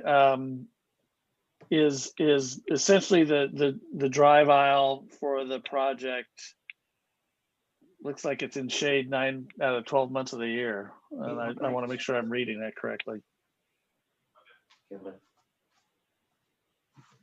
Guys, can you hear me? Okay, I think Dirk was texting me. He's having a hard time getting recognized to get in. So I've called him up. I have him on my cell phone, and let me see if you guys can hear him. Go for it, Dirk. Yes, Steve, commissioners, can you hear me? Yes. Yeah. Perfect. Yes, in regards to the shade studies, if you look at, again, the worst month, which is December 21st at 9 a.m., what we did to illustrate this correctly, we put the buildings into a model format in SketchUp that are on the south and north. And when you look at the south property line, you'll notice that all the buildings, or the good majority of the buildings, the roofs are white.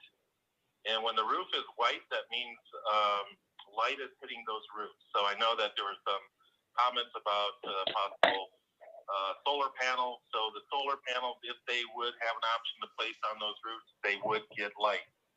And when you look at the profile of the shadow from the development to the south of our development, you'll see that profile is following the development to the south. So there isn't any significant impacts on our development to the development to the south and beyond. Most of the shadow is being created by the adjacent development. There is some slight shadow that is going on the smaller roof. And you'll see like a darker gray there and some white areas. And again, this only is affected in the worst days of the year, which is December 21st. If you look at June 21st, March 21st, and September 21st, there is no impact. The majority of the impacts are being created from the adjacent development. Okay, so I'm looking at handwritten page 40, I believe, 39, 40, with the shade, and seeing that on December 21st,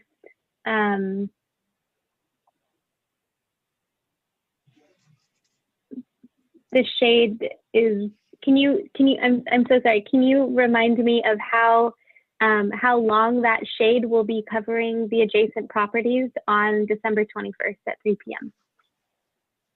And yeah, and that's what I mentioned. When you look, once the buildings are modeled three-dimensionally, we have a SketchUp program where we can set the sun at a certain angle during that point of the year. And what we did is, again, we modeled the height of the buildings and slope of the roofs that are adjacent. So what you'll see is there's no impact that are created beyond those roofs of the adjacent properties. The adjacent properties are basically creating the majority of the impact on their adjacencies. But what's happening, since we have height there, and the height of the ridge is going to be approximately probably about 30 feet, what you have is the shade and shadow is hitting the side of the building, but not wrapping over the mat. If it would wrap over the mat, then there would be an effect of our buildings creating additional shade on their north side. So when you look at the profile, again, on their north side, you'll see that the profile matches their buildings because there's a few dormers that you'll see on their roof structures. And there's like little two pointy elements that you'll see where the shade is going almost completely over their adjacent buildings. The adjacent developments have a worse shade impact than ours. And the impact is different because the adjacencies that they have, their building structures are lower. Okay, thank you. I appreciate that explanation. You're welcome. Anything else, Commissioner Torje? I think that's it. I will just say that I did see on posted that your tenants did not know that this was happening until they saw a public notice posted on their property. So hopefully that's not what happens moving forward. Okay, thank you. Vice Chair Colbert. Thank you, Mr. Chairman. Thank you to the applicant. I have two quick questions for you, and I think Commissioner Toller and Commissioner Torze kind of answered or asked a couple of the questions I had regarding affordability and shadows and other things relating to this project, but I'll get into the one question, and it's just based off of something you said earlier about people locating in Costa Mesa and specifically related to displacement and things of that nature. Can you ask, when you approached this site for development, who did you have in mind that would be you were designing for, building for? I actually think these have a very broad appeal, but what we tend to find is people who already have familiarity. I mean, and on other projects in other cities, they tend to draw largely from people who grew up in or live in or have strong familiarity with these neighborhoods and with these and with the city in general. So we tend to see, people who grew up in the area, went to school, came back, are buying now in the community they grew up. So that's not across the board, but that's a common theme. We see a lot of young couples with help from parents with down payment, getting over that hurdle into home ownership position. And in a lot of cases, it's people from not necessarily in the city, but in at least the surrounding area. So the city or surrounding cities that have strong tacit knowledge and familiarity with the arterials and just the makeup of the streets and the neighborhoods. Okay, thank you. That was what I was trying to get to the crux of and thinking about the land use piece, but I'll ask staff about that later. The second question is related to improvements for the utility. I believe it was saved in a staff report, but I just wanted to, and I believe we discussed it. Given the density of this project and I guess the shifts of units from these two homes to this 8-unit development with multiple people that could potentially be living in there. Can you just talk about those utility improvements a bit more? I believe you detailed something that hasn't been discussed, but I think is important for the public. Yeah, sure. And thank you for bringing that up. It actually was noted in the staff report, I believe, but the current condition of the site concaves down into the middle. So the middle point in between Anaheim Avenue and Meyer Place is significantly lower than the street level on both sides. And that's not just for our property, that's actually kind of, if you go several properties north and south of us, in the middle there, it drops down, it's a big bowl. So our property, luckily that we're able to assemble the two lots that span from Meyer Place over to Anaheim Avenue, we're able to solve a pretty significant drainage problem and sheet draining problem within the neighborhood, within that area. So ours will, we don't require any pump systems. It will naturally sheet drain from Meyer Place over to Anaheim Avenue. And so a lot of the water, whenever we have storms, will pass through our site and drain out. And currently, and we've seen this in the last couple winters there, when there are heavy rains, the middle of these sites, not just ours, but the surrounding properties they turn into a big punch bowl in the middle there. So we're going to resolve some of that, not just on our site, but for some of the surrounding properties as well. Okay. And last question, it's kind of a two-parter. Do you know the average family size here in Costa Mesa? I apologize, I do not. I don't know if anybody on my team can speak to that one or not, but I'm sorry, I do not. Okay. I would guess that relative to this specific project, 2-bedroom homes and 3-bedroom homes, we're going to get entry-level families. So young married couples or young, professionals, that type of thing, I think is what we'll get, but probably not large families coming into this, but more starter families. Okay. And then was that your thinking and motivation for the 6 2-bedrooms and the 2 3-bedrooms, or how did you approach that? Yeah, absolutely. And I mean, with a tremendous amount of sensitivity to making sure that we can adequately park this on site without creating any problems to the surrounding neighbors. So incredible sensitivity to that. We wanted to make sure we met parking code with no variance being requested in that regard, which we do. Thank you, Mr. Jones. Thank you, Mr. Chairman. Okay, thank you. Commissioner Russell, did you have questions? Yeah, I do. We talked a little bit about in the middle, the parking spaces, and what kind of a barrier is going to be put up between what in effect is the two lots. Judging by the picture, it looks just like grass. And I know I got some comments from neighbors that they would very much like to have that be a pass through that they could use for pedestrian and bike travel. So what are your thoughts on helping to do something like that? For starters, let me queue up and see. Dirk, are you still online with me? Dirk? Sorry, I was on mute. Sorry about that. Yeah, hold on one sec though before you dive in. Sure. Commissioner Russell, I just want to address one comment that we actually picked up in the City Council study session a year and a half ago. There was a concern about our original design actually contemplated going straight through from one street to the other, and there was a concern raised about pass-through traffic, like that cars would cut through our project to get from one street to the other and race through. And so in part, we were addressing that comment that came out of that session, and in part, we just, as we explored it, we said, hey, this works better anyways, because it allowed us to pick up parking and sort of functionality of turnaround back in that area. So with that, I'll let our architect Dirk talk about the actual physical composition of those end pieces. Yes, our thoughts were we do have a little bit of area there to put some fencing, and you can also look at growing vines in those locations. We are parking a stall that's adjacent to the PL. We could, if you would want a gap in that location, that gap could pull off the PL maybe 3 feet to allow pass-through.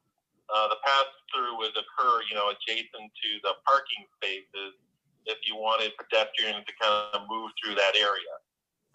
I think we can look at it both ways. We can run the fence along that backside, again, all the way to the perimeter. And that was, again, like Steve mentioned, we wanted to get away from the bowling alley effect and people using it as a pass-through. So this was our thinking in regards to turning the B unit slightly to create more of a community on both sides, Anaheim and Meyer. So it didn't look like a pass-through bowling alley. But I think, again, we could look at both approaches. However, we do have parking there that is required, and it would be a little bit tight and snug for people to kind of move in and out, but it could be done. Okay, yeah, I could see that you would not necessarily want people just driving through, but I also think that there's a case to be made for reconfiguring it so that pedestrians and bicyclists could use it in a safe way, because it is the block, as we talked about, is pretty long. All right, that was my question. If I may, just briefly, this is Steve Jones again. We welcome any specific ideas in that regard. I know there's been a couple comments about the walk score for this project. We're well aware of that. I personally am a cyclist. I like to ride. I like to run. I've got bikes. I've got e-bikes. I've got e-scooters. I love to just get out and about and get outside of the car. I've championed open streets events in my cities. I'm a huge proponent of active transportation and whatnot. So I'm really big on all that stuff. And I guess in a sense, we were so fixated on just how to make functionality out of the narrowness of our site that I don't think we really tried to incorporate a whole lot of bike or pedestrian connectivity into that. But we're certainly open to that, and punching a hole through that wall just to allow kind of a pedestrian access is one element.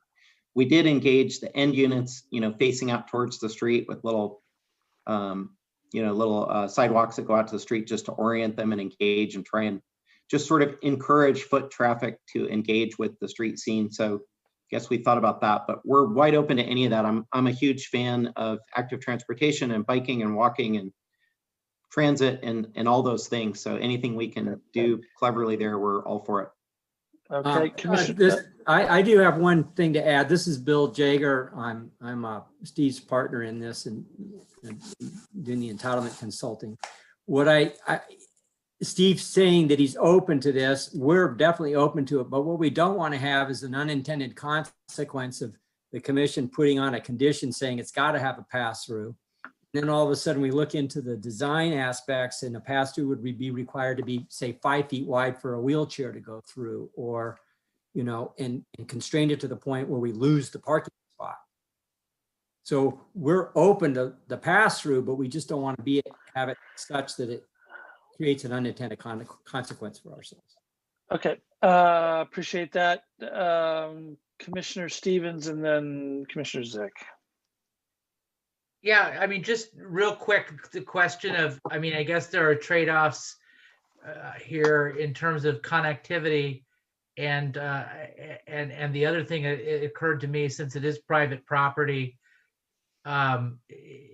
would you be concerned with the issues of privacy and security for the people that are purchasing the units in the common development? And you know, and then if we would have, how would we address that issue, or is it not a concern? Is it not an issue in this type of context? I personally don't believe it's an issue whether or not we connect it through. You know, in addition to development, I manage associations, I manage apartments, I manage different properties. So I'm sort of actively involved in the day-to-day operational side of this thing.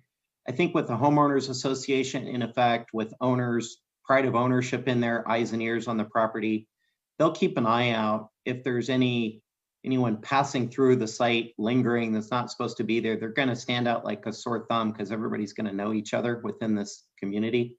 They tend to create their own little tract where everyone knows each other and recognize each other. So I'm not worried about it either way. We could include it if you guys like it to pass through and punch it open. You know, subject to what Bill said, as long as we don't lose any parking spaces over it, obviously. But either way, I'm not concerned about a security risk or a safety risk in doing so either way. Okay. Anything else, Commissioner Stevens? Okay, Commissioner Zick. Thank you, Mr. Chairman. Mr. Jones, I've got 2 questions for you. And my first one, I'll admit I've got a bias behind the question. You were talking about pride of ownership. And one of the comments or questions earlier to staff was asking about the city's ownership to rental ratio and why some people tend to be fixated on that, why that matters. My question to you is, do you think it matters? Is ownership an advantage over rental? And in what way is that important to you? So I can honestly state that I personally do not. You know, I'm proud to say I just completed a 50-unit rental apartment project in City of Westminster that we've been leasing up. I think we are so short of housing supply in this state and in this county that we need a lot more ownership and rental opportunities.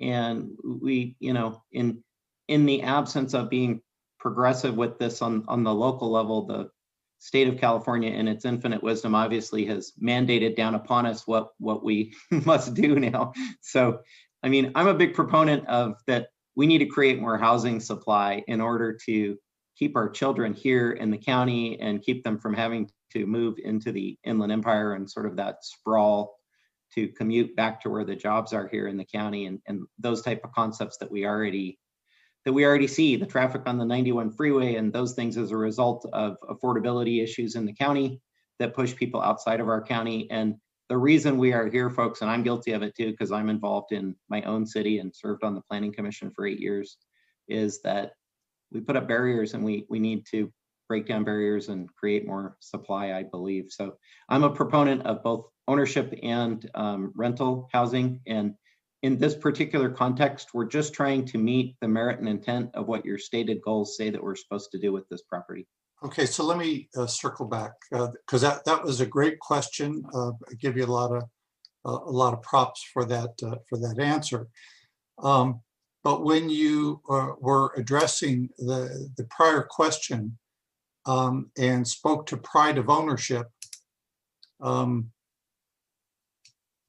wondering what pride of ownership is then in the context of the answer you just gave. So, I mean, there is something to that. If you own property and you have an equity stake in property, then you have more of a vested interest in protecting what you have. I think it does create a slightly different level of pride in the property if you own it versus if you're just passing through and renting it for a period of time. So I think that's sort of inherent in the ownership versus rental balance that exists. And so I didn't make it up, but I think that's an inherent fact, is that there is a certain pride of ownership that goes along with protecting your equity interest that you're accumulating in property ownership. Yeah, I think so too. Here's my next question. And before I ask it, I do want to tell you that I'm impressed with how you have designed this project. I'm particularly impressed with how you basically get it to fit into these two parcels.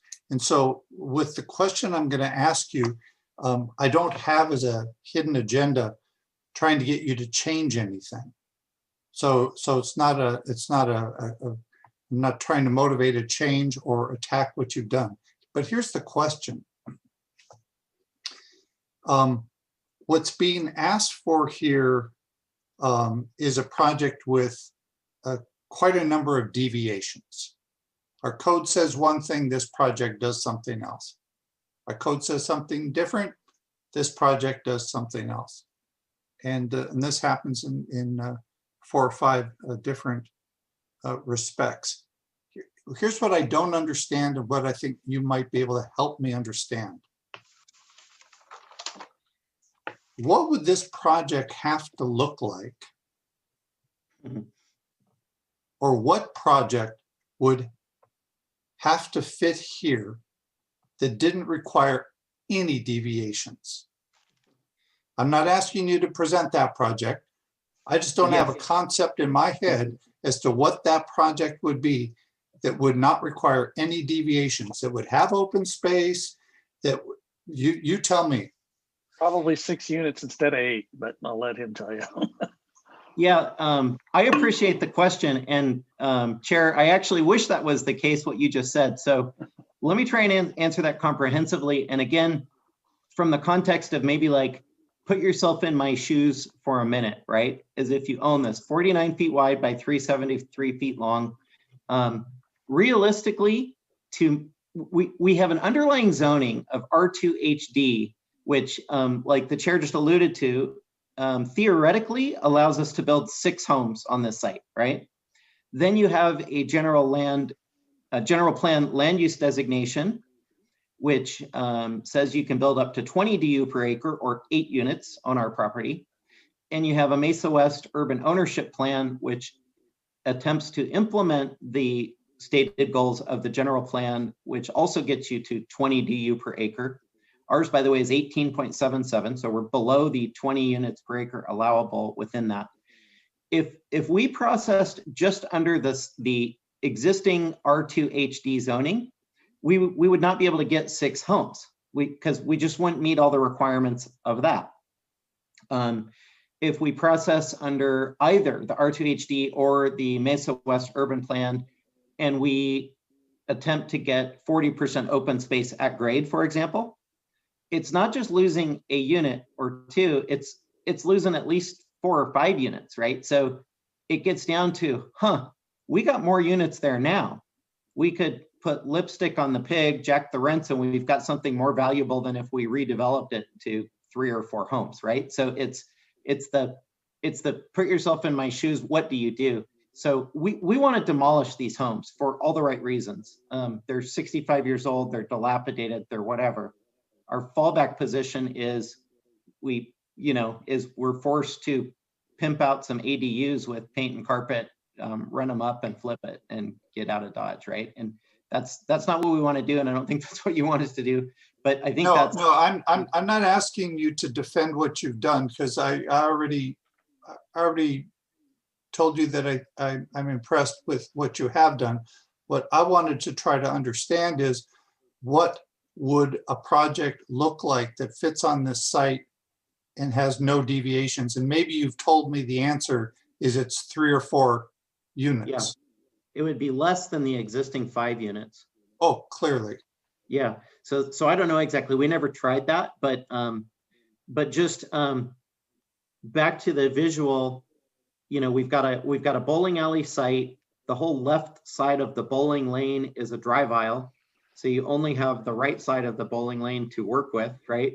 And 40% of the entire site has to be open space. So what does that leave you? I don't know, 2 or 3 homes, I guess, right? So it's it just doesn't fit, doesn't work. And again, it's an open space requirement that is artificially restricting the stated goals of your general plan land use designation and your Mesa West urban plan. So it's, which do you rely upon, the general plan or the side order, open space requirement? Well, thank you for the answer to my questions. I think open space is important, and turn it back over to you, Mr. Chairman. Okay, thank you, Commissioner Toller. I do want to get to the public, and we have one more item tonight, so let's... Yes, I'll make it real quick. I just wanted to, in a similar vein as Commissioner Zick just asked, again, Mr. Jones, I agree with Commissioner Zick that you did a great job working with what you've got in this project. I just think it would be helpful to ask this hypothetical question regarding parking, just for the sake of our ears. If you didn't have to provide 26 parking spaces for this site, you know better than we do probably what would be feasible on the market. How many parking spaces do you think if you weren't required to provide parking on site, how many would you provide? I'm not sure exactly how to answer that, but I would say that the parking code requirement is probably pretty well geared. I know we all go to the planning officials forums and we hear about walkability and transit and connectivity, and there's a starry future coming our way where driverless vehicles will drop us off and do all these things, right? And I don't mean to be cynical or make that sound, I mean, we're really, really heading there, but we're not there yet, right? So therein lies the inherent dilemma of how much parking do you need today? Well, probably not as much as you'll need at some point in the future when we have hovercrafts and driverless vehicles and a streetcar system coming through Orange County, for example, which is under construction for the first leg, and other mechanisms like that for mobility. Probably we won't need as much parking in the future. Hopefully we get out of our gas guzzling vehicles and use more active transportation. Again, I said I'm a big proponent, but for right now today, I would say we probably need this parking that you're requiring us to have. But I also feel like we will self-contain within our site and we will not create nuisance for the surrounding neighbors by overflowing. Great, thank you. That's it.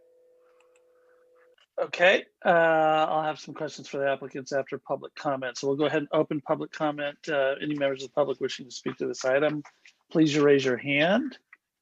I see 1, 2, 3. So Julie, if you'll get us through the public commenters, please. Yes.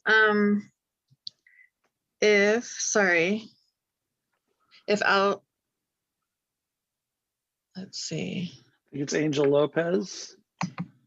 Yeah. Yes, Angel Lopez, you may provide your public comment.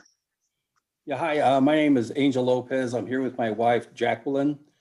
We have lived at 1975 Anaheim Avenue. So we will be the house directly south of your project. Okay, we've been here and they've built 1974 Meyer since we've been here. And they do look like containers. And they are very, very tall. And because of water situation, they had to truck in 28 trucks of dirt. And that thing is huge, tall. Now, with this project going in place at 45 feet or 44 feet, whatever it is, and a deck on the top, a couple of questions. One is how much backyard, how far is the house or the building from my north wall, which would be your south wall? How much space is there? And then the other thing is, you know, what do we do when we have people standing on the top deck of this huge thing, looking down into our backyard? And I know I see the site restrictions that you've put on it, but does it really have to be 4 stories tall? And you talk about, you know, the prices and how it's going to be affordable and all that. And in my mind, 4 stories is more expensive than 3 stories, and it's not necessary. And you know, there's no way you're going to hit your price points. I'll bet you a nickel right now. These places will be over 700,000 on the small unit. So our concern is looking at Miss Diane there. She's got a sunset in the background. John, you got a pure pretty lake behind you.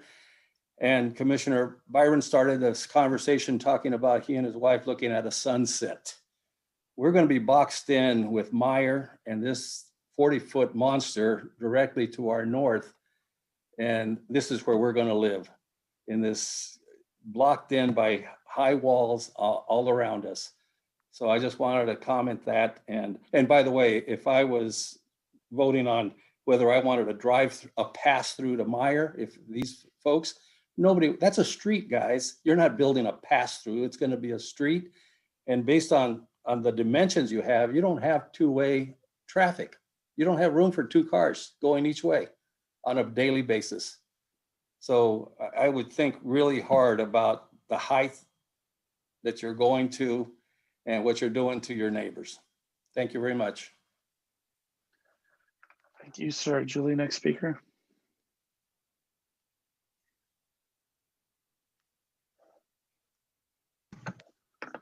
Christine Nolf, you may provide your public comment.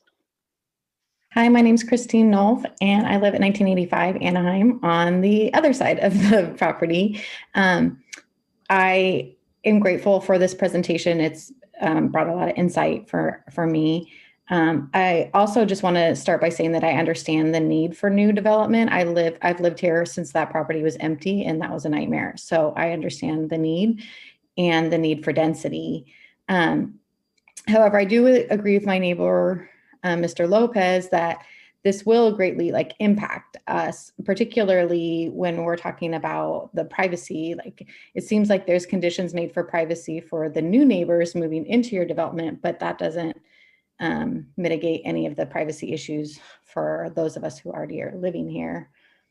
Seeing the 341 East 21st Street was really helpful, and those are a beautiful development. And I'm wondering if we could keep it at 2-story or something like that, or even stick with the code of 3 stories, just because we don't have anything already 4 stories here. And it like I said, and like Mr. Lopez communicated, it does greatly impact us.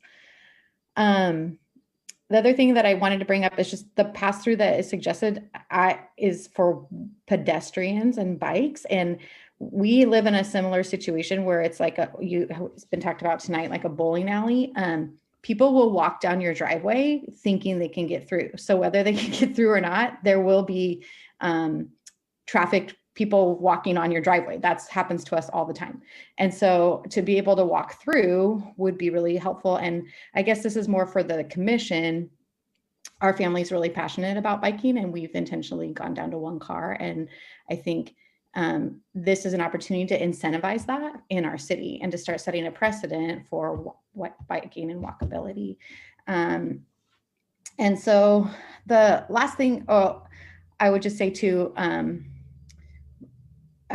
we do hope that we get a new fence out of this in between our properties, because the current residents did run into our fence with their car, but that we can talk about later. And lastly, I would just say, again, I think for the commission, to me, this project brings up, again, the broader question of the need for affordability in our community. I understand that the price points that have been presented are like very affordable. However, I'm very interested in an inclusionary ordinance and being able to just require affordability across the board in our city. We've lived in the West Side for 20 years, and we just see this over and over where our neighbors get pushed out. Like, I understand they're renting. I know the Volcom guys, they're my friends. I've lived next door to them for 3 years. And so I think, like, yeah, the Volcom guys are going to land on their feet, but we've seen this happen with other neighbors where it tears at the fabric of our community, and we invest a lot in our relationships with our neighbors. And so having to have people constantly move is an issue for us. And so I think just more broadly looking at affordability and non-displacement policies is important to me. Thank you. Next speaker, Julie.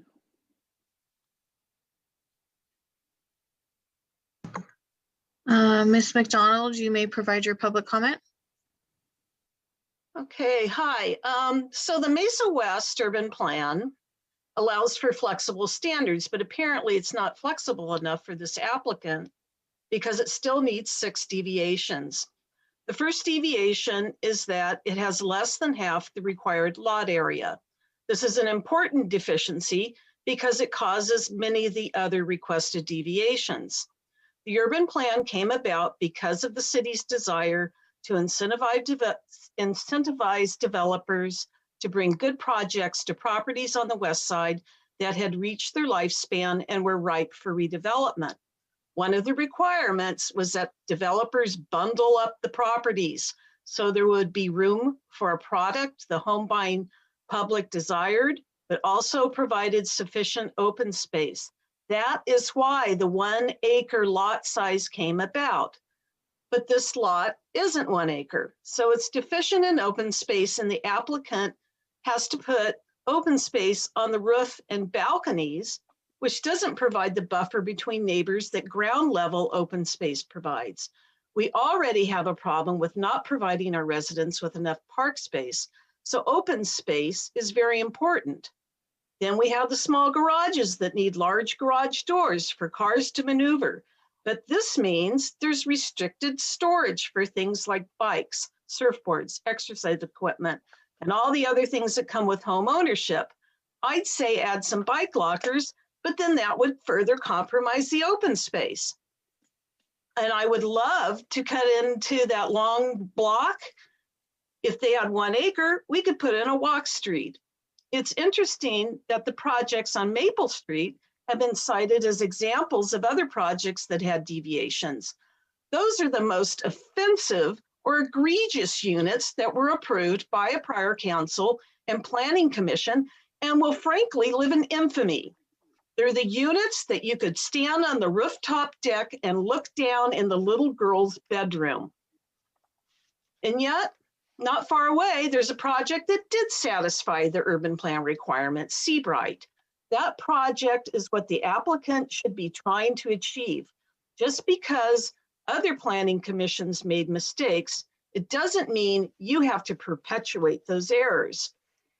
Sometimes a project can work with minor deviations, but in this case, we're starting with a lot size that doesn't lend itself to the number of units the developer wants to build, and they're having to exceed the allowable number of stories to get a project that pencils out. But it is 4 stories near a bunch of single-story homes, just like Maple Street. And I don't have time to talk about affordability, but that's also a big concern of mine. In general, this project is a non-starter for me and needs to go back to the drawing board. Thank you.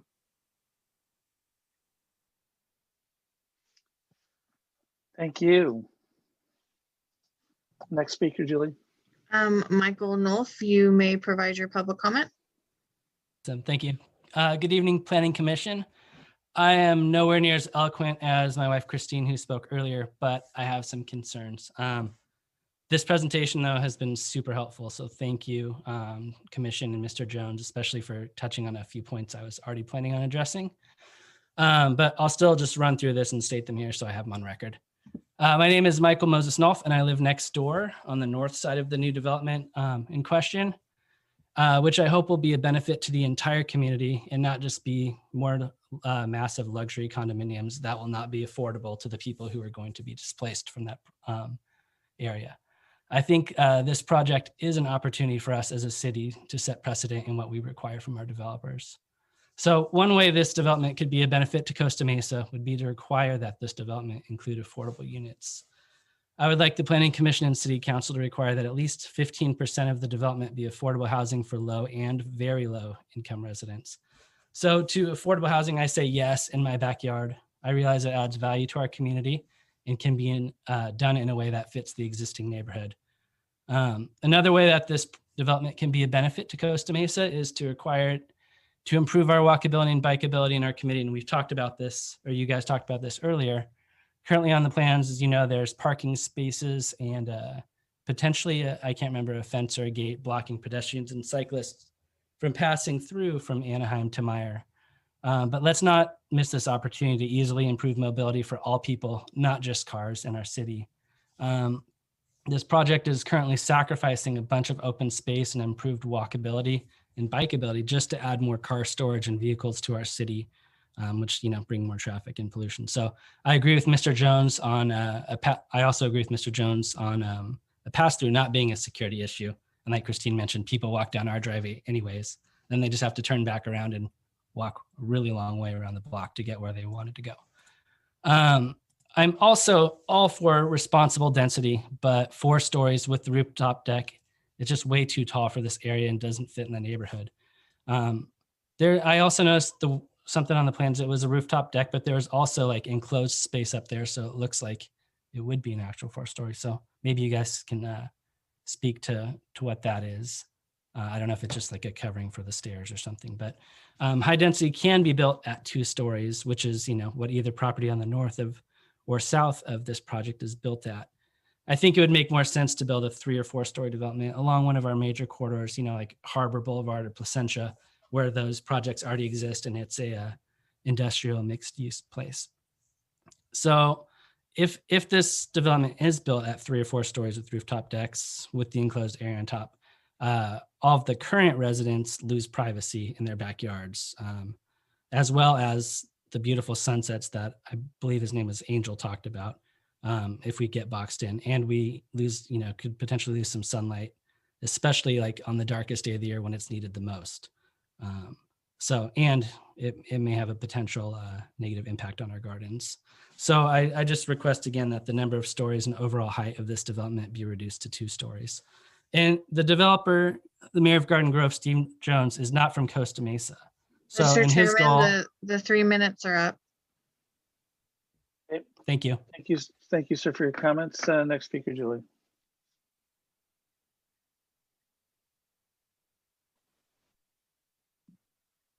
Okay, David Steigerwald, you may provide your public comment. Hi, David. I am one of the current residents at 1979 Anaheim Ave. And I just mostly wanted to comment on,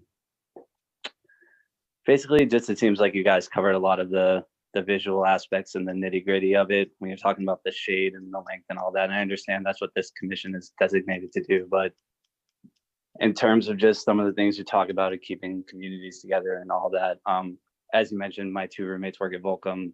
I actually work at Vans, which is also another Costa Mesa based business. And, you know, I feel this house is a part of those people that you speak of that are young and contributing to the town as a whole in terms of like art and music and all that. And so I know, and I'm rambling, but you talk about a lot of the physical aspects of this development, but, you know, internally what we provide, I feel is important. And that's all I'm going to really say on that. But one thing I would ask, because it seems inevitable that this might happen in some degree, is that when it does, is that we are given, you know, ample time to relocate, you know, somewhere upwards of a year or so, and not just being pushed out, especially in the current state of the world with a pandemic going on and all that. So that's my 2 cents. So thank you for your time. Thank you. Any other members of the public wish to speak to this item? Anyone on the, I don't see anybody, Julie. No, I don't see anybody else at this moment. We'll close the public comment. Bring it back to the commission.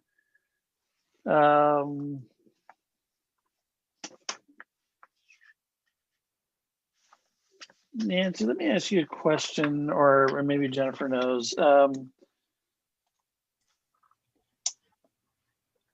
Are you aware of any lot size deviations that were urban,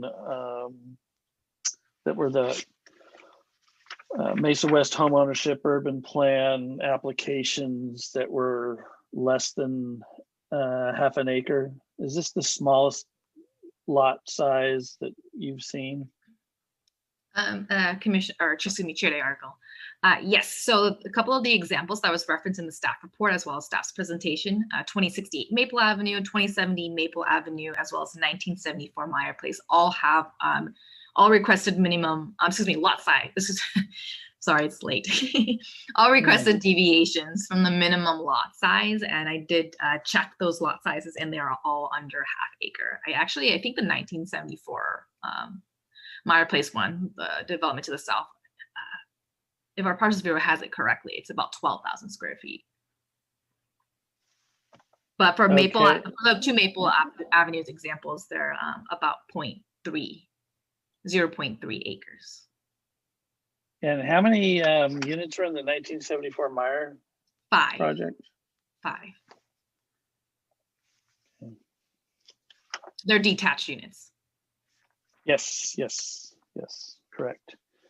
So Mr. Jones, let me ask you a question relative to your screening a year and a half ago and what you brought back today.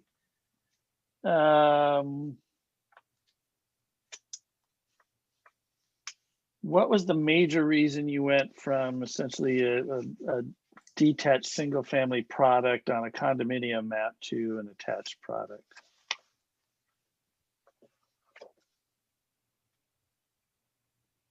Is he there?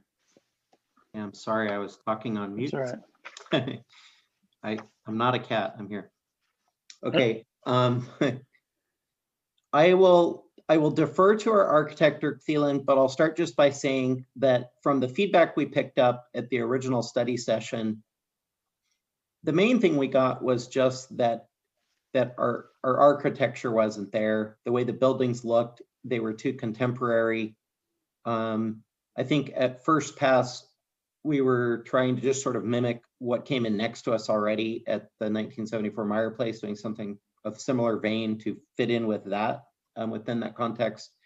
The feedback we got was to make this more Costa Mesa friendly, make it more architectural friendly. We actually disengaged that original architect. We brought in Withy Malcolm, who's a very credible firm, a lot of depth to their team, and has done projects in Costa Mesa prior.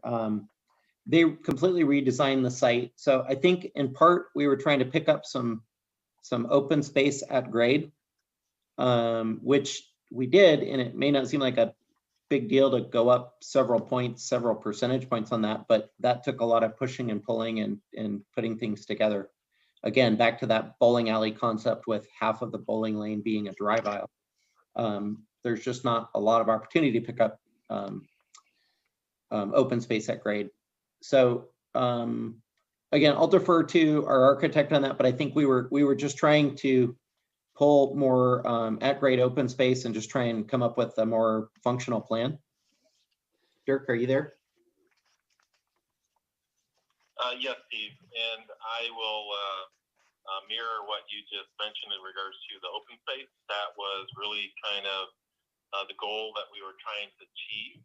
I know it's a few points, but it did give us those few points so we can get a little bit more open space situated on grade, and kind of the way that we're able to do that is to look at it more in a sense of not a bowling alley and create some rear yard elements and additional open space for the B plans by creating those that division and rotating some of the parking into the drive aisle, so allowing again more landscaping, green space on grade.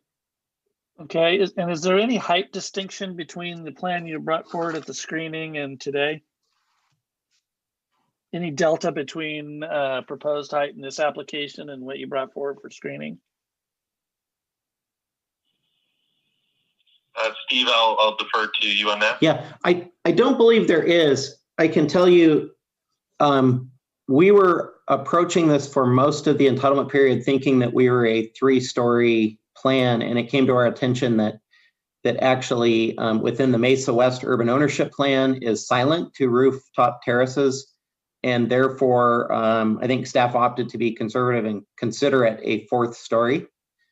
So we were going through most of this process for the last couple of years under the assumption that we were a 3-story plan with rooftop terraces.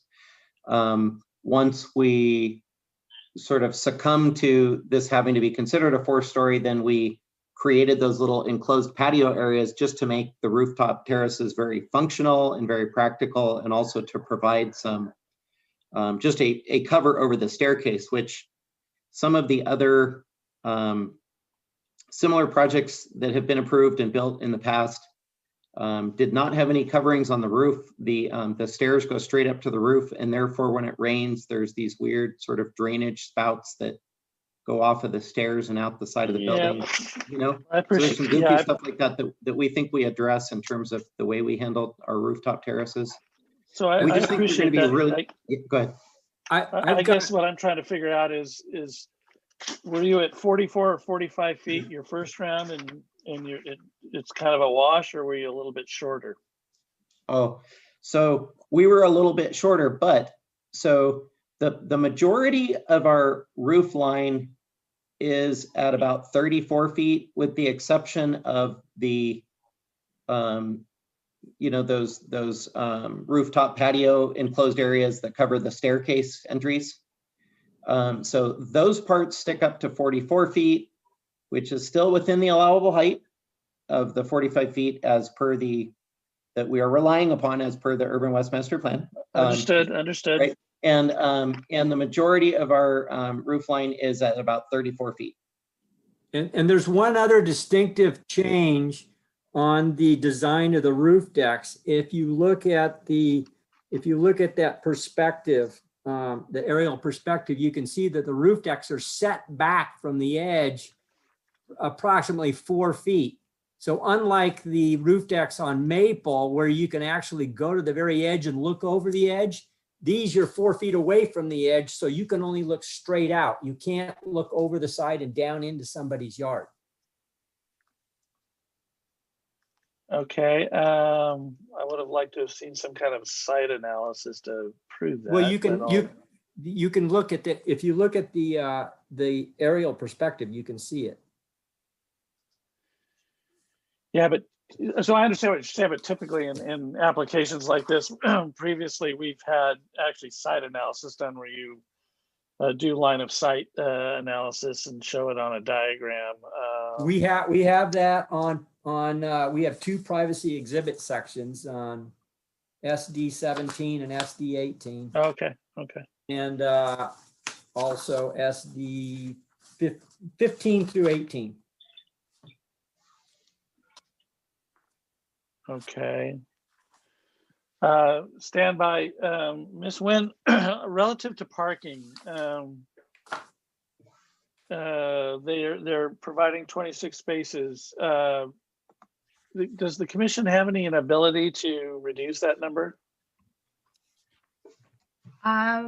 So that is, it is parking requirement per the zoning code. They are the parking requirements for, in this case, it is based on the number of bedrooms per unit. I believe if the only way to, I guess, reduce the parking requirements or waive the parking requirements, I believe this would be through a variance. It's not the deviation, the number of parking spaces is not one of the deviations that the urban plan allows an applicant to request through the master plan. It is per the zoning code. They can request to reduce the size of the parking spaces, which some. Yeah, that's really not what I'm looking for, and I still don't know how I'm going to go on this, but I'm you know, sensitive to what Commissioner Toller said, and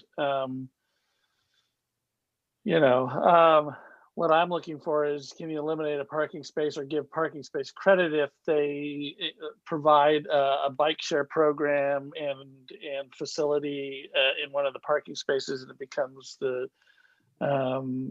the requirement of the community association under the CCRs to kind of maintain and run the thing. So that's all I was thinking about. And I think Vice Chair Colbert knows that well enough. And I think Baker Block has a bike share facility at Baker Block that they did it anyway. So okay, so those are all really the questions I had of the applicant. Any other questions of the applicant or motions? If not, I will close the public hearing and ask the commissioners what their pleasure is. Raise your hand if you're interested. Not all at once now. Okay, Vice Chair Colbert. I'll let Jennifer proceed with a motion. Okay. Commissioner Torje. I would like to make a motion to approve the project, but with a condition of approval in terms of the rooftop deck. I think there was and I want to make sure I'm getting this right. There was conversation that there was some type of privacy allowed for that, but I'd like there to be a condition of approval requiring there to be privacy requirements put into place for the adjacent neighbors with the rooftop deck.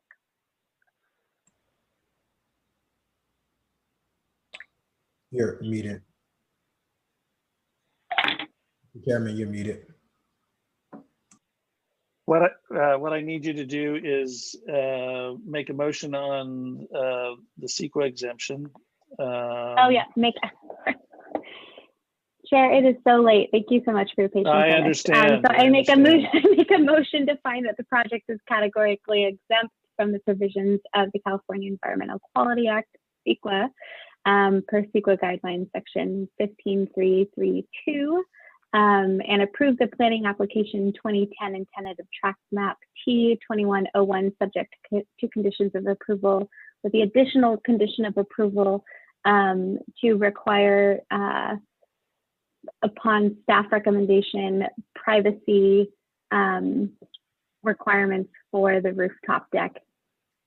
So just some kind of mitigation, some kind of privacy mitigation, sightline mitigation at staff's discretion.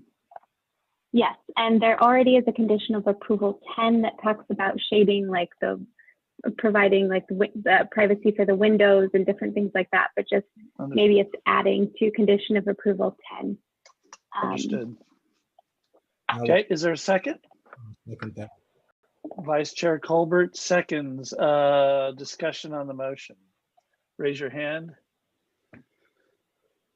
Okay, Vice Chair Colbert, then Commissioner Toller. I'll be quick. There were a number of concerns that I had with this, which is why I was interested in the applicant's presentation and also the conversation that we briefly had via Zoom.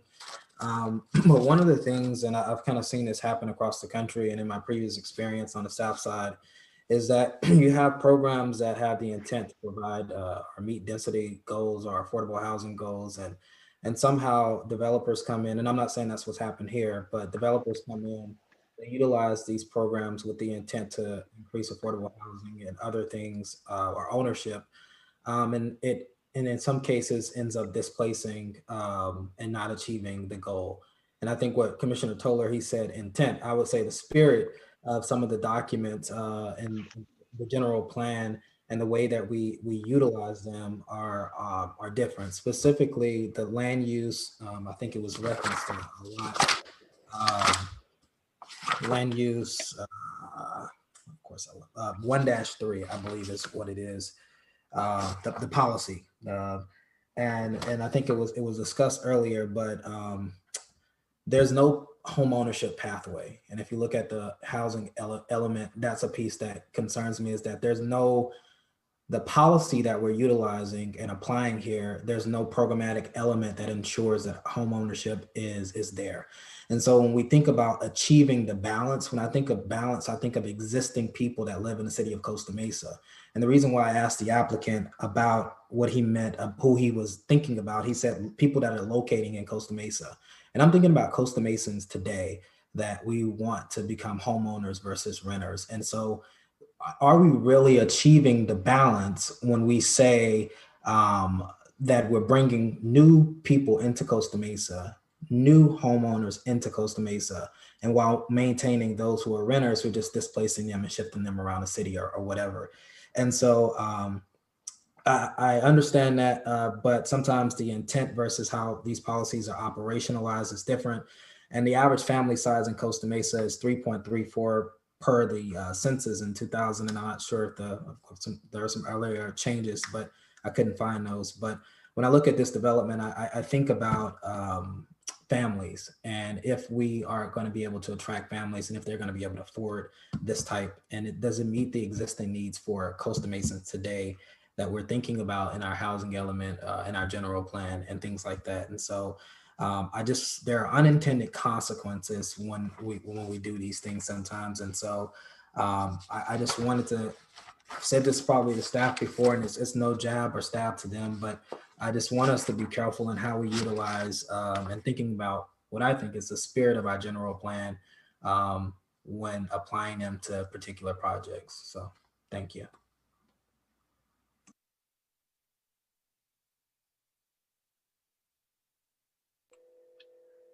My turn. I think you're muted, Chair. Your turn. Sorry, I'll keep my mic on. I was just. Thank you. Commissioner Toller, go ahead. I'll just say that I am supportive of the motion. I think I made it clear that I have a lot of significant issues with this project, but it is in no way on the design or what the applicant has done with what they had to work with. It's our code. I don't think our code, I think it's pretty clear that our code is not properly calibrated to the sites we have. This block, there's a bunch of 50 and 60 foot wide lots, so everybody needs a deviation. When we see these things go up, all of us are always surprised. Even though we have our general plan, we have our urban plan, we have our zoning code, because there's not a strong relationship between what we say we want and what those codes generate when they're implemented by developers. I think we have a lot of work to do and recalibrating these things so that we're getting the type of development that we want to see in terms of all these sorts of things: open space, privacy, affordable housing, walkability, bikeability. There are a few things that we brought up, such as height tonight. They're under the height limit, whether it's 3 or 4 stories, they're meeting the code. I think a pass-through would be cool, but I'm not willing to lay that on the developer as a requirement. I will leave that up to them if they can make it work in a way that works well and is not weird. I hope that a wall doesn't go up between the tiny sliver of frontage and the sidewalk. And I hope that the porch, the little frontage, has a real porch that your knees don't touch the end on, that it's not a little fake thing. I appreciate the design and the attention to detail, especially the decorative driveway, things like that. And I'll just finish by saying parking is driving this whole thing, and that's why we've been talking about this for 2.5 hours. It's the underlying issue, even though it's not always on the surface. But I'll be supporting the motion, and thank you to staff and the applicant for bringing this to us. Okay, Commissioner Russell and then Commissioner Zick. Thank you. Yeah, I'm reluctantly supporting this. I think that the applicant did a good job of fulfilling the requirements of the Mesa West area, but I think I fundamentally don't like the area plan. In 2006, it seems to me there was an encouragement of figuring out ways to move the lower income people out of renters out of the West Side and exchanging them for higher income folks that could afford housing. And, you know, and so I would hope that in the process of the housing element that we perhaps relook at this plan and add to it the inclusionary housing ordinance so that we can require people to have at least one of these units to be affordable, that there be an lieu fee. There's a lot of things that need to be done that can't be done now because we don't have the right excuse me, kinds of policies. So I think that's our next step, is to really look at how we can create greater affordability and not compromise, you know, the neighborhoods. I mean, every time we do this, we take the chance of moving out people that work in the community that can't afford to buy a house. So those are just my thoughts on it, but I will be supporting it. Thank you. Okay, Commissioner Zick and then Commissioner Stevens. Thank you, Mr. Chairman.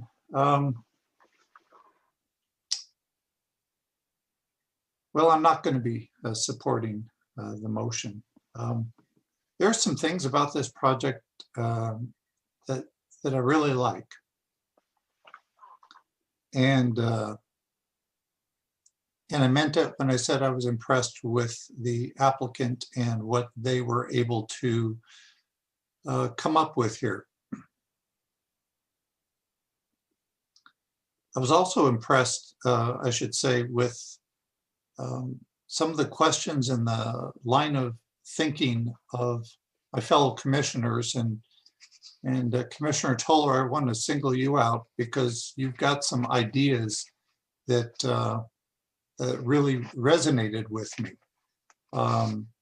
And, you know, we talk about what we would like the project to be, but this isn't that project. The concept, and you didn't mean it literally, but the idea of blaming the code.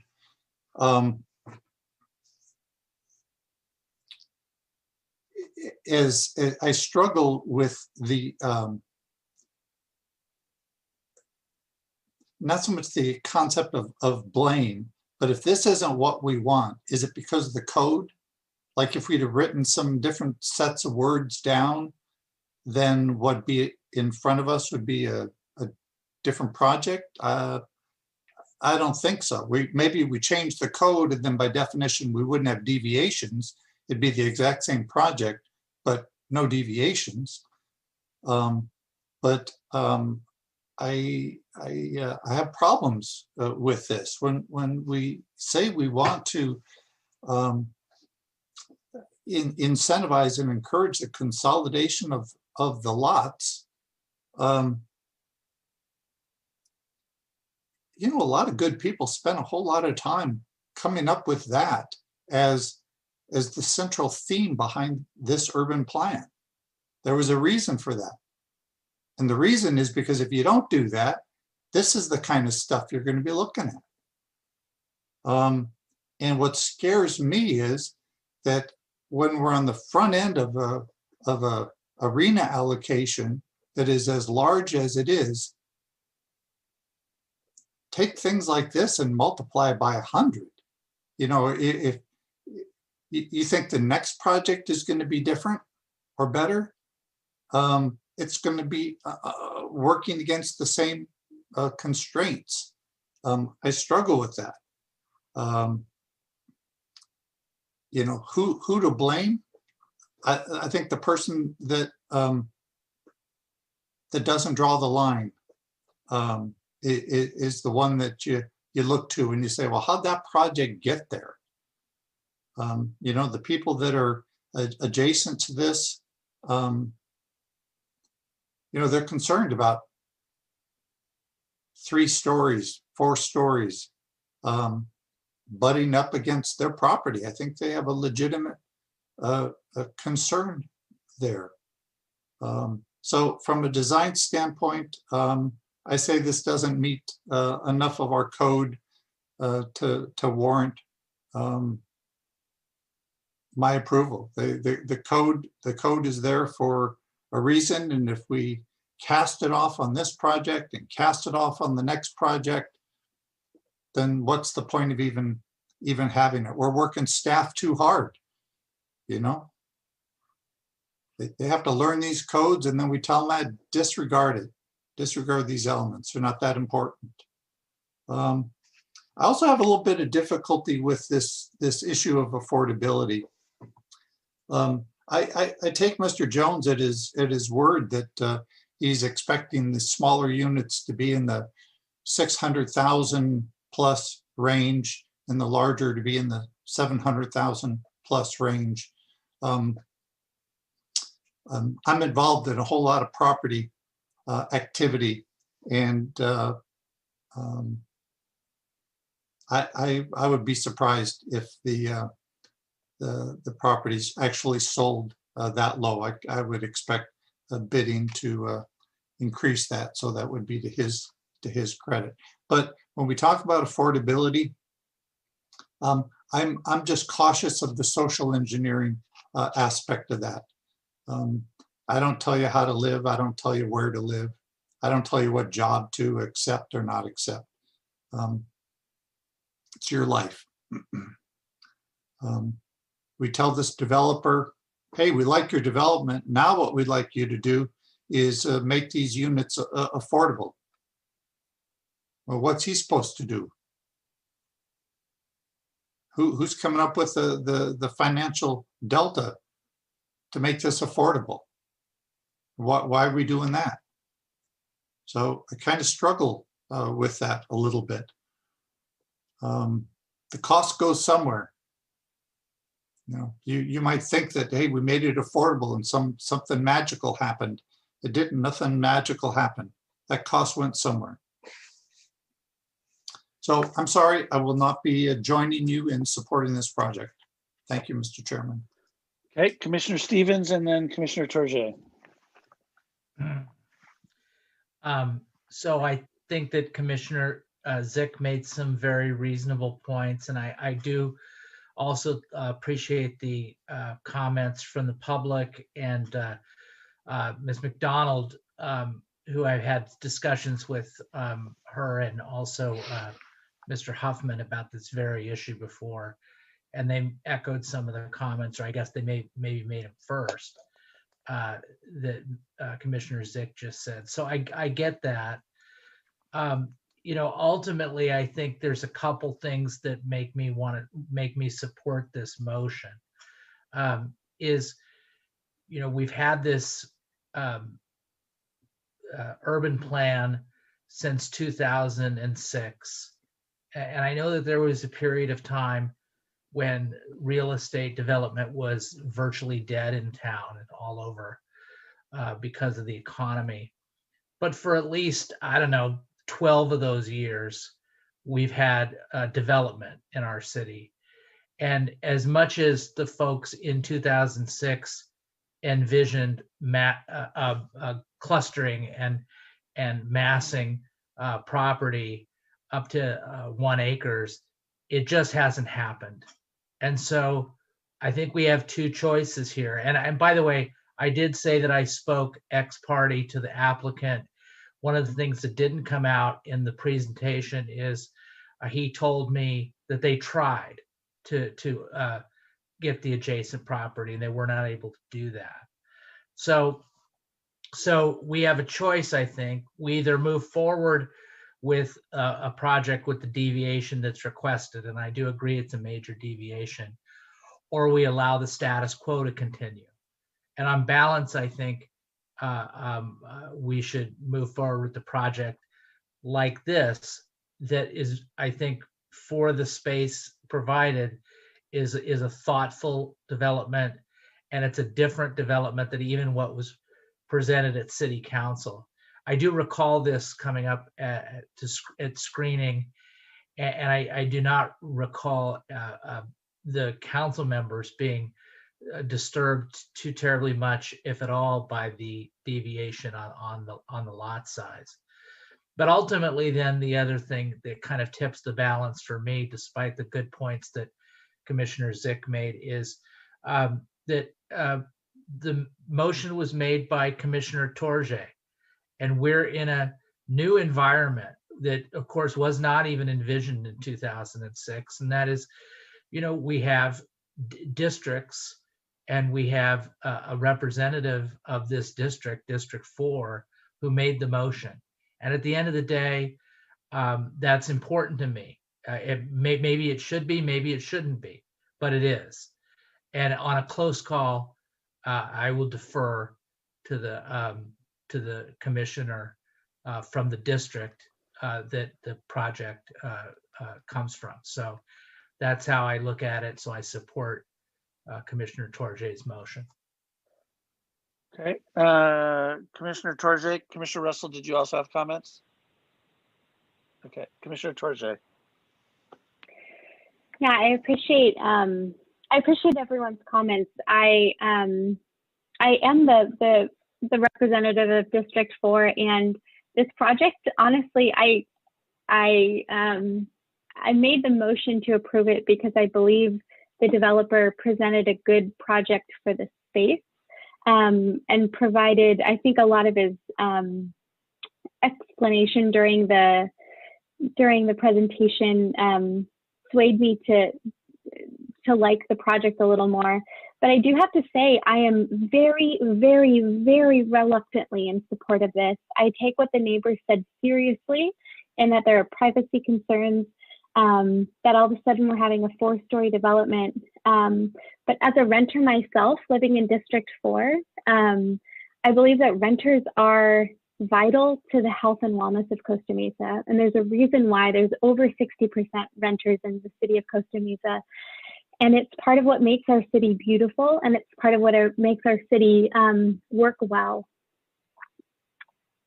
And so it really pains me that we are essentially going to be evicting renters who say, I don't want to leave. They make up the social fabric of their neighborhood. And so I made the motion to approve the project, but and I think the developer did what he could with our code. But I would like to ask that in the future, staff can bring before the Planning Commission, whether it's through the housing element or some other process, an inclusionary housing conversation where we can review what that would look like for the city. I think this issue of what development is going to look like on the west side and what development is going to look like in terms of affordable housing is bigger than this property, and it's really important. I don't think we're going to solve the issues that we're facing with this urban plan and in this district with this property. And I think this is a good option for this property, but I don't think that the way in which we're approaching development is the answer to how we should be approaching development. So I hope that makes sense at this post midnight hour, but I'm very reluctantly making this motion. Okay, so Do we have to move to go past midnight? no. So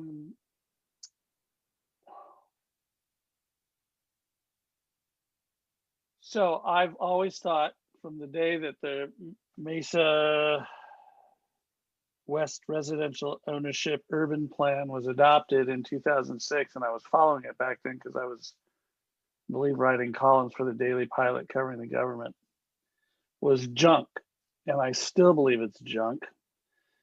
If you look at the way the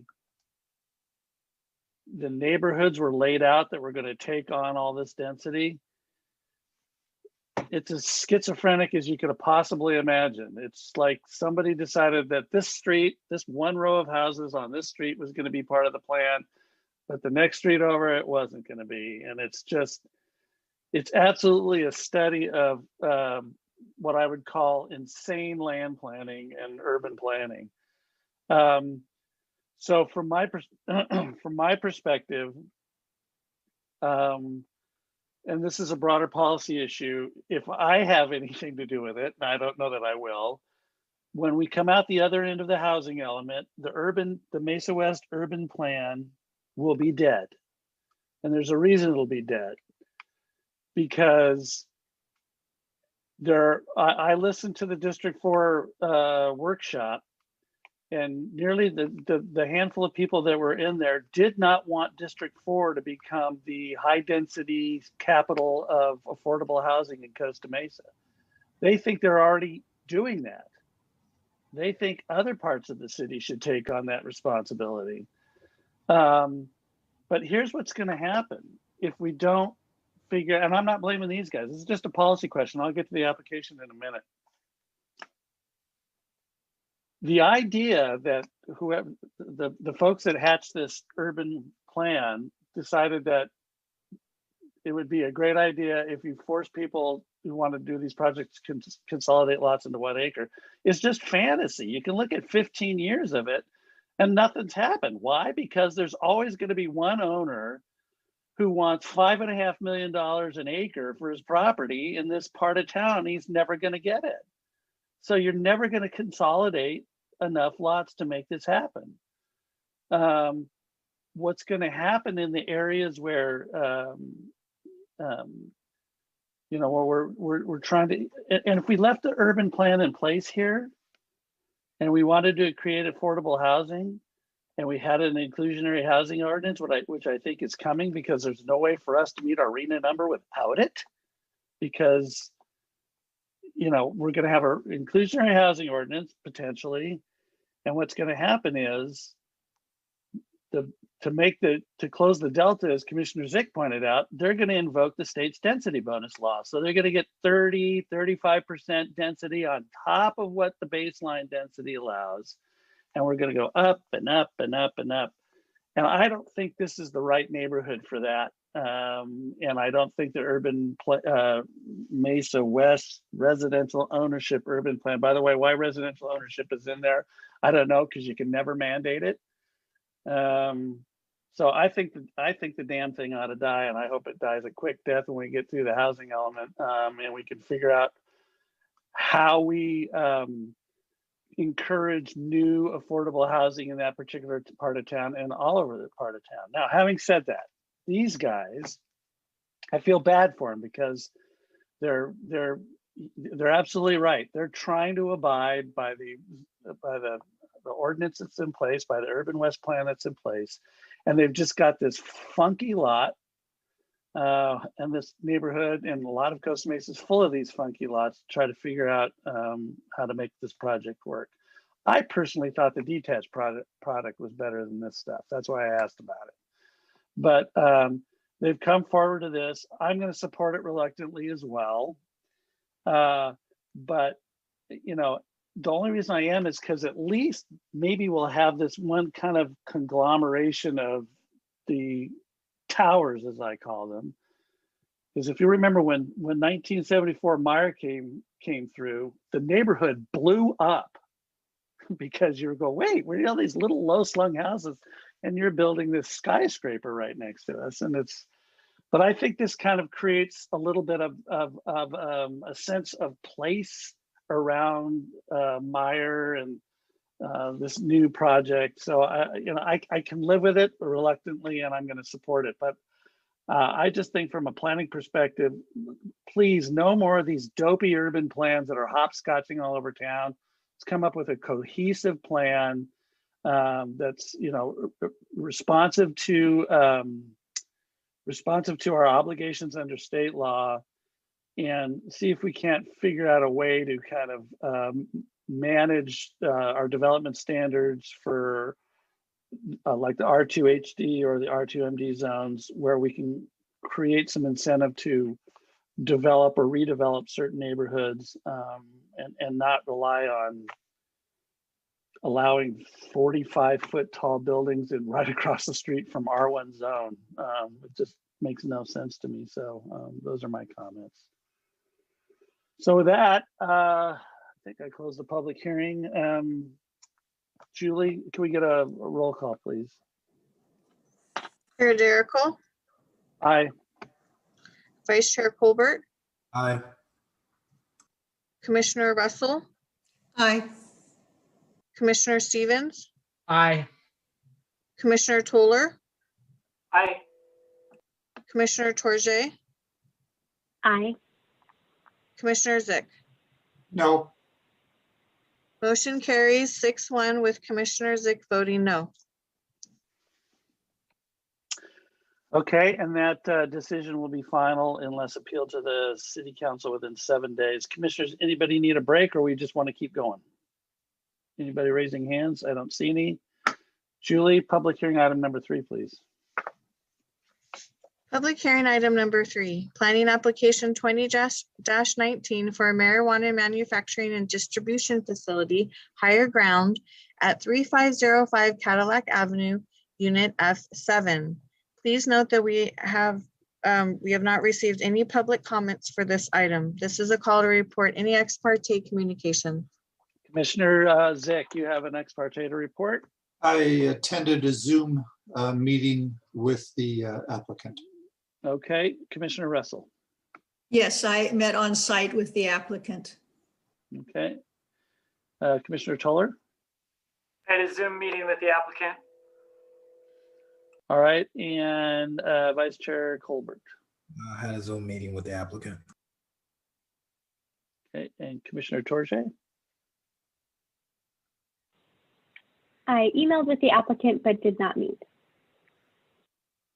Okay, very good. And then I had a telephone conversation with the applicant's authorized agent last week. So with that, Ms. Walsh, the floor is yours. Thank you, Chair. I'm going to pull up my presentation.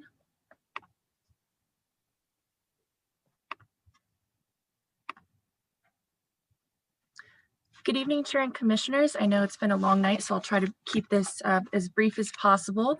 Caitlin Walsh, Assistant Planner here. The item before you this evening is Planning Application 20-19 for Higher Ground. This is a request for a conditional use permit for a marijuana manufacturing and distribution facility within an existing industrial building. The proposed facility operated by Higher Ground would manufacture and distribute cannabis products. In the way of background, the city has received 35 applications for Measure X uses to date. Of the 35 applications, 14 have been approved and are operational, 11 have approved CUPs, 4 applications have been denied, and 6 applications are pending, including the item before you this evening. The project site is located within Cambridge Park, specifically in Building F. The site is bounded by the 405 freeway to the south and the Santa Ana River to the west. The property is zoned PDI, Planned Development Industrial, and has a general plan land use designation of industrial park. Higher Ground proposes to operate in a 6,015 square foot ground floor unit in Building F. Building F has a total of 5 tenant spaces, 2 of which are approved and are occupied by marijuana manufacturing uses in Unit F9 and F5. Here are some site photos of the exterior of Unit 7, the front elevation and existing roll-up doors to the rear. This slide shows the proposed distribution and manufacturing limited access areas. The proposed tenant improvements include the modifications to interior walls, fire, HVAC improvements, installation of carbon air filters for odor control systems, and video surveillance and burglar alarm systems. With regard to the project timeline, the marijuana business permit application was filed on October 28th, 2020. A notice to proceed letter was issued on December 1st, 2020, and the CUP application was filed on December 2nd, 2020. Staff went out with the fire department applicant and the city's consultant to inspect the site on January 21st, 2021. The proposed facility includes cannabis manufacturing, packaging, distribution, and transportation. The manufacturing process includes infusion and hand and automated packaging into finished goods, including flower jars, vape pens, joints, and extracts, and no extraction is proposed within the facility. As it relates to state licensing, the applicant is applying for a Type N infusion and packaging state license and Type 11 distributor license. Retail sale and commercial cultivation of marijuana are both currently prohibited within the city of Costa Mesa. However, staff is in the process of working on a proposed code amendment, Measure Q, that would allow City Council to adopt an ordinance that permits and regulates retail cannabis in the city for storefront and non-storefront delivery. Here's a proposed floor plan of the facility. The yellow boundary encompasses the office area where administrative aspects of the business are conducted. The green area represents the manufacturing limited access areas, and the blue boundary represents the distribution limited access areas of the facility. The unit has 3 existing entry-exit doors, 1 located in the front of the building and 2 located at the rear of the building adjacent to the existing roll-up doors. Surveillance cameras will be provided in every room of the facility as well as on the exterior of the building to monitor all entrances and roll-up doors. This next slide provides an overview of the operational floor plan from product intake to final distribution. First, raw cannabis material and processed distillate oil would be brought to the facility by a licensed distributor. The material would then be stored in a secured storage overnight where it eventually moves to the manufacturing area for track and trace. From there, the product moves into the packaging areas for product infusion and hand and automated packaging. And then product would be moved to the quarantine area of the secured storage room to await testing by a third-party licensed company. After testing, product is then transported to the distribution area and loaded into the distribution vehicles for last mile delivery on pre-scheduled days and times determined by the applicant. It's important to know all loading and unloading of cannabis material would occur within the secured building through the existing roll-up doors. As is standard with Measure X applications, more than 30 standard conditions of approval related to Measure X are included in staff's recommendation. Additionally, the city's security consultant, recommended conditions of approval based on the January 21st site visit. These conditions relate to securing all points of entry with self-closing and self-latching doors, installing commercial grade locks on all the existing roll-up doors, and installing security window film or security mesh on the front door window. And with that, staff recommends that the Planning Commission adopt a resolution to find that the project is categorically exempt from the provisions of the California Environmental Quality Act per CEQA guidelines section 15301 class 1 and approve planning application 20-19 subject to conditions of approval. That concludes my presentation, and the applicant has also prepared a brief presentation this evening. Okay, Ms. Walsh, thank you very much for a very concise report and for hanging around with us all evening. Commissioners, any questions of Ms. Walsh? Seeing no hands raised, which is awesome. We're going to open the public hearing and ask the applicant to unmute themselves and introduce themselves to the commission. And I have a couple of questions to ask.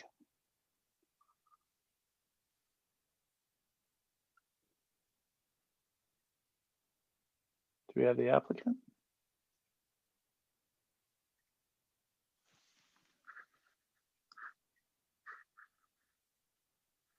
Looks like a familiar face.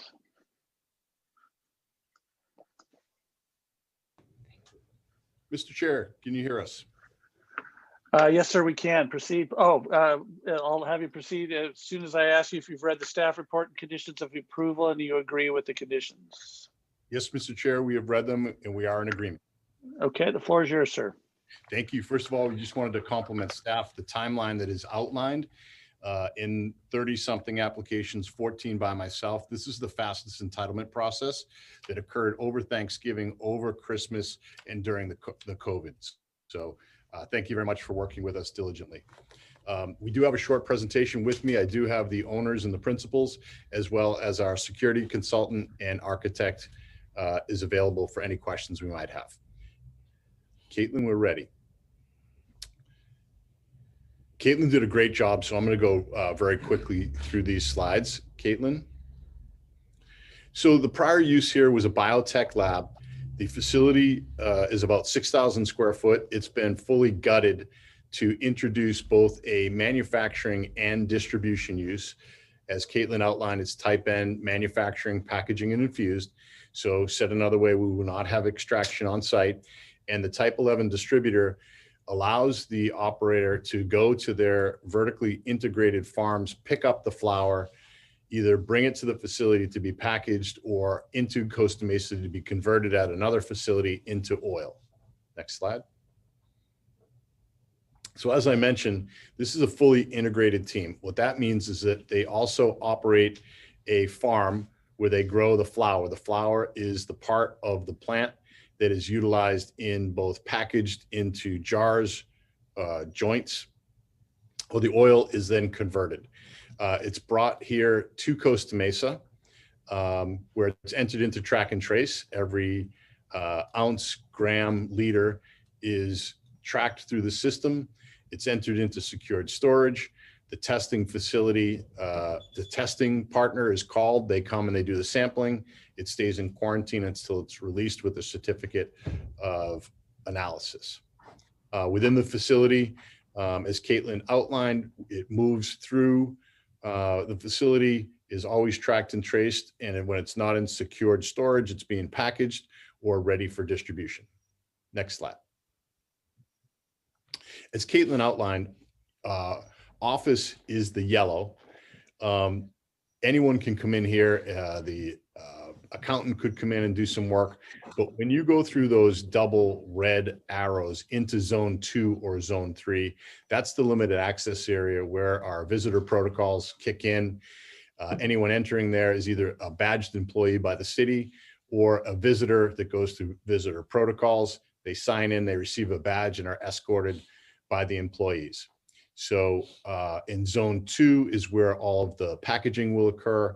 Zone 3 is where our secured storage is, as well as our distribution vehicles. Next slide. So many of the discussions we have with the commissioners allow us to go a little bit deeper into the security plan, but basically we're coming up with a layered strategy where we're setting up different layers to prevent access to the people, cannabis, and cash. We're not trying to keep the bad guys out for forever. We're trying to slow them down. So we have different strategies, like as outlined on the next page.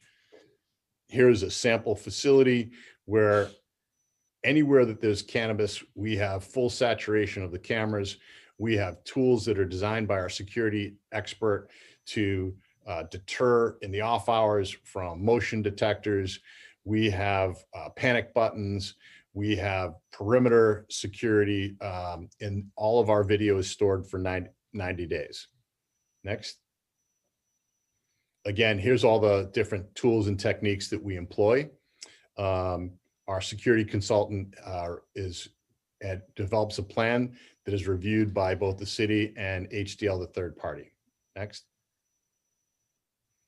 This is important to note that we operate in a very secure environment where everything is choreographed, it's entered into track and trace, but also our vehicle enters the facility, and unless and until that overhead door is secured, do we expose cannabis. So when that door is opened to prevent somebody, it's when the facility is vulnerable, all of the cannabis is in storage unless and until that overhead door is closed. Next. This just demonstrates within the facility, the cannabis is moving from distribution, from secured storage, from the quarantine area into the packaging where it's entered into a vape pen or the flower is entered into a jar. It's properly packaged. The labels of batch numbers and all the required identification goes on. It goes back into secured storage, awaiting the distribution process of shipping, which is the next slide. Oops. So shipping goes through the same thing as the receiving in reverse. Mr. Chair, that ends our presentation. We're available for questions. Great, thank you, Mr. Fitzpatrick. Commissioners, any questions of the applicant? I'm seeing none. Must be your lucky night or morning, actually. Okay, I'll go ahead and open public comment. And see if there's any members of the public who wish to speak to this item. Julie, Byron, Chairman, I think Commissioner Colbert might have a question. I didn't see his hand raised. Sorry about that. Yeah, I'm sorry, I can't find the hand raise button for some reason at this hour. Well, it goes away after midnight. I'm sorry, I have one question, and it's just go ahead, Vice Chair Colbert. Quick, I won't take too much of anyone's time. But on page 41, and this is about employment, I believe handwritten page 41 of the staff report, it talks about 12 to 15 employees. At the top, second paragraph, it says employees. At the launch of the operation, we'll have 12 employees. And then job creation, it says at launch, we'll have 4 employees. And I was just trying to get clarification on those two things from the applicant. Sure. At the beginning, I'm sitting with the owners who will open the facility. They expect to bring another one of their farms online, and as that productivity occurs, they will start staffing behind that. Did the team have any comments of how they're going to staff up on the employment? This is Brandon Perkis. Hello, everyone. Yeah, for us, we just want to, since this is going to be a new venture for us, we really want to dial in the SOPs and the systems to be in place. And as we grow, we'll be bringing in some of our employees that are at our farms, which will actually be moving over here to be working in the facilities with us for the packaging and also delivery once we actually have that. Got it. And then my last question is related to that. Thank you. That clarifies that. That was unclear to me. And then are there any local hiring practices that you'll be bringing in? Is this Costa Mesa local, or is this going to be just industry specialists or experts? In other uses where you have extraction, you really have to source for the expert that can handle that process. Here, we'll be partnering with the Chamber of Commerce, intending to utilize their job hiring features to facilitate local hires. We are focused on hiring. We benefit that it is fairly bikeable, that coming over from Moon Park into Cambridge Park is a fairly bikeable solution. So the intention is to hire local. Okay, that's clear. Thank you. Great. Is that it? Yeah, thank you. Either that, or you find all those experts somewhere else and you have them moved to Costa Mesa. How about that? Absolutely. Okay, so I don't see commissioners have any other questions. We'll open public comment. Julia, are there any members of the public wish to speak to this item? No, nobody has raised their hand, so Okay. I'm assuming no. Okay, so I'll close public comment. Commissioners, any final questions of staff or the applicant? Seeing none, I will close the public hearing. I will move to find that the project is categorically exempt from the provisions of the California Environmental Quality Act per CEQA guidelines, section 15301, class 1 existing facilities and approved planning application 20-19, subject to the findings in Exhibit A, I believe, and conditions of approval in B. Is there a second? Second. Commissioner Stevens gets the second. Comments on the motion? Seeing none, Julie, please call roll. Chair Jericho, Aye. Vice Chair Colbert. Sorry, Kaderis, I mean, Vice Chair Colbert, I couldn't hear you. Aye. Thank you. Commissioner Russell, Aye. Commissioner Stevens, I just want to say excellent staff report, excellent application, and my vote is aye. thank you. Commissioner Toller, Aye. Commissioner Torje, Aye. Commissioner Zick. Aye. Motion carries 7-0. Very good. Decision's final within 7 days unless appealed to the City Council. That takes care of public hearings tonight. We'll go to departmental reports. Is there a public services report tonight? Mr. Yang, how are you? Good evening. Good evening. Well, I should say good evening. It's good morning. But yes. But I know it's way past our bedtime, so I'm just going to make it extremely brief. So I just want to report that Public Services is doing the street improvement project on Merrimack Way, which is between Harbor Boulevard and Fairview Road. It's going very nicely. Another project we're doing is Hamilton Street, and which is an improvement from Pomona Avenue to Harbor Boulevard. So that's just a quick update, and that's it for tonight. Thank you. Thank you, sir. Good to see you. Development Services report, Ms. Lee. Thank you, Chair and Planning Commission. I just want to reiterate something that was mentioned earlier. We do intend to have a Planning Commission study session on March 1st, and we'll be doing appropriate noticing for that and putting it on our website as well. So that's coming soon. End of report. Thank you. Okay, and Ms. Lee, I might just add, I would like to, I don't know if we do it at the subsequent City Council meeting. I would love to have some kind of report on our progress relative to Smart and Final, particularly with respect to see if there's any conditions of approval associated with that operation, if there is a CUP in place at all. I'd also like to understand what obligations Smart and Final has for operating its business with respect to its ABC license that it may have. Okay. And then finally, thank you, Ms. Lee, for your report. Finally, City Attorney, Mr. Preziosi. Chair Jericho, I have no report this evening. Okay, thank you. Commissioners, a lot of work tonight. 12:32 in the morning. Thank you so much for your diligence and your patience. You guys are terrific. You do your homework, you ask good questions, and you make me think, and that's no small feat. So good job tonight. Staff, thank you very much. And we'll stand in adjournment to the regular scheduled meeting of March 8th. Good night.